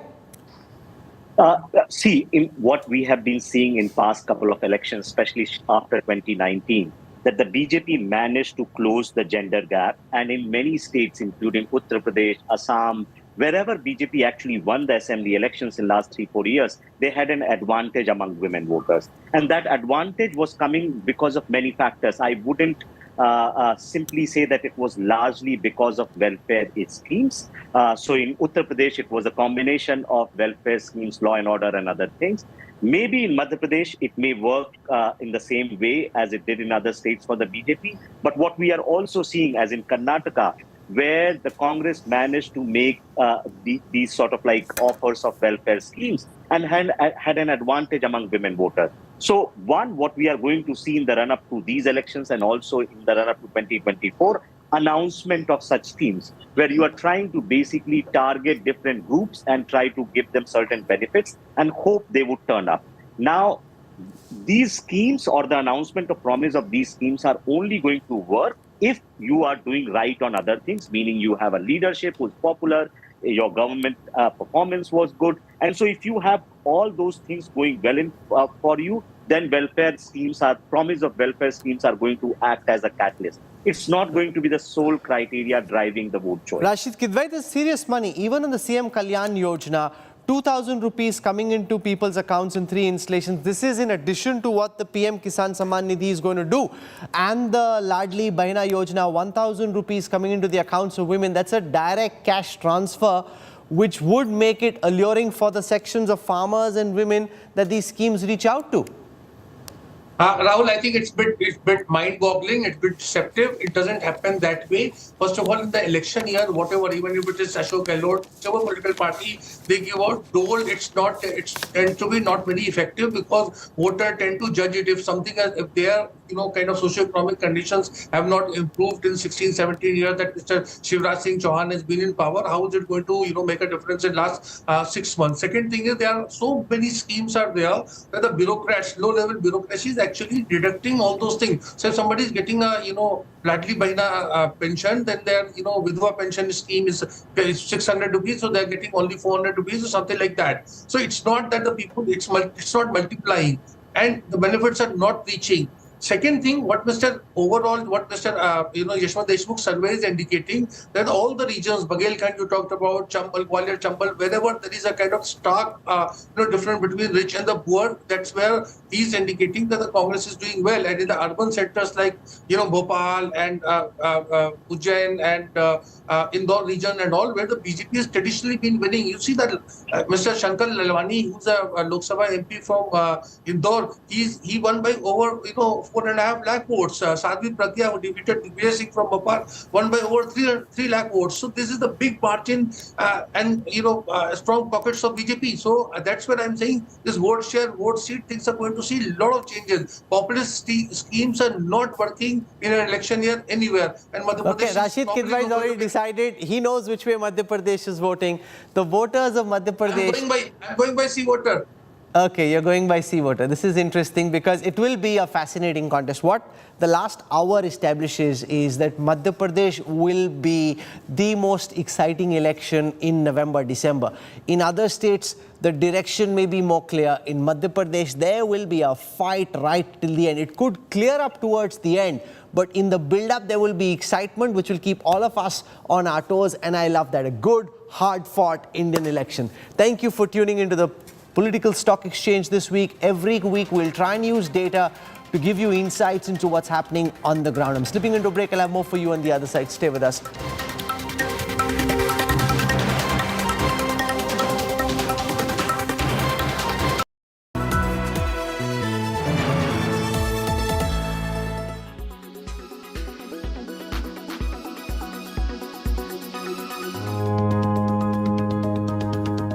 Maybe you've succeeded in quitting your regular soda consumption, but diet sodas aren't your alternative. According to some research, your brain responds to artificial sweeteners in a manner similar to how it responds to sugary sweets. Consuming them frequently could make you want more high-calorie food, increasing your risk of weight gain. The same applies to diet sodas. According to a different study, those who are overweight or suffer from obesity who converted to diet sodas were more likely to eat additional calories from food than those who continued to drink regular soda. Actually, individuals who use diet soda have a greater BMI than those who do not. Diet soda can confuse insulin. Your brain normally associates sweet with calories. In the realm of human physiology, that's a good thing.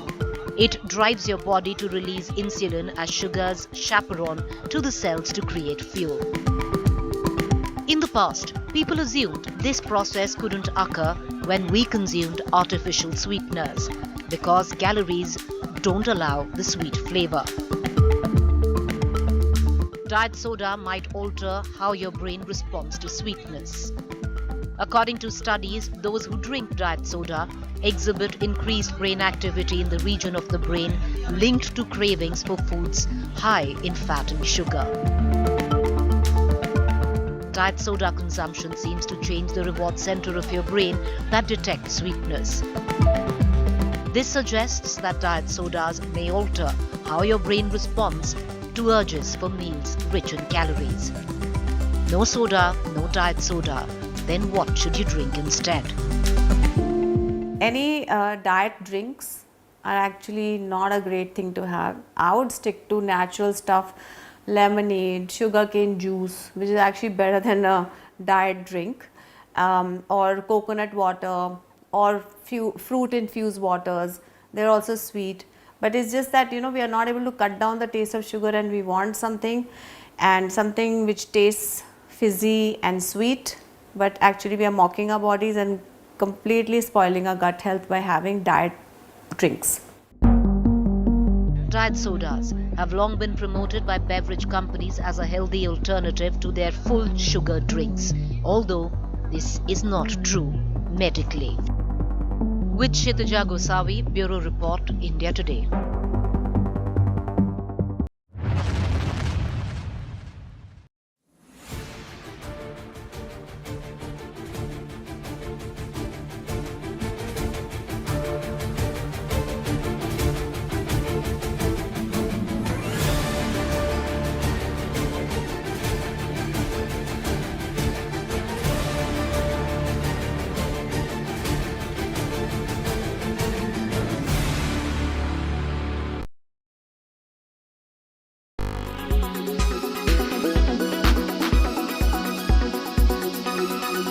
Make your media plan smarter with India Today Live TV on your connected devices.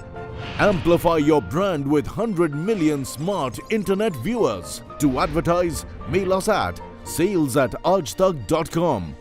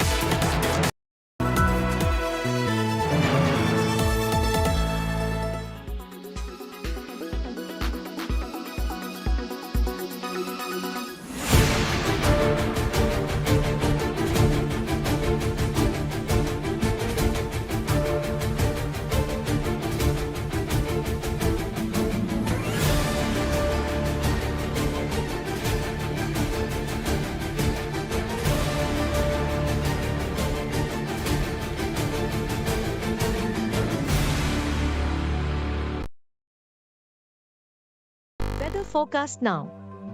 Delhi, maximum 38 and minimum 27 degrees.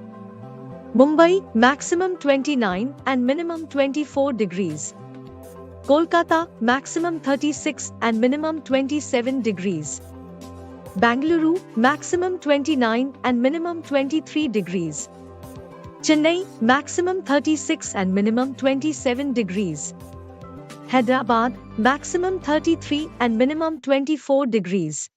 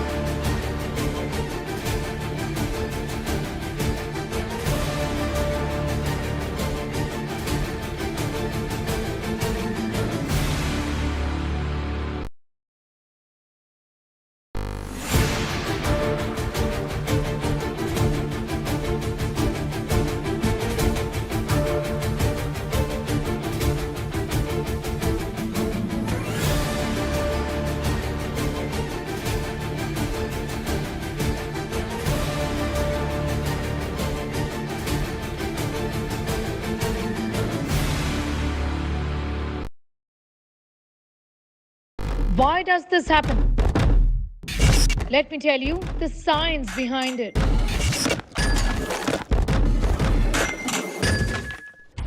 For more informative videos like this, keep watching India Today Newsmo.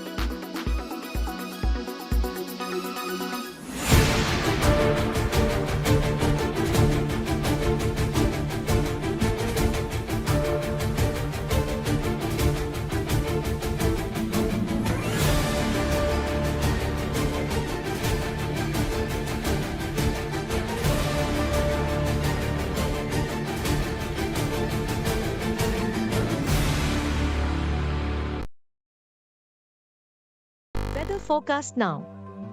Delhi, maximum 38 and minimum 27 degrees. Mumbai, maximum 29 and minimum 24 degrees. Kolkata, maximum 36 and minimum 27 degrees. Bangalore, maximum 29 and minimum 23 degrees. Chennai, maximum 36 and minimum 27 degrees. Hyderabad, maximum 33 and minimum 24 degrees.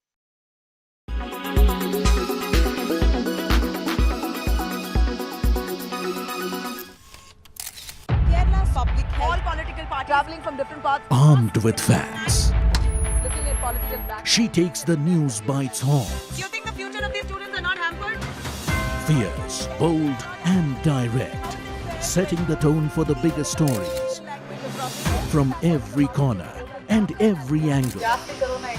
Expect nothing but the unfiltered truth. News first, niceties later. Watch me, Nabila Jamal, on India Today. Make your media plan smarter with India Today Live TV on your connected devices. Amplify your brand with 100 million smart internet viewers. To advertise, mail us at sales@aajtak.com.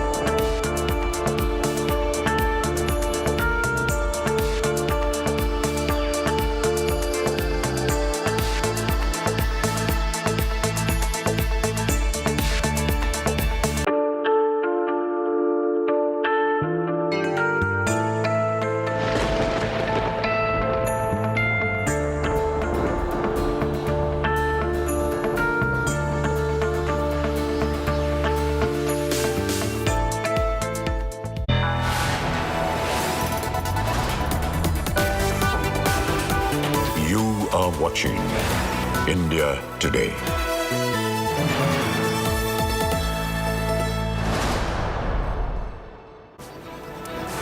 Hello and welcome. You're watching India Today. I'm Akshata Nandagopal, running you through all the top stories that we're tracking this Saturday. Let's begin with the headlines. Prime Minister Modi sounds the poll bugle in Madhya Pradesh, announces 4 guarantees and hits out at opposition's fake guarantees. AAP's Arvind Kejriwal hits out, says it's a copy-paste of his promises.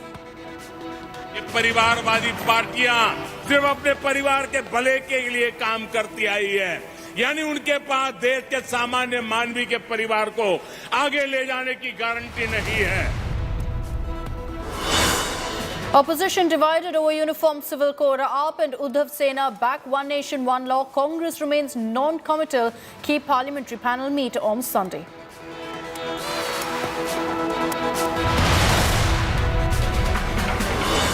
Fatal bus tragedy in Maharashtra's Buldana. Bus catches fire. 26 people charred to death. Shinde orders probe. Maharashtra opposition meanwhile questions safety of the highway.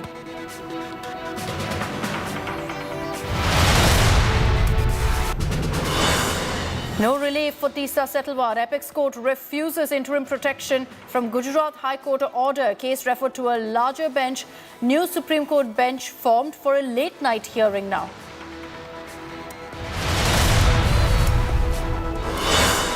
And situation remains scary still in France. Arson and violence over teen shooting continues unabated for the 4th straight night. President Macron under fire for attending an Elton John concert amid the riots happening around him.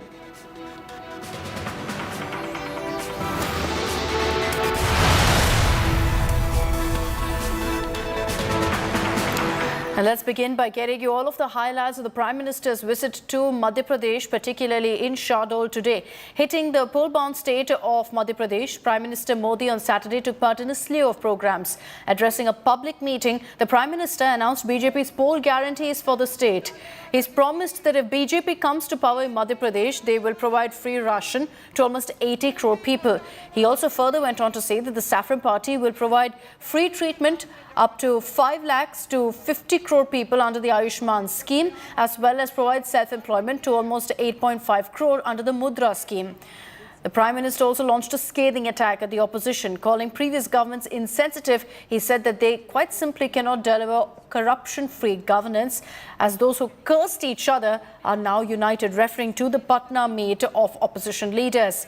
Now, reactions coming in. AAP Supremo Arvind Kejriwal, who also incidentally was in Madhya Pradesh, slammed Prime Minister Modi and blamed him for the rising inflation. He also referred to the guarantees mentioned by the Prime Minister as copy-paste of the AAP's guarantees. आज जो एक साथ आने का दावा कर रहे हैं, सोशल मीडिया में उनके पुराने बयान वायरल हो रहे हैं, वो हमेशा से एक दूसरे को पानी पी पी करके कोसते रहे हैं, यानी विपक्षी एकजुटता की गारंटी नहीं है.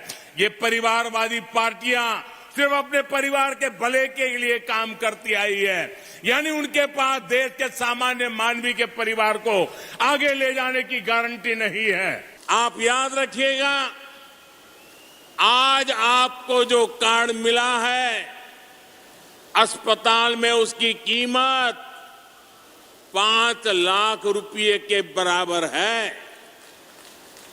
आपके पास एक कार्ड होगा तो कोई आपको इलाज के लिए मना नहीं कर पाएगा, पैसे नहीं मांग पाएगा. मैं मोदी जी से कहना चाहता हूं, मोदी जी, इतनी महंगाई कर रखी है आपने, चारों तरफ इतनी महंगाई कर रखी है. मैंने अगर हर इंसान की चेहरे पे थोड़ी सी मुस्कान ला दी तो बताओ मैंने क्या पाप कर दिया. कैसी हो गई महंगाई इतनी, पूरे देश में इतनी महंगाई कैसे हो गई? इतनी महंगाई हो गई क्योंकि उन्होंने लूट मचा रखी है, सरकारी खजाने की लूट मचा रखी है इन्होंने. मोदी जी अपने दोस्तों में खुलेआम पैसे लुटा रहे हैं. Let's take this across to Ravish, who's joining us live with more details on this. Ravish, a lot of announcements clearly that have been made by the Prime Minister, but the one that's really also led to an all-out showdown is the mention of guarantees. Take us through really what the Prime Minister has said and the reactions that have really come in. Let me tell you, Akshita, this was the second time in a week when the Prime Minister Narendra Modi has visited the Madhya Pradesh. Earlier, he used to he was visiting Shahdol on 27th of June, but he was missed because of the weather conditions here in Shahdol. But now let me tell us about you that the guarantee jibe he again took here in Shahdol. Earlier on 27th June, this guarantee jibe was taken by the Prime Minister Narendra Modi against the opposition in Bhopal, and today also in Shahdol, among the tribal leaders and tribal community in Shahdol, he again uses the guarantee word against the opposition. And he not only targeting the Congress, who is giving 5 kind of guarantee in Madhya Pradesh, like Nari Samman Yojana, where the Congress government is promised to give 1,500 rupees a month to the beneficiary ladies, and also a gas cylinder in 500 rupees only. So there are 5 guarantee by the Congress. Congress is promoting its 5 guarantee in the state and across the state, and claiming that these 5 guarantees will get the Congress in power in upcoming assembly election. Similarly, the Arvind Kejriwal-led Aam Aadmi Party is also claiming that that the party, if come in power, they will give so many benefits to the government, to the people of Madhya Pradesh. So the Prime Minister has not only targeted the Congress but also the Aam Aadmi Party, and with this guarantee scheme, he also targets the opposition who recently joined hands against the NDA government in India, and we see in 13th or 14th July. The opposition meet is going to be held in Bengaluru. You look at his particular speech, it's not just focusing on Madhya Pradesh, it's focusing on the 2024 narrative as well, when he refers to that opposition meet in Patna. Thanks very much, Ravish, for joining us with all of those details. The political tussle continues over the Uniform Civil Code. As the opposition clearly remains divided on the issue, the Uddhav-led Sena, after AAP, has said that it will in principle back UCC. But UBT Sena has also said that they will wait for the draft to be released. The BJP, meanwhile, has said that they will push forward with UCC in the country. It could be brought in for discussion in the upcoming monsoon session. Politics around the proposed Uniform Civil Code escalates. Days after Prime Minister Narendra Modi made one nation, one law pitch, confusion in opposition camp continues over UCC. The Aam Aadmi Party extended its support to the UCC in principle. Now Uddhav Thackeray-led Sena UBT said it will review UCC draft before taking any decision. ये देश का मुद्दा है, ये राष्ट्रहित का मुद्दा है। कानून की बात करें तो सभी कानून सबके लिए एक समान हो, ये विचार प्रधानमंत्री जी अगर सामने रखते हैं, और जो नया ड्राफ्ट बन रहा है, ये ड्राफ्ट में हम चर्चा करेंगे। The Congress stand remains unclear. After saying that the bill was being brought to fulfill BJP's political ambitions, now it is Himachal Minister who has backed the UCC. Uniform civil code जब भी आएगा हम इसका समर्थन करेंगे। Congress party भी जो है, हम कांग्रेस पार्टी का अभिन्न अंग है, और कांग्रेस पार्टी हमारे देश में एकता और अखंडता को आगे ले जाने में हमेशा कांग्रेस पार्टी ने अपना योगदान दिया है। एज एंड व्हेन जब ये लाया जाएगा उस समय इसके ऊपर पूरा समर्थन दिया जाएगा। Rajya Sabha MP Kapil Sibal has demanded that the BJP should elaborate on its proposal. नहीं, पहले तो आप बताइए, प्रधानमंत्री जी देश को बताएं कि उनका प्रपोजल क्या है। वो देश के सामने जो यूनिफॉर्म सिविल कोड की बात करते हैं, वो किस चीज़ पे यूनिफॉर्मिटी चाहते हैं एंड कौन सी सिविल बातों पे सहमति चाहते हैं। Calling the UCC electoral agenda of the BJP, Kerala Chief Minister Pinarayi Vijayan accused the Saffron Party of attempting to eradicate pluralism from Indian society. The CPI also lashed out at the government, stating that the Prime Minister lacks sincerity. Prime Minister speaks, it lacks sincerity. That's why people doubt and people raise strong apprehensions.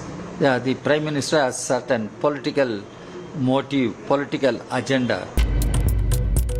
The BJP-led central government has made it clear that the party will bring UCC. तो 370 समाप्त हुआ, राम जन्मभूमि का महान मंदिर दुनिया का बन रहा है, और आतंकवादियों की उनके घर में घुसकर पिटाई होती है कि नहीं, 3 तलाक समाप्त हुआ कि नहीं, सबने विरोध किया था ना। उसी प्रकार से यूनिफॉर्म सिविल कोड भी आएगा। With the opposition divided, the Modi government could hold an edge in the Rajya Sabha if it tables a UCC bill ahead of 2024 Lok Sabha elections. Bureau Report, India Today. Tragic news that came in from Maharashtra. As many as 26 people died after a bus caught fire on the Samruddhi Mahamarg Expressway in Maharashtra.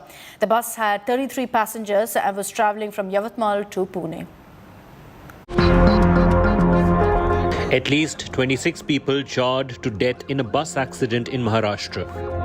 The private bus they were in caught fire after hitting a divider on the Samruddhi Expressway in Buldhana Saturday early morning. Reports say the bus lost control following a tire burst. 8 others, including the bus driver and its cleaner, survived the tragedy as they managed to come out of the burning vehicle through broken windows. 3-4 लोगों ने glass तोड़ा, बाहर आए। एक लड़के को मैंने ऊपर खींच लिया, फिर हम जैसे ही नीचे छलांग लगाई, उसके बाद में गाड़ी में ब्लास्ट हो गई। Local residents also rushed to the site to help passengers come out of the burning vehicle. परिस्थिती रात्री 1:10 गाडीचा आवाज आला टायर फुटल्याचा. त्यानंतर मी घरी झोपलेलो होतो. घरावरून 1:25ला मी इथे पोहोचलो घटनास्थळी. इथे आल्यानंतर बघितलं गाडीला पूर्णपणे आग लागलेली होती. कोणाला वाचवायचा प्रयत्न केला तरी वाचवता येत नव्हते. The bodies of the deceased are charred beyond recognition. DNA testing will be conducted to establish their identity. कल एक ट्रैवल्स की बस देर रात या सुबह वो बस एक पुलिये से टकराई और उसके बाद उसके डीजल की टंकी फूटने से उसमें आग लगी और 25 लोग वहां पर जलकर उसमें उनका मृत्यु हुआ है। एक बहुत ही भयंकर इस प्रकार की घटना है। इसकी जांच भी हम लोग कर रहे हैं, इसके कारणों की जांच भी कर रहे हैं। The police have taken the driver and conductor of the bus into custody. Soon after the incident, Maharashtra Chief Minister Eknath Shinde reached the spot to take stock of the situation. बहुत ही बड़ा हादसा है, दुर्भाग्यपूर्ण हादसा है कि इसमें 25 लोगों की मौत हुई है, 8 लोग इसमें घायल है। ऐसे हादसे बार बार ना हो, इसके लिए सरकार रोकती रहे। इसीलिए मैं और मुख्यमंत्री जी दोनों भी यहाँ का है। Maharashtra government has ordered a probe into the accident and announced ex gratia of 5 lakh rupees for the families of each deceased. मुख्यमंत्री जी ने जिनका मृत्यु हुआ है उनके परिवार को मुआवजा देने की घोषणा की है। जख्मियों का उपचार जो है वो भी सरकार की ओर से किया जाएगा। Meanwhile, the opposition has targeted Shinde government for not taking steps to stop accidents, claiming the expressway has seen over 300 deaths in accidents. 25 या 26 लोगों की मौत की खबर बहुत ही चिंताजनक है। गत 1 साल से इस रोड पर बार बार इस प्रकार के अपघात हो रहे हैं, एक्सीडेंट हो रहे हैं और सरकार उस बारे में अनदेखी कर रही है। कंस्ट्रक्शन में कोई प्रॉब्लम नहीं, क्योंकि अभी तक जितनी घटनाएं हुई है इस किसी भी घटना में रोड के कंस्ट्रक्शन का प्रॉब्लम सामने नहीं आया है। कई ह्यूमन एरर आया है, कई व्हीकल एरर सामने आया है, तो इसलिए रोड कंस्ट्रक्शन पर इस प्रकार से बोलना तो ठीक नहीं है। Prime Minister Narendra Modi, Union Home Minister Amit Shah and other leaders expressed grief over the loss of lives. Since the time Samruddhi Expressway has become operational, fatal accidents on this road have been increasing. It's high time that government should take cognizance of these speeding vehicles and also take immediate measures to control it. With cameraman Gopal Harne, Zaka Khan, Israr Chisti, this is Pankaj Khelkar in Pune for India Today. Let's round up some other stories also that we're tracking.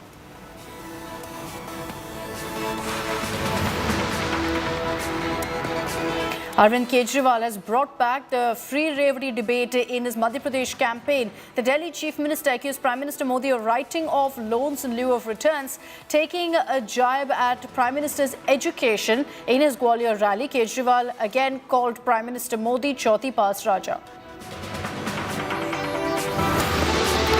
Gujarat High Court dismissed a bail petition filed by activist Teesta Setalvad. This is in connection with the alleged fabrication of evidence and tutoring of witnesses in cases related to the 2002 Gujarat riots case. Teesta has been asked to surrender immediately. She approached the Supreme Court, who referred the case to a larger bench. India's javelin ace Neeraj Chopra won the men's javelin throw title at the Lausanne leg of the prestigious Diamond League series with a throw of 87.66 meters. Takes the lead, so it's going to be Chopra, Weber. A video of a brutal murder has gone viral. This incident took place in Delhi cantonment area of southwest Delhi. Two men can be seen repeatedly stabbing a person. Both assailants have been arrested by the police. Personal enmity is the reason behind this horrifying daylight murder. Due to the heavy rains in Gujarat's Dang, Ambika River is overflowing. The Met Department issued an alert saying overflow is likely to result in inundation. Navsari district also witnessed heavy rainfall leading to waterlogging. And with that, I'm slipping into a short break here on India Today. We'll be right back with lots more news and updates.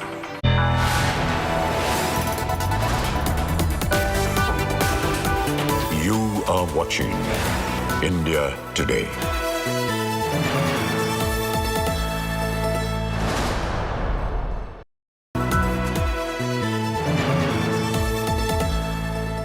The India Today group is pleased to announce the launch of a brand new online portal for our Best Colleges survey, featuring 6 years of ranking data as well as a wealth of granular information on thousands of institutes of higher learning. Our interactive portal offers easy access, analysis and guidance to our Best Colleges of India survey results for over 2,000 colleges across 14 streams. We invite everyone to visit our site, bestcolleges.indiatoday.in, and we wish aspiring students all the very best.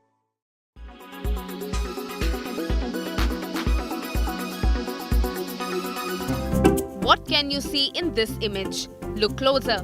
Yes, that green speck, that's a bag.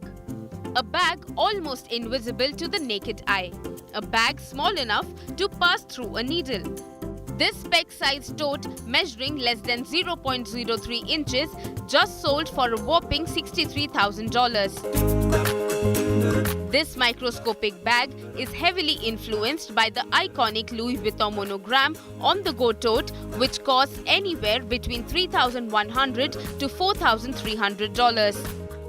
Made by New York-based art collective Mischief. This bag's auction was ironically held by Louis Vuitton menswear creative head Pharrell Williams' own auction house. The new Louis Vuitton menswear head is infamous for his bizarre fashion statements, debuting a stunning $1 million Louis Vuitton Speedy bag at a Paris show. The bright yellow millionaire bag is apparently completely handmade out of crocodile leather with hardware made of yellow gold and an LV padlock adorned with diamonds. Every bit of the bag is gold, like the zipper, the teeth on the zipper is gold, all the hardware, every rivet, this is gold. While one wonders what can fit in this bag, the message is clear. No price is high enough for a luxury bag. Bureau Report, India Today.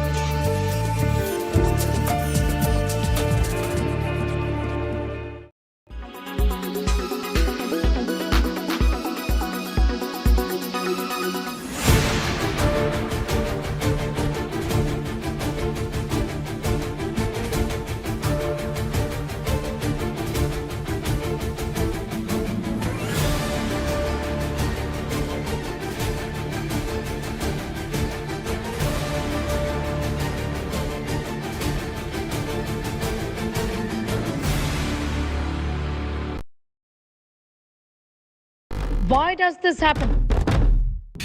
Let me tell you the science behind it.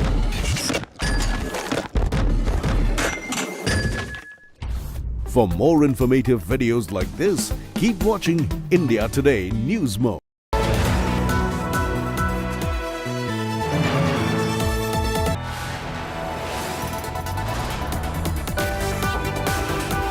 You are watching India Today.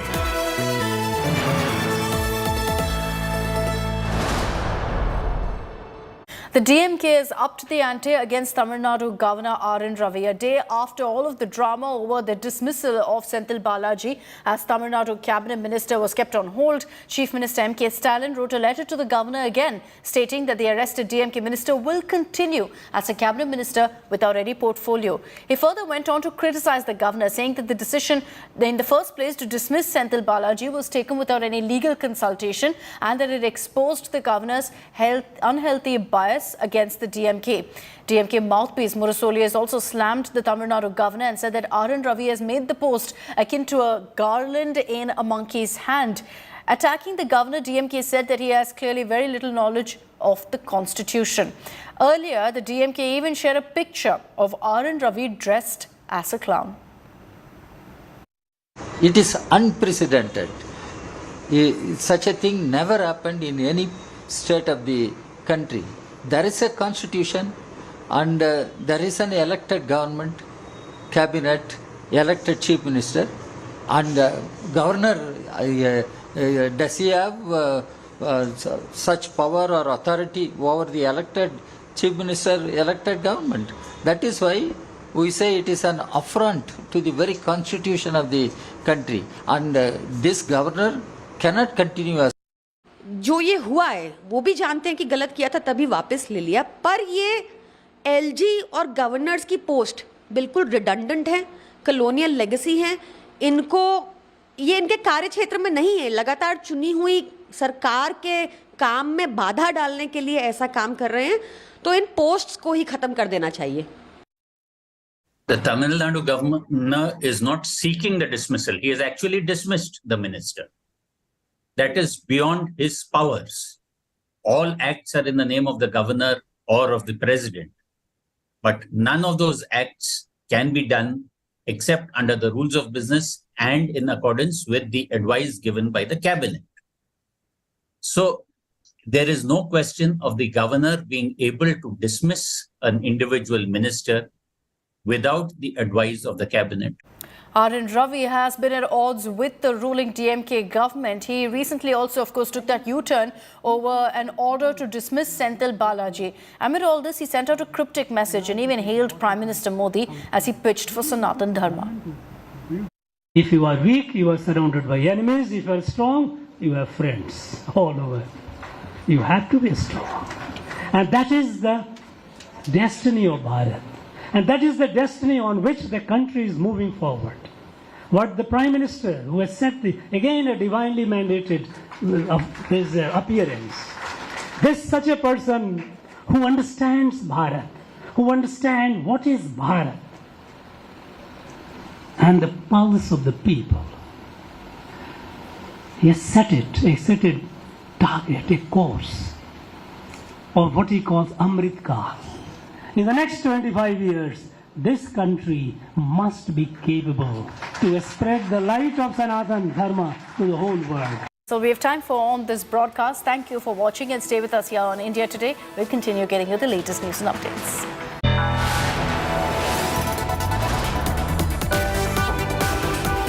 You are watching India Today.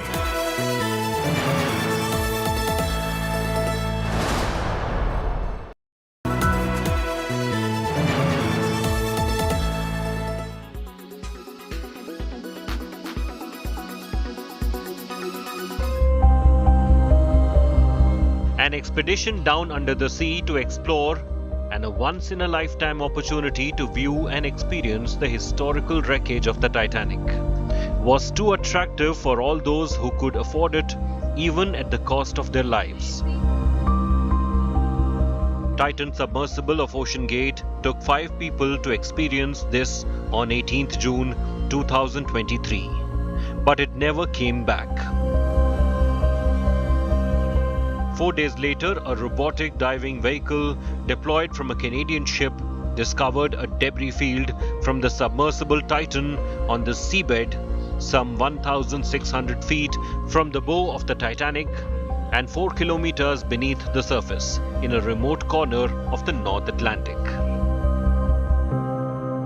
Pour plonger sur le Titanic, évidemment, on ne peut pas y aller en plongée normale avec des bouteilles. You cannot reach Titanic with just diving tanks. We go down there in a small submarine. We stay at the bottom for nearly 8 hours. The ascent lasts about as long. So a dive can last between 10 to 12 hours. During the descent, you talk a lot. You talk about what you're going to do, the objective of the dive. And when we did our first dive to the Titanic, we had a shock when we reached the wreck, because we arrived on the most beautiful part of the wreck, which is the foredeck, where you can see the anchor chains, the winches, which are still polished by the water, and the sediments that the water contains. The winches are made of bronze, so they are shiny. You can distinctly read that they were made in Glasgow. I always remember that because you can see it very well. And so we were quite shocked when we saw this, and for 10 minutes there was silence in the submarine. On est arrivé sur la plus belle partie de... Iconic French deep diver PH's love for the deep ocean and Titanic cost him his life in the last expedition of Titan submersible.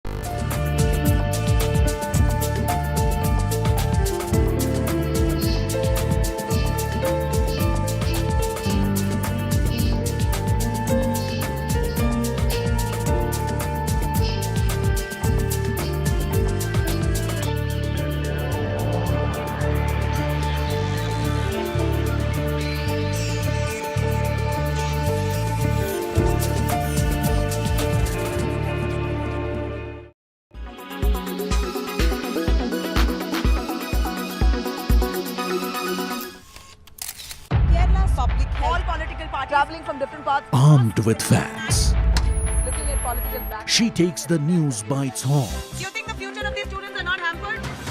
Fierce, bold, and direct, setting the tone for the biggest stories from every corner and every angle.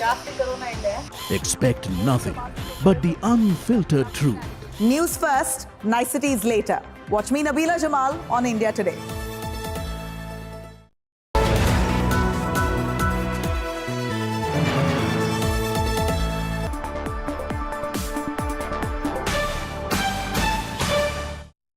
Hello and welcome to the Business Today show. I'm Udayan Mukherjee.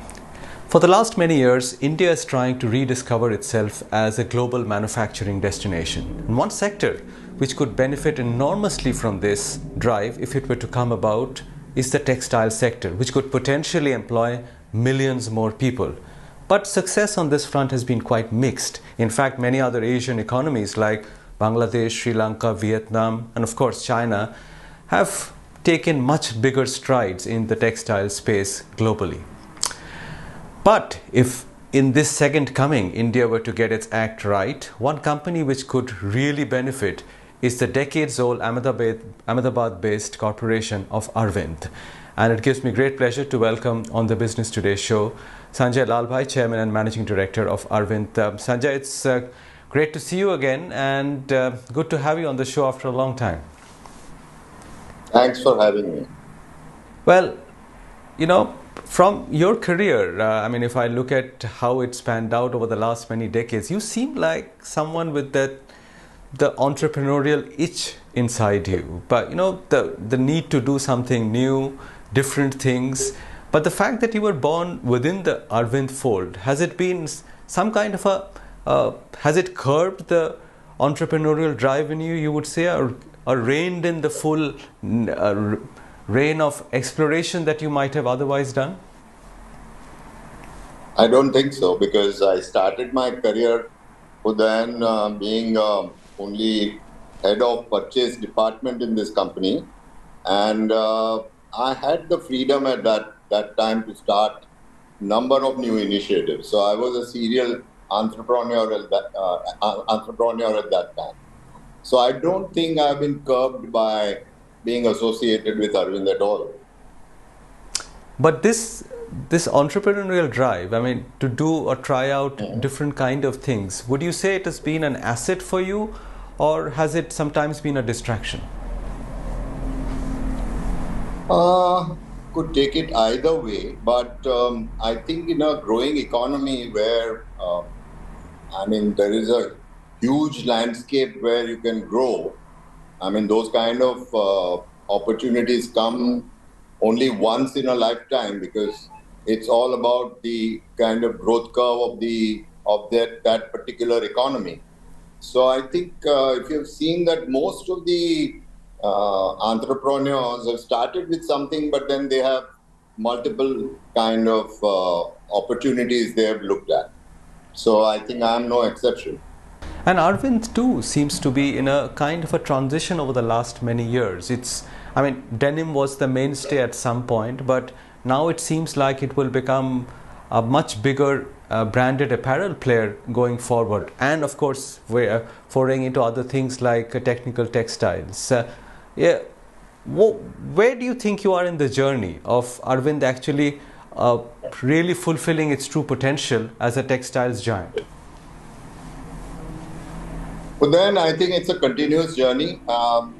I think that, a couple of years back before COVID, we did spin off all the businesses separately. So the brands business is housed in Arvind Brands Limited. Arvind's and the real estate has been housed in Arvind Smart Spaces Limited. And we have an engineering company called Anu, which was a subsidiary of Arvind, which has been spun off. And Arvind Limited is the textile part of the entire business now. So we have 4 listed companies. All of them are growing very well, and we have quite a few growth opportunities within this portfolio. And this transition is not just in terms of restructuring of the companies or realignment of product lines. It's also that, after many decades, it seems like sooner or later there will be a change of guard. I mean, you would be handing over the business to your 2 sons, Puneet and Kulind. Where is that now? Because they've been entrenched in the fold for some time now. But how do you see this transition playing out over the next few years? Oh, the transition has already taken place. I have handed over the reins of management to both of them. So Kulin is running Arvind's Fashion Limited and Arvind Smart Spaces, and Puneet is running Arvind Limited and Anu. So very clearly between the 2 of them, they are looking at all the 4 listed companies. What's your role in the company now?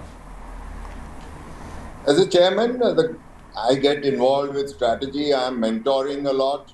I keep on doing innovation, so looking at technology and innovation. And then my passion is I'm building one of the unique indigo museum, which encompasses a very large kind of product category. So I embrace artists, sculptors, artisans, a whole lot of creative people have possibility of expressing themselves in this new initiative, which I'm personally heading.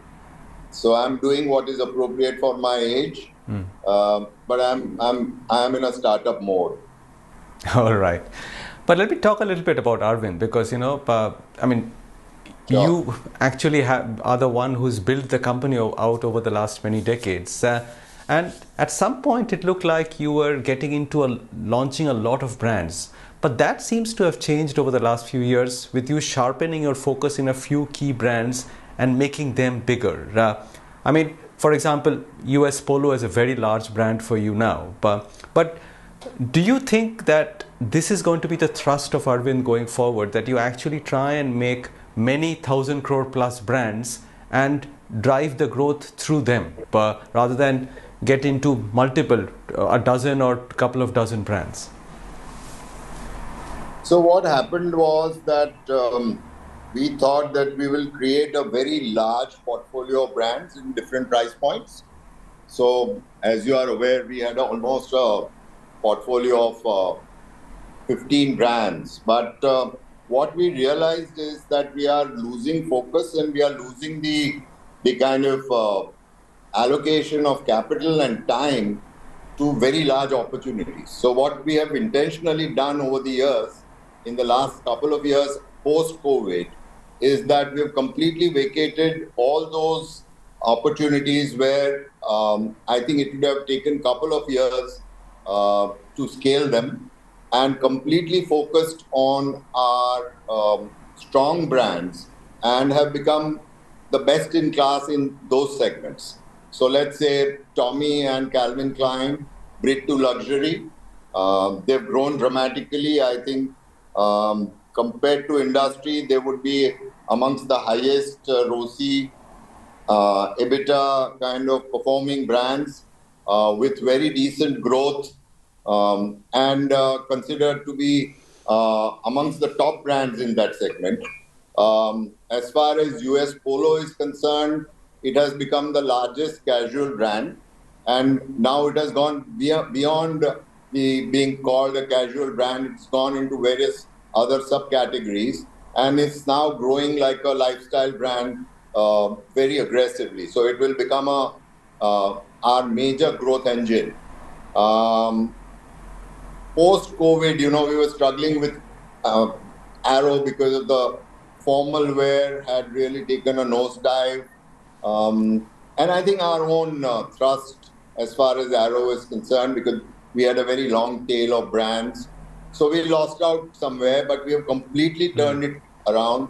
Hrithik Roshan is our brand ambassador, completely new brand identity. The VM and the look and feel of the stores is very, very good. We have started catering to the younger crowd, and we are in a single digit EBITDA now, and very soon I think we will get into the double digit EBITDA as far as Arrow is concerned. So it's been completely rejigged, re-energized brand as far as Arrow is concerned. And Flying Machine, as you know, was mainly online platform. We have completely again rejigged that. We are now doing an omni strategy. So we are opening many stores, physical stores, and all our stores are omni. So I mean, every store is like a warehouse from where we can ship in real time anything which is required. So again, a new identity as far as Flying Machine is concerned. We have completely, also the stores have been reimagined, and a very young and again aggressive brand we are building out. It has turned the corner. It is profitable, but the EBITDAs have a long way to go. So if you really look at a portfolio of these 5 brands, I think it has humongous opportunity. And as I was telling you that in US Polo, we have done a brand extension in shoes. So the sneakers is the largest, is #1 sneaker brand on the online platform, US Polo, with a turnover of 200 crores and growing at around 50-60%, or sometimes 100% if the things are going well. We have gone into undergarments. We have gone into children's garments, children's line as far as US Polo is concerned. So all these brands are going for their natural brand extensions.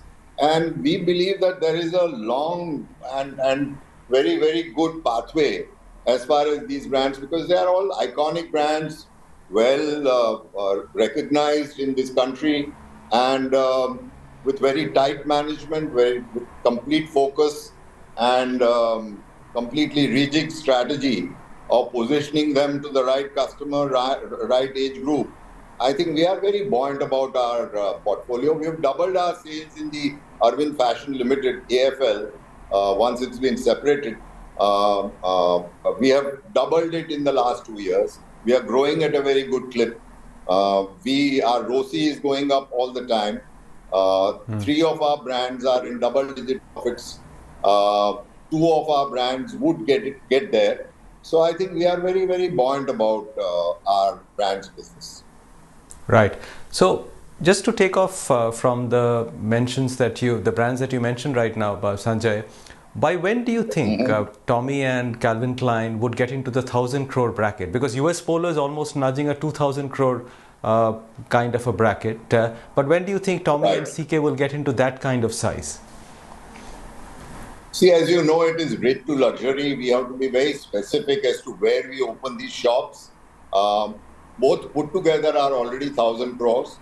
And I would say that they are growing at 10 to 15%. Again, to start new licenses or new categories, here we have, it's a joint venture partnership with PVH. So we have to, as a board, agree on the growth kind of trigger. And but it is growing very, very handsomely. And I personally feel that the luxury or bridge to luxury is doing extremely well. I think even the B and C category towns are becoming aspirational. And so I believe that with a little favorable kind of macro-economic situation, we should be doing extremely well. When would we hit it? I think, as you know, Udayan, that, the world is looking so uncertain. We have headwinds, but we continue doing well. I mean, so fingers crossed and growing at a good clip. But we are at 1,000 crores. So when you are saying, when will you be 2,000 crores? It's going to be a couple of years. Time for a quick break on the show, but we shall return with Sanjay Lalbhai in just a couple of minutes.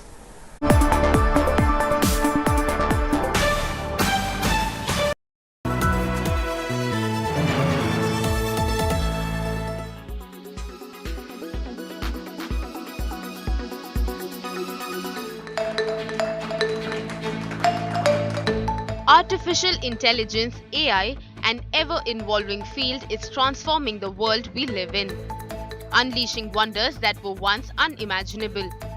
Now, artificial intelligence is transforming lives in Lucknow in the field of medical science. This is an ortho-robo performing a knee replacement surgery, all made possible courtesy AI. And this is a game changer in Uttar Pradesh, as this AI-powered robo will now perform more ortho procedure in Lucknow's Apollo Medics. This is a most advanced active robotic system. Active means कि हम इसमें surgical planning करते हैं और वो surgical planning surgeon अपने experience के हिसाब से पेशेंट की बॉडी के हिसाब से करता है, तब उस सॉफ्टवेयर को सेव करके और रोबोट में कनेक्ट कर दिया जाता है. So how does this work? All the information is fed into the robo and then it works on its own, performing the surgery directly. 0.1 millimetre तक एक्यूरेट होता है ये. और अगर आप मैनुअल सर्जरी और रोबोटिक सर्जरी की बात करें तो मैनुअल सर्जरी 70% एक्यूरेट, तो this is 95% accurate. From revolutionizing industries to enhancing everyday life, AI has proven to be a catalyst for progress and innovation. Bureau Report, India Today.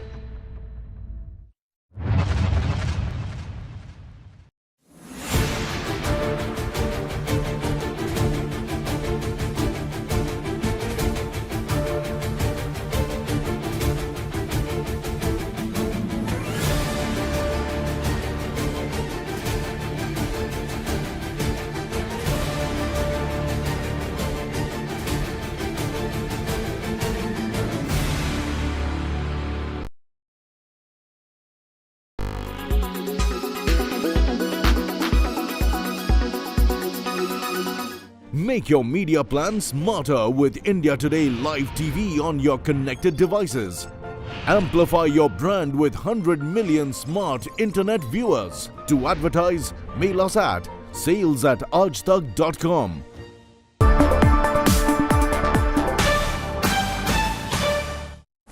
Welcome back. You're watching the Business Today show. I've been in conversation with Sanjay Lalbhai, Chairman and Managing Director of Arvind. How do you see Arvind compared to some of your peers like a Raymond or an Aditya Birla Fashion? I mean, you're not doing exactly the same thing, but your models are not dissimilar. How do you see the advantages and disadvantages relative to some of your large peers? Then, I mean, all these companies you've talked about are great companies with unique strengths. I think as Kumar Birla is trying to make it into a very large kind of play. He's acquired so many brands. He's exactly gone the other way. We have curtailed our portfolio. He's extended his portfolio. He has signed up so many iconic designers from India. He's signed up with international brands. He's got a retail format. So he's really expanding the kind of portfolio. So he's playing a very different kind of game. As far as Raymond is concerned, I think the occasion wear and the ceremonial space, I think they are almost like a monopoly, like they are the Xerox of the ceremonial space. And the ceremonial space is doing pretty well in India. I think people do spend for marriages and occasions. So they are in a sweet spot. I mean, again, Raymond has a whole portfolio very similar to ours. Like we have separated all these businesses, but they have an identical portfolio sitting within Raymond. So they have an engineering firm, we have an engineering firm, they have a real estate firm, we have a real estate firm, they have a brands portfolio, we have a brands portfolio. They are into from fiber to garment and servicing customers. So we also are in that. But they have a much larger B2C presence, and we are more a B2B company, with, of course, Arvind being the third most recognized brand after Raymond's and Sierra in the B2C space. So we are opening the Arvind shops, and we are selling fabrics and RMG under the brand Arvind. So that is also growing pretty fast. Our B2C business is almost 1,000 crores now and quite profitable. Where does all this leave the original business, Sanjay? Denim. That's where it all started. But now, it seems like it is no longer for a long time the mainstay of Arvind. Is it yesterday's story for you? See, the shirting and the gabardine, the casual wear and the formal wear space, other than denim, has become the largest business in Arvind today, because it's more complicated. There are too many SKUs. You require very small kind of yardages to service the customer. So it's a difficult business, and Arvind has perfected it over the years. So that is the fastest growing business in our fabric business.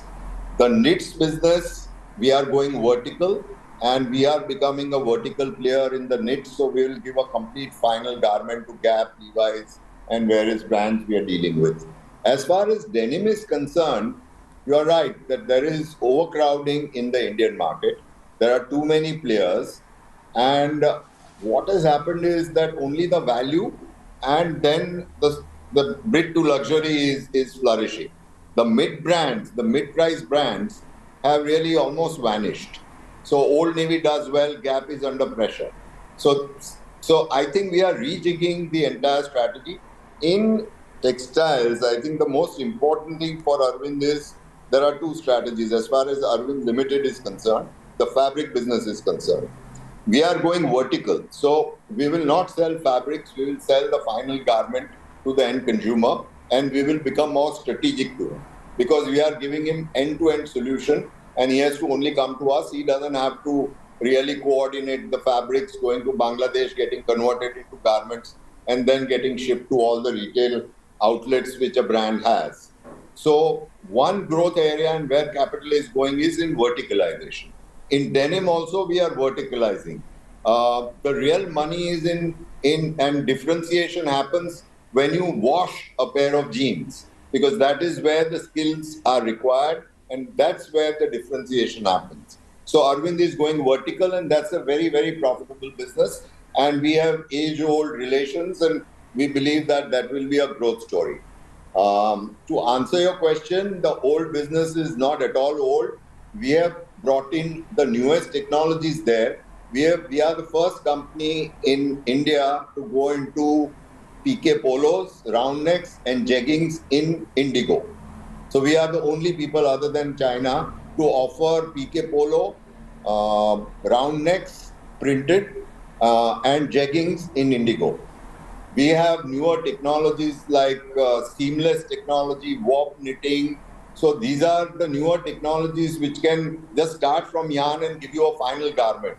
So we are building all capabilities to service just in time the online space, which requires very large width. They launch a lot of designs, and the designs which work, they want a replenishment in a week's time and not in 6 months' time. So Arvind is preparing a whole new strategy to service the new age business of online, which is instantaneous gratification, very small number of units per design, but very fast replenishment.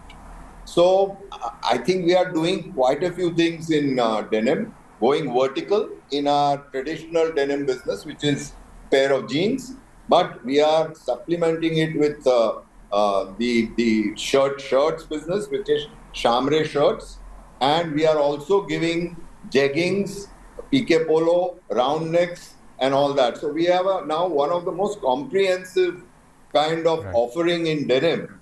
And we believe that these are enough growth engines to ensure that denim keeps on growing and at a fair clip and remains profitable. And we retain the pricing power which we have enjoyed over the years. Right. But finally, Sanjay, your growth will be also tied to the sector, of the growth of the textile sector in India. And there I come back to the original starting point, which is India's performance compared to some of the other neighboring countries like Bangladesh, Sri Lanka, even Vietnam. But why have they done so much better in that space compared to us? And can we get it right this time round? Absolutely. So I think it's a very valid question. I think historically, if you see that India has developed as a fabric destination and not garmenting. Garmenting is the one which connects it to the customer. So all the kind of customer connects are with Bangladesh or Vietnam or Turkey or Sri Lanka or Pakistan, and of course China.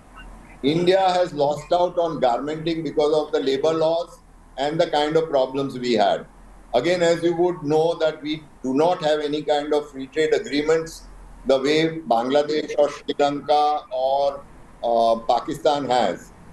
Turkey has a strategic advantage of being very close to European countries, so they can turn around their goods in a day or two or in a week's time.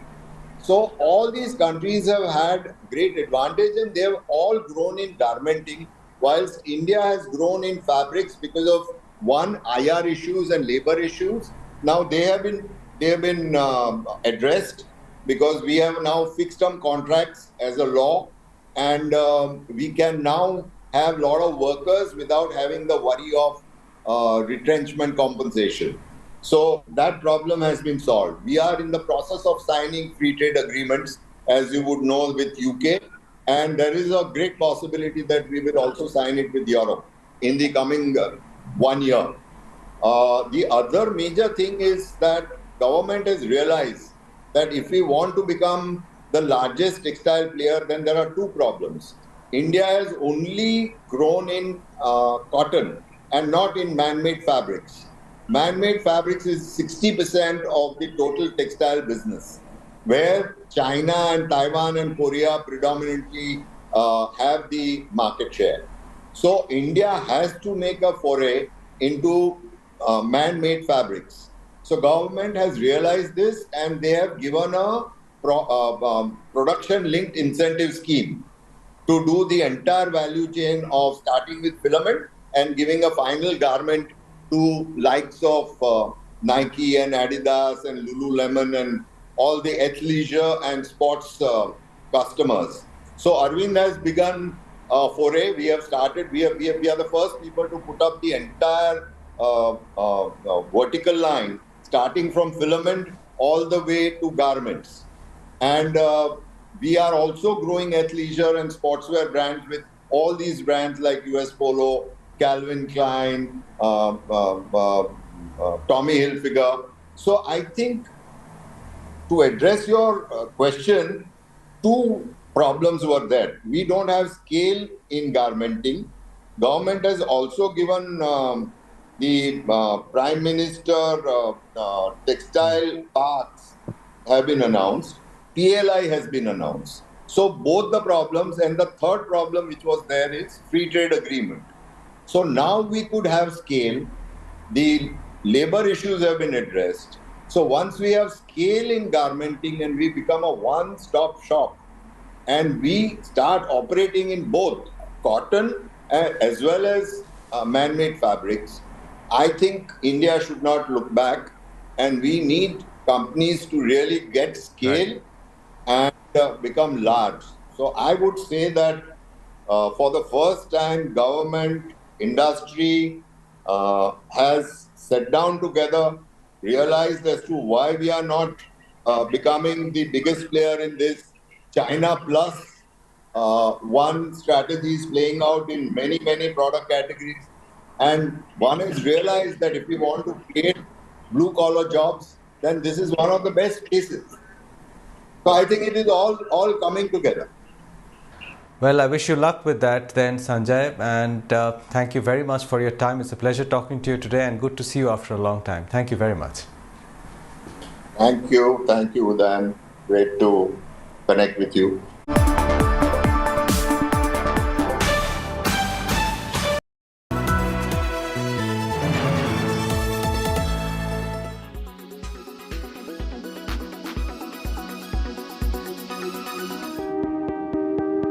The WHO has put the spotlight on fake sugars, but artificial sweeteners has only been an ever-growing market in India, and outside increase in cases of diabetes and the growing burden of obesity world over has ensured that people turn to alternatives. The demand for low-calorie food and beverages have contributed to the market's expansion in India. For example, sugar-free Zydus Wellness's artificial sweetener brand witnessed double-digit growth last year in the wake of the COVID-19 pandemic as consumers opted for a healthier lifestyle, shows data from 2021. The Indian artificial sweetener market is projected to reach a value of Indian rupee 12.23 billion by 2023, growing at a CAGR of 3.4% during the forecast period. Think about it. Stevia and other sweeteners are found in 1 million products. Colas, juices, chewing gum, chocolates, and everything that is being sold as sugar-free. It clearly has grown way beyond just tabletop sweeteners. In India, the artificial sweetener market has witnessed significant growth over the past decade. On a global scale, the market for artificial sweeteners has also experienced substantial growth. The global artificial sweetener market was valued at approximately $19 billion in 2020 and is expected to reach $28.9 billion by 2028.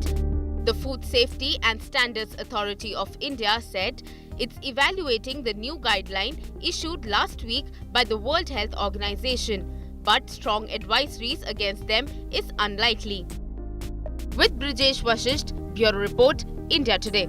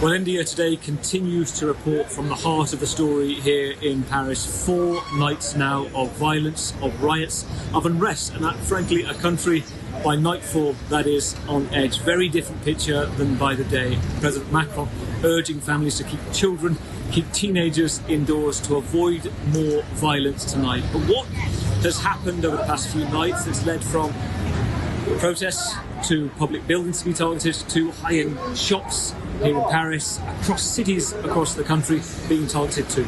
Well, here's a special report.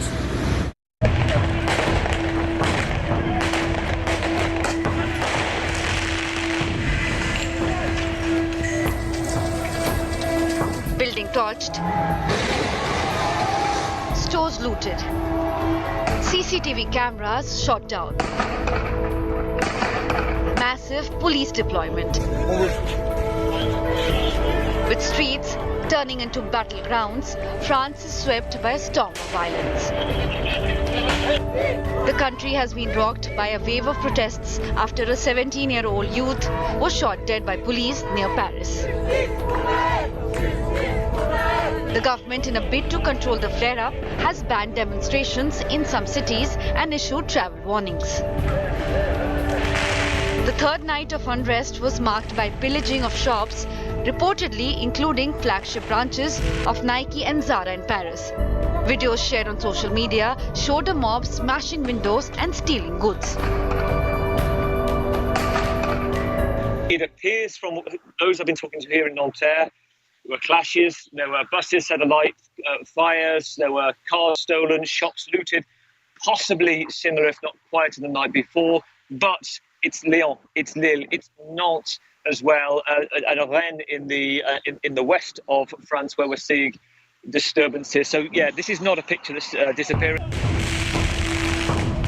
Successive nights of violence across France and its overseas territories have prompted French officials to launch a crackdown. More than 40,000 police officers have been mobilized to patrol cities across the country, and nearly 1,000 people have been arrested.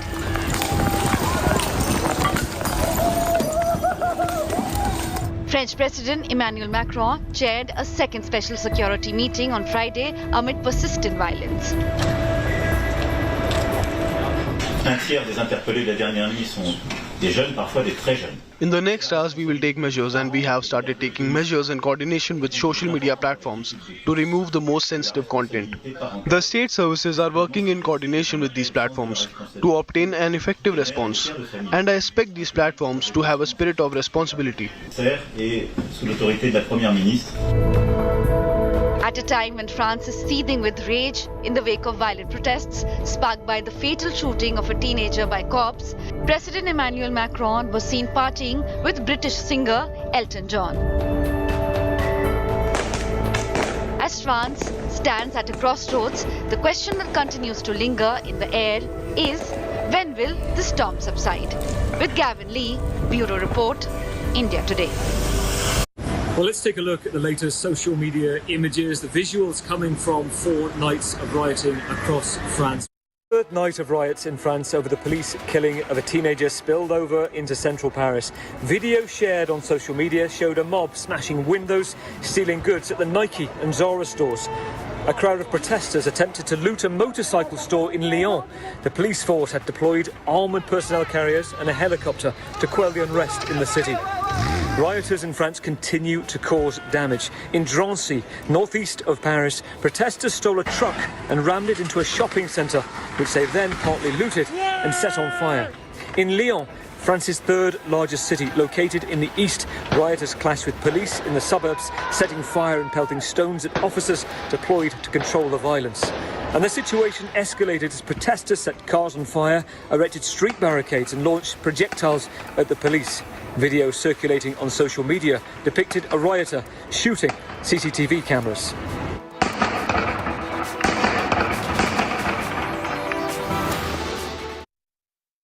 Well, this is central Paris, the day after the 4 nights before. And this, what we're seeing here, is, well, on all social media, many bits of footage that you'll have seen. The Nike store being looted overnight, thousands of people running through the streets of centre of Paris. and how quickly it's being put together. The workmen have already put the windows back in place. The store is closed for now, and it's not far from here where the Zara store was also targeted, and a number of others where clashes between police and the protesters were pretty ugly. The first time it arrived on this area last night, notice to say, we're informing you that it's closed until further notice.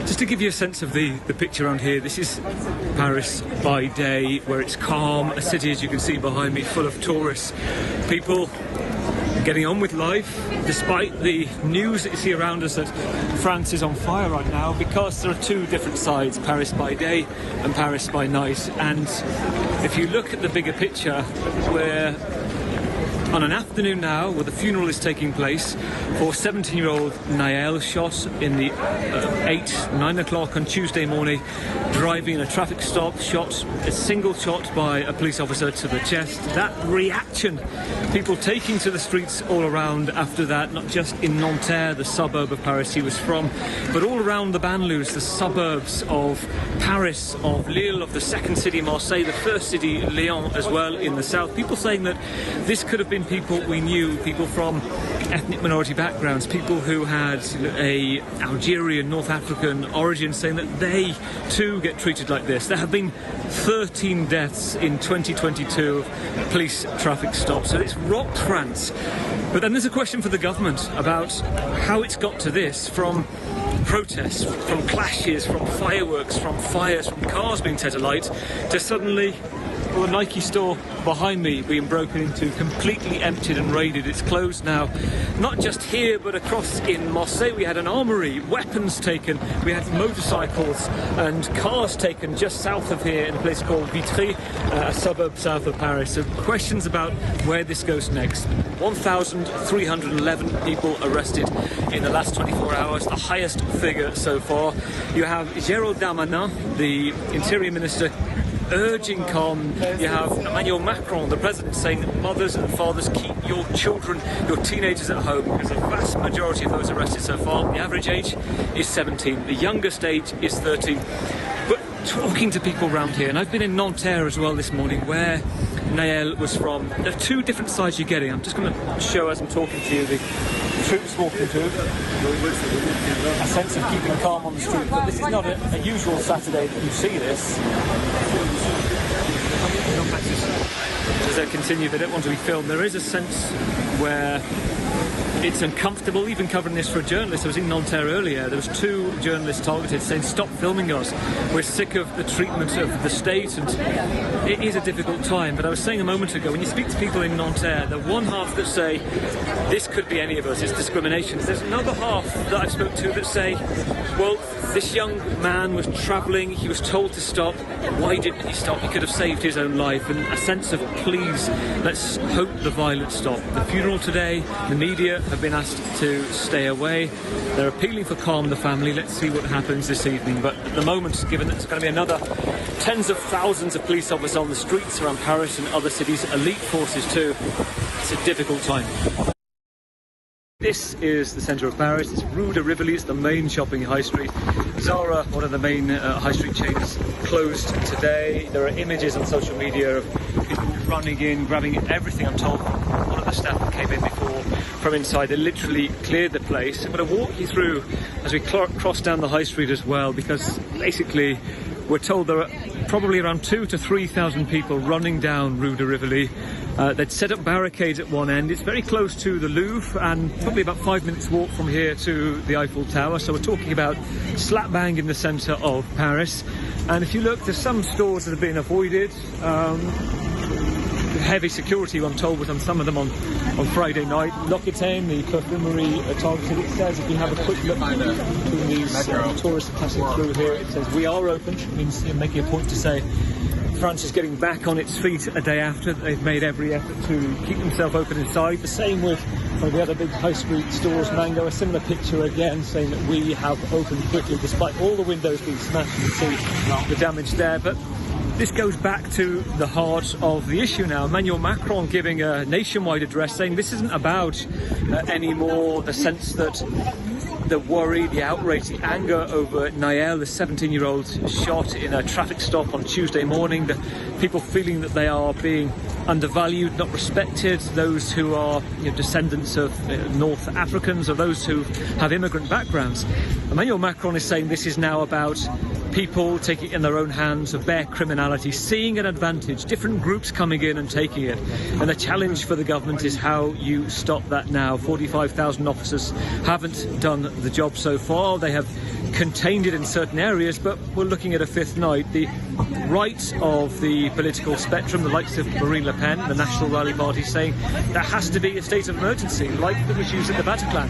Curfews across Paris, Lyon, Marseille, stop people going out at all after 9 o'clock. How do you control that, contain that? Also think about the economy and what that will do. Look around me at the moment. This is what they call the City of Lights. This is where people come to spend their money, tourists from all over the world, but to have a holiday of dreams here. So if that comes to an end, that's a big part of the commerce for Emmanuel Macron. Also, it gives the government nowhere else to go. How do you say, well, if you don't stop, we'll do this, when you're already at a point of no return? When you go back to 2005, the last riots under Jacques Chirac, president at the time, the state of emergency lasted for 3 months. Hopefully, Emmanuel Macron is saying, let's see what happens at the weekend. We've had the funeral today of 17-year-old Nael in Nanterre. Perhaps he's hoping, the government are hoping, it'll calm down by next week. The calm scenes of Paris and France by day is now a very different picture to what happens at nightfall. This lack of control now from the government, trying to work out what to do next. Pressure from right-wing politicians to say there needs to be an emergency state of order put in place. Only used 3 times in the last 60 years here in France. That being resisted so far, but the fear is there'll be another night of violence, a 5th night in a row this evening.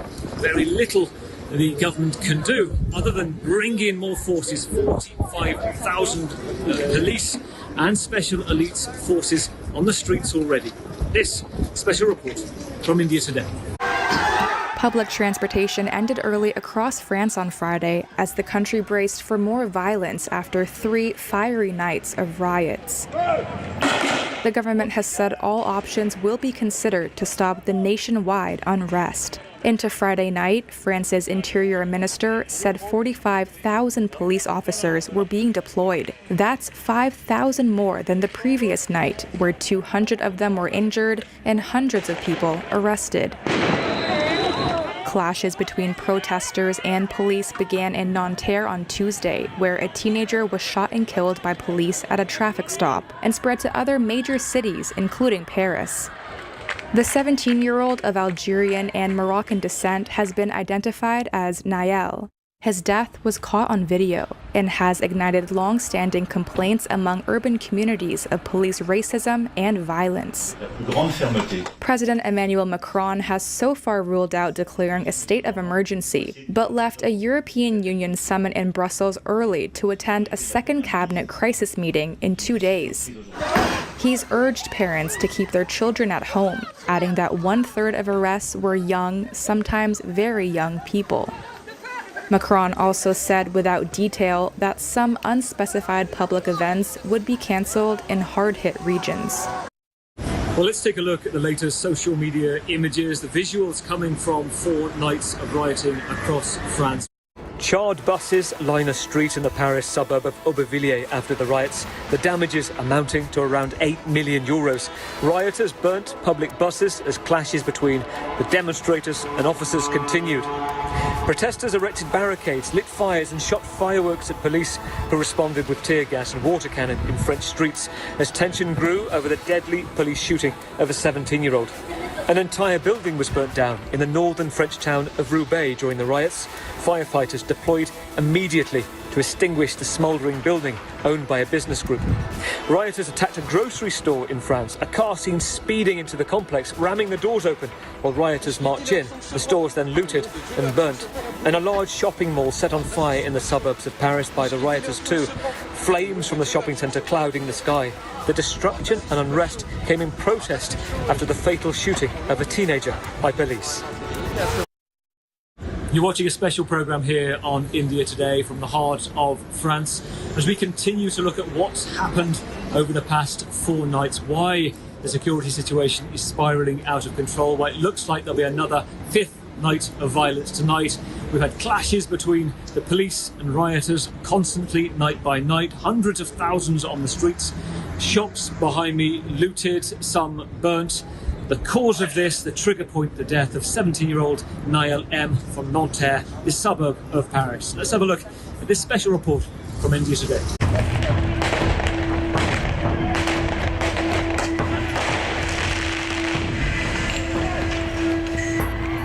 Crisis grips France as mass unrest continues. Building torched, stores looted, and over 600 arrested overnight. The killing of 17-year-old Nael M by a police officer has fueled riots across France. Nael's mother joined thousands-strong crowds demanding justice for teenager son shot by French police. Rioters burned down the largest public library in Marseille and facade of an Olympics aquatic training center in Paris. Ce petit Nael, ce qui a sauvé son honneur. I think our police are tired. Our police need training. Our police need more people. They are exhausted and it gets even more out of hand. And within this same police, there is racism. And we absolutely have to fight that. Tué par la police, ça va falloir le reconnaître. Meanwhile, government is looking at all possible solutions to restore peace in the country. These are in fact very violent individuals, notably very young, who are attacking our police stations, town halls, our public infrastructure, and I really would like to emphasize that these individuals are clearly not representative of the local residents who are just as shocked as we are, and the elected officials who are themselves being taken on by these violent individuals. French President Emmanuel Macron chaired a second special security meeting amid persistent violence. Un tiers des interpellés de la dernière nuit sont... In the next hours, we'll take measures. And we have started taking measures in coordination with social media platforms to remove the most sensitive content. The state services are working in coordination with these platforms to obtain an effective response. And I expect these platforms to have spirit of responsibility. The French president has appealed parents to keep teenagers at home and prevent them from joining the riots. Marseille has banned public demonstrations and stopped public transport as it struggles to quell the violence. Additional security forces are being deployed to contain the nationwide unrest in France. Bureau Report, India Today.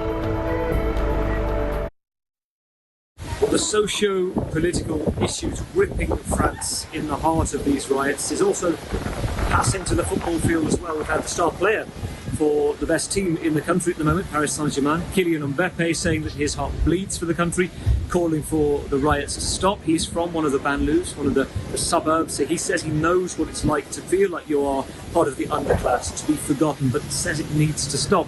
You've also had the head coach of the team, Christophe Galtier, arrested for allegedly making Islamophobic comments. Here's a special report from the Hot Team. Protesters have hit the streets in France. There's widespread arson and unrest as one of the modern democracies finds itself battling against racist discrimination. The matter goes beyond politics and it has reached the game of football.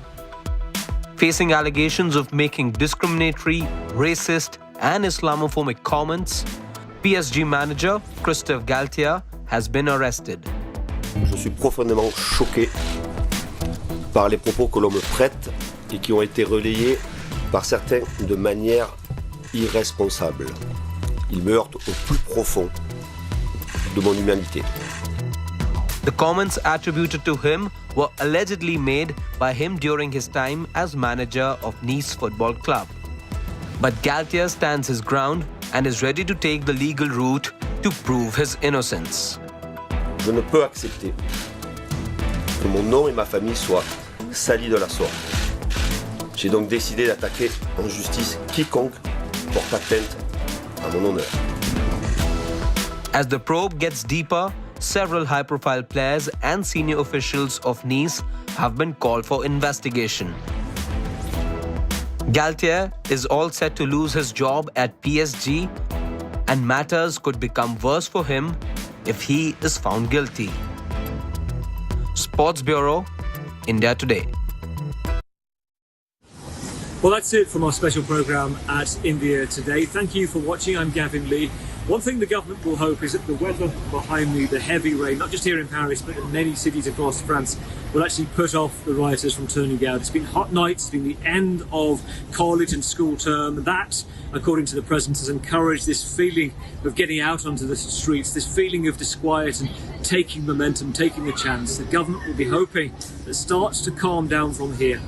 Being here with our team at India Today, it doesn't look like it. 45,000 police officers, elite forces back out onto the streets across the country tonight. Stay with us here on India Today. We'll keep you updated.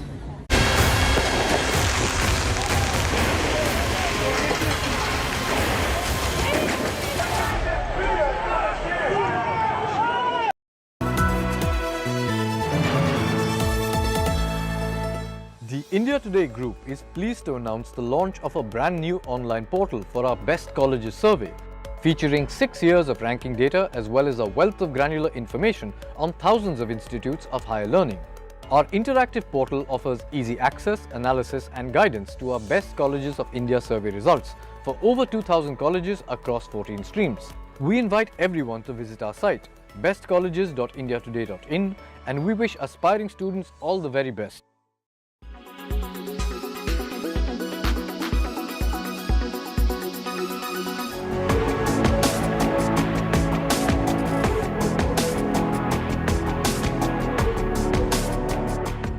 IIT Delhi tops the chart when it comes to best government engineering colleges in the country, while BITS Pilani is the topper for private engineering colleges. Among the top 50 institutions in the world for engineering and technology education as per the QS World University Rankings by subject 2023, IIT Delhi has kept its game razor sharp by finding the perfect sync between industry-oriented innovation and pure research fundamentals. Set up in 1961, IIT Delhi has always believed in inculcating a strong entrepreneurial mindset in its students and training them to think out of the box. This is what has enabled the institute to become an education brand known around the world, incubating the best minds and putting them out in time to harvest all technology-led revolutions of recent decades. Department of Architecture and Planning of IIT Roorkee retains its top position for architecture, and so does School of Planning and Architecture, New Delhi, at second post. Vijayawada SPA, however, moved a step forward to third position from number 4 in 2022. The Department of Architecture and Planning at IIT Roorkee was set up in 1956 and is one of the oldest to offer the Bachelor's of Architecture degree in the country. The department currently has 164 students doing Bachelor's of Architecture, 50 in the Master's program, and 117 students carrying out doctoral research. Backed by strong institutional support, a highly skilled faculty, and a student community known for their creativity, the entire ecosystem is now geared to adapt to the latest advances in technology.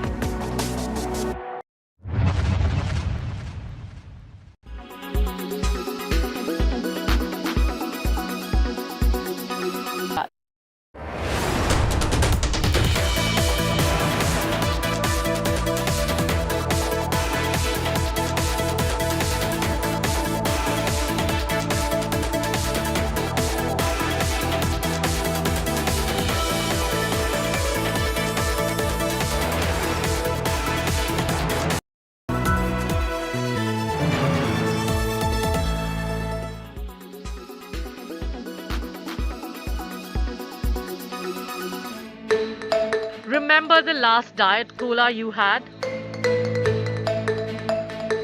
Or that nutrition bar you consumed? Both of them have something in common. It's an ingredient that poses a serious threat to your health. Aspartame. Aspartame is now seen as the worst artificial sweetener, but where do you escape it? It is most common non-sugar sweetener used in at least 5,000 products. Aspartame is also marketed as NutraSweet, Equal, Sugar Twin and Amino Sweet. The use of non-nutritive sweeteners such as aspartame as food additives has increased over the past 3 decades as a result of dietary recommendations with the blessings of the FDA. But now, the cancer research arm of the WHO is set to declare aspartame as possibly carcinogenic to humans. Recommendations on how much of the sweetener someone can safely consume will be issued by a different WHO body named the Joint WHO and Food and Agriculture Organization's Expert Committee on Food Additives.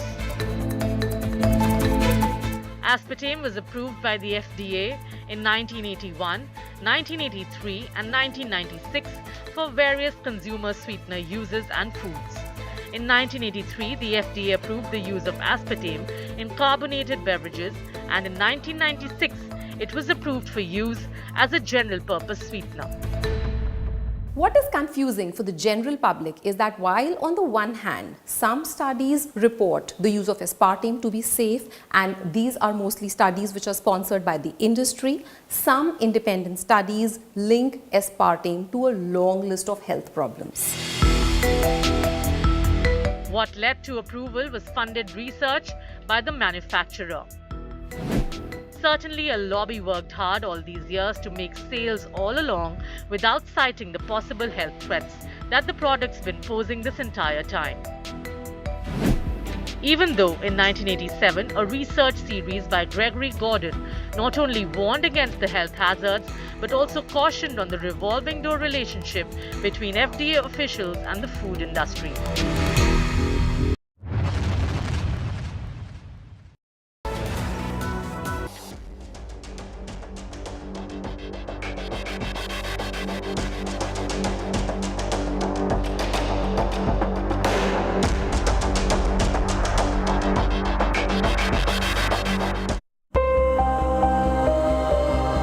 An expedition down under the sea to explore, and a once-in-a-lifetime opportunity to view and experience the historical wreckage of the Titanic, was too attractive for all those who could afford it, even at the cost of their lives.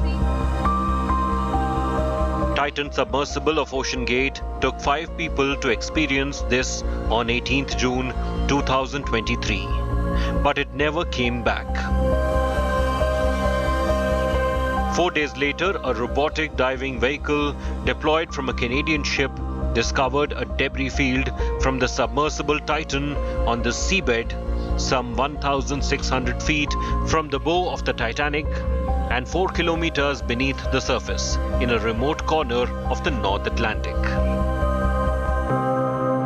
Pour plonger sur le Titanic, évidemment, on ne peut pas y aller en plongée normale avec des bouteilles. You cannot reach Titanic with just diving tanks. We go down there in a small submarine. We stay at the bottom for nearly 8 hours. The ascent lasts about as long. So a dive can last between 10 to 12 hours. During the descent, you talk a lot. You talk about what you're going to do, the objective of the dive, and when we did our first dive to the Titanic, we had a shock when we reached the wreck, because we arrived on the most beautiful part of the wreck, which is the foredeck, where you can see the anchor chains, the winches, which are still polished by the water, and the sediments that the water contains. The winches are made of bronze, so they are shiny. You can distinctly read that they were made in Glasgow. I always remember that because you can see it very well. And so we were quite shocked when we saw this, and for 10 minutes there was silence in the submarine. On est arrivé sur la plus belle partie de... Iconic French deep diver PH's love for the deep ocean and Titanic cost him his life in the last expedition of Titan submersible. And, to be, an explorer, in my opinion, that requires risk, because you're exploring places that maybe have never been seen before. And, there's a reason why they haven't been seen before, because it's risky. And I just, I know that, he was always aware of it, in terms of every time he went into any submersible, that there was risk. But I think he was always, comfort in terms of the risk he was taking, because he just loved this, part of his life so much.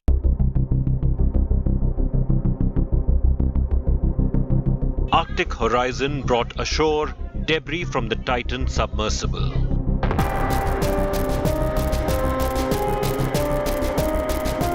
Days passed since the submersible descended into the ocean off the Canadian Newfoundland coast. It imploded around 13,000 feet underwater, close to the wreckage of the century-old submerged Titanic.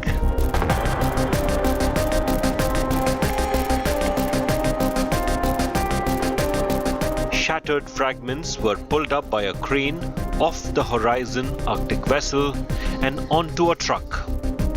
Video from the Canadian Broadcast Corporation showed what appeared to be the nose and other shattered fragments wrapped in white top of the submersible.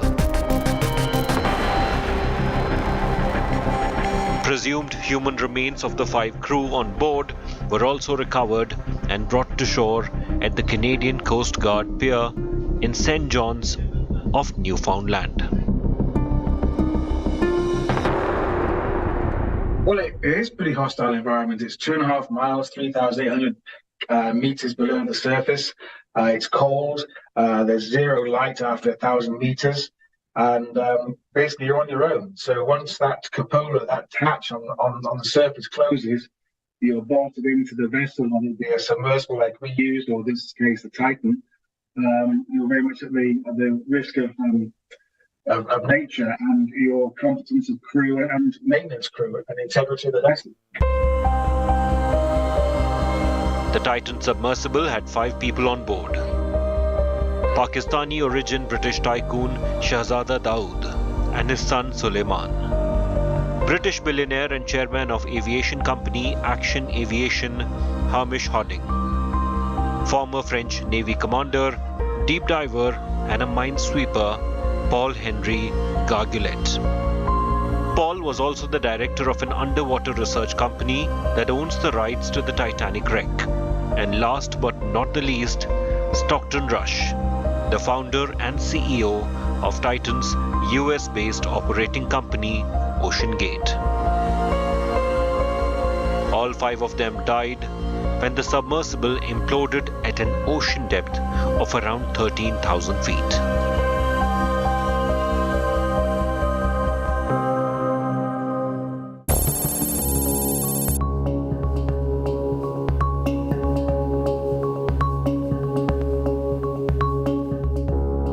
The submersible was all set to be merged with 5 passengers aboard.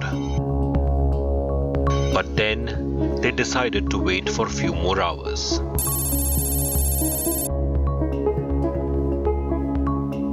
Titan submersible kicks off a 2-hour descent to the Titanic wreck, which lies at a depth of about 13,000 feet in the North Atlantic Ocean.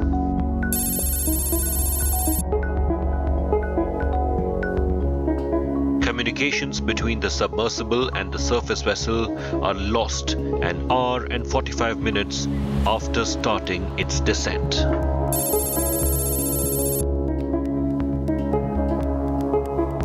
Submersible Titan fails to appear on the ocean surface at the time it was scheduled to return.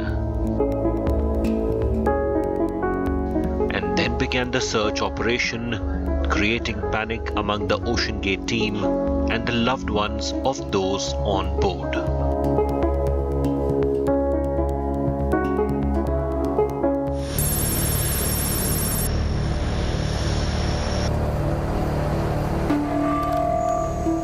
Honestly, it's finding a needle in a haystack. First, when you are above the surface, we can use GPS, we can use radar, we can use radio, there is nothing like that we can use below the sea, because simply put, the electromagnetic frequencies, the electromagnetic waves do not propagate far undersea. So you can only rely on acoustic sensors to try to communicate and be aware of your environment. 2 days passed by. A search covering 10,000 square miles or 26,000 square kilometers yielded no results. So I want to reiterate, this is a very complex search, and the unified team is working around the clock to bring all available assets and expertise to bear as quickly as possible in an effort to solve this very complex problem. And then a Canadian military surveillance aircraft detected underwater noises, and on 20th June, search for Titan submersible continued in a remote part of the North Atlantic. We've had one of the worst springs on record, the worst spring since 1943, which of course is bad enough being on land. It's absolutely terrible being 600 kilometers off our shores. We're talking, 12-foot waves, heavy fog, very difficult search and rescue conditions. The search continued despite all challenges.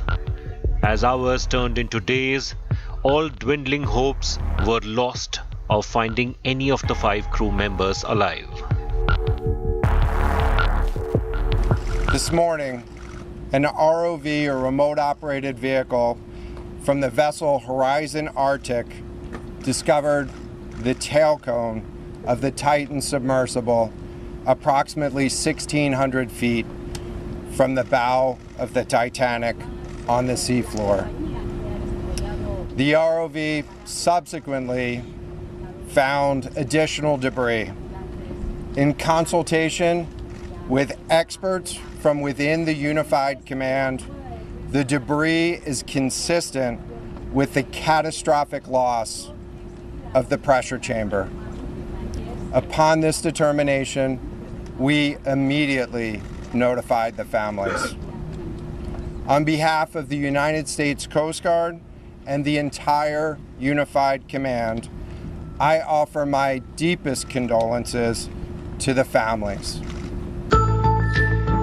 A renowned Titanic expert, a world record holding adventurer,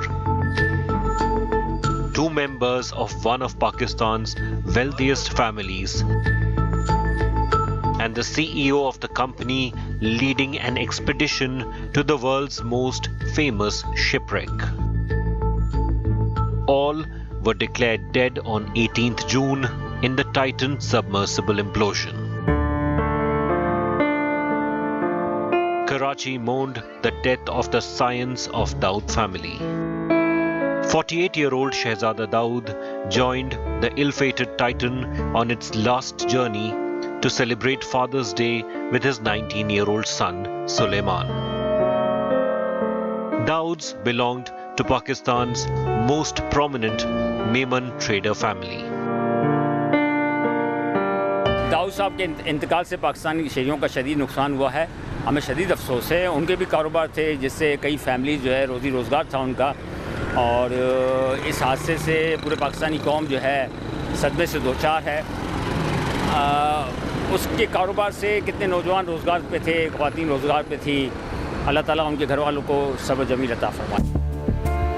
While Pakistan mourned its loss, friends remembered, experienced, trusted French deep-sea explorer PH, aka Paul Henri Nargeolet. I basically spent a month at sea each summer, working with him, seeing how he worked, seeing how professional he was, seeing how much he was respected, seeing how confident he was, seeing how cool-headed he was. He's just consummate professional, and aside from that, just very humble individual too. Hamish Harding was an adventurer with 3 Guinness World Records, including the longest duration at full ocean depth by a crewed vessel. In March 2021, he and ocean explorer Victor Vescovo dived to the lowest depth of the Mariana Trench. In June 2022, he went into space on Blue Origin's New Shepard rocket. Hamish he's through and through an explorer. I don't know how he came to come on board. All of a sudden, he just texted me and said, "I'm going to the Titanic." I'm used to Hamish doing elaborate expeditions. I mean, suddenly he's in space, suddenly he's at the South Pole, suddenly he's at the Mariana Trench. It does take quite a bit of preparation for these expeditions, but we sort of consider the Titanic to be one of the easier expeditions, as Hamish has already flown to space and he has already dove down to the Mariana Trench, which is an 8-hour dive to reach the bottom of planet Earth. This Instagram post by billionaire Hamish Harding is his last one. His enthusiasm for the deep dive remains immortalized as his last social post. Although Stockton Rush's background is in aerospace and technology, he founded OceanGate Inc. in 2009 to provide crewed submersibles for undersea researchers and explorers. Rush was the pilot of the Titan. That's the thing about Stockton. You know, he was a talented engineer. He was a very intelligent person. He was a passionate explorer, but mostly he was a keen risk manager. He was very well aware of the risks of operating at these deep depths, and he was very committed to safety.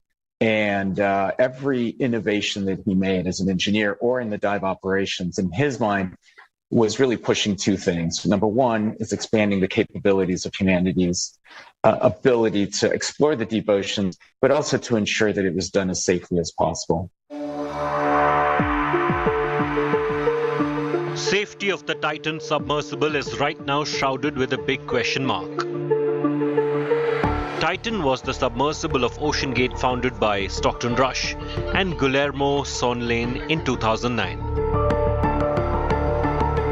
Since 2010, OceanGate has transported paying customers in leased commercial submersibles off the coast of California, in the Gulf of Mexico, and in the Atlantic Ocean.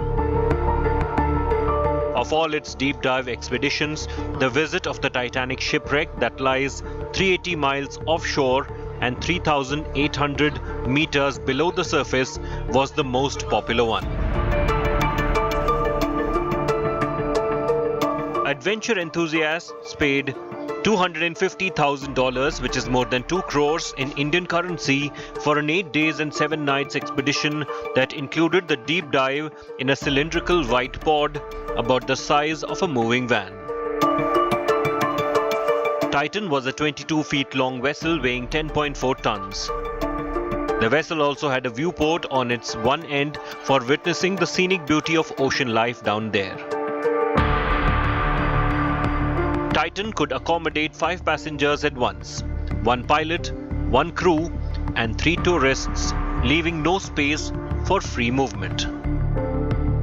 A modified Logitech F710 wireless controller was used to operate the vessel. For a long time, this structure and its operating functions were under scrutiny by the industry experts. The game controller, available on Amazon for a mere $20, was responsible for its maneuvering. Its experimental design included a carbon fiber hull as its material, which many believe was fundamentally flawed.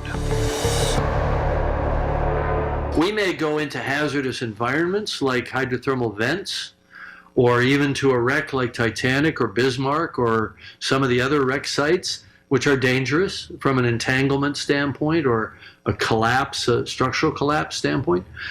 But you never worry about the vehicle, the platform that you're in, you know, and you certainly don't worry about implosion. There's never been an implosion of a vehicle with people in it. And so I think this I don't want to say it blindsided the community, because there was a lot of concern, and by the community I mean people who operate subs and build subs for a living. There was a lot of concern about this outfit and this sub. A lot of concern, even to the extent that I wasn't involved in it because I was making Avatar 2 at the time, but a lot of them got together and wrote a letter to OceanGate and said, you have to certify. You cannot take people down. It's irresponsible, and it could lead to catastrophe. Literally, the word catastrophe is in the letter. This criticism was a daily thorn on the side of this business for Stockton Rush. Expedition leader Rob McCallum repeatedly warned Rush about the possible catastrophe over emails around the time the Titanic expedition was being launched 5 years ago. March 2018, Rob McCallum wrote to Rush, "You are potentially putting an entire industry at risk." Days later, Rush replied, "I'm tired of industry players who try to use safety argument to stop innovation." McCallum, putting an end to the mail trail, wrote, "Ironically, in your race to Titanic, you are mirroring that famous catch cry, 'She is unsinkable.'" OceanGate carried on with the expeditions despite criticisms. It was the last dive in 2021 that was possible. It was scheduled for 6 a.m. but was delayed for 4 hours because the batteries did not charge. When we finally lowered into the water, there was a big bang, and the stabilizers on the right-hand side of the submersible became loose. Those are 2-meter-long pipes in different diameters and pushed one into the other, which were fitted subsequently to stabilize the submarine in the water. They became loose. German tourist Arthur Leubel was on the diving adventure to see the wreckage of the Titanic in 2021, with now dead Stockton Rush and Paul Ori Nargile on board. The feeling inside Titan can be nightmarish. It is about 2 meters long, 1.4 meter wide. 5 people are sitting inside close together. You must not be claustrophobic. Feet tangled. It is that tight. There are no seats. You sit on your back. You cannot crouch. You cannot stand. You sit the whole time. Our dive took about 10.5 hours. We were inside that capsule for 10.5 hours because of all the repairs that had to be done. It is very narrow. You must not be frightened. You must not be claustrophobic. Otherwise, you will not endure it. He isn't the only one. Mexican traveler YouTuber Alan Estrada rode the Titan submersible in 2022.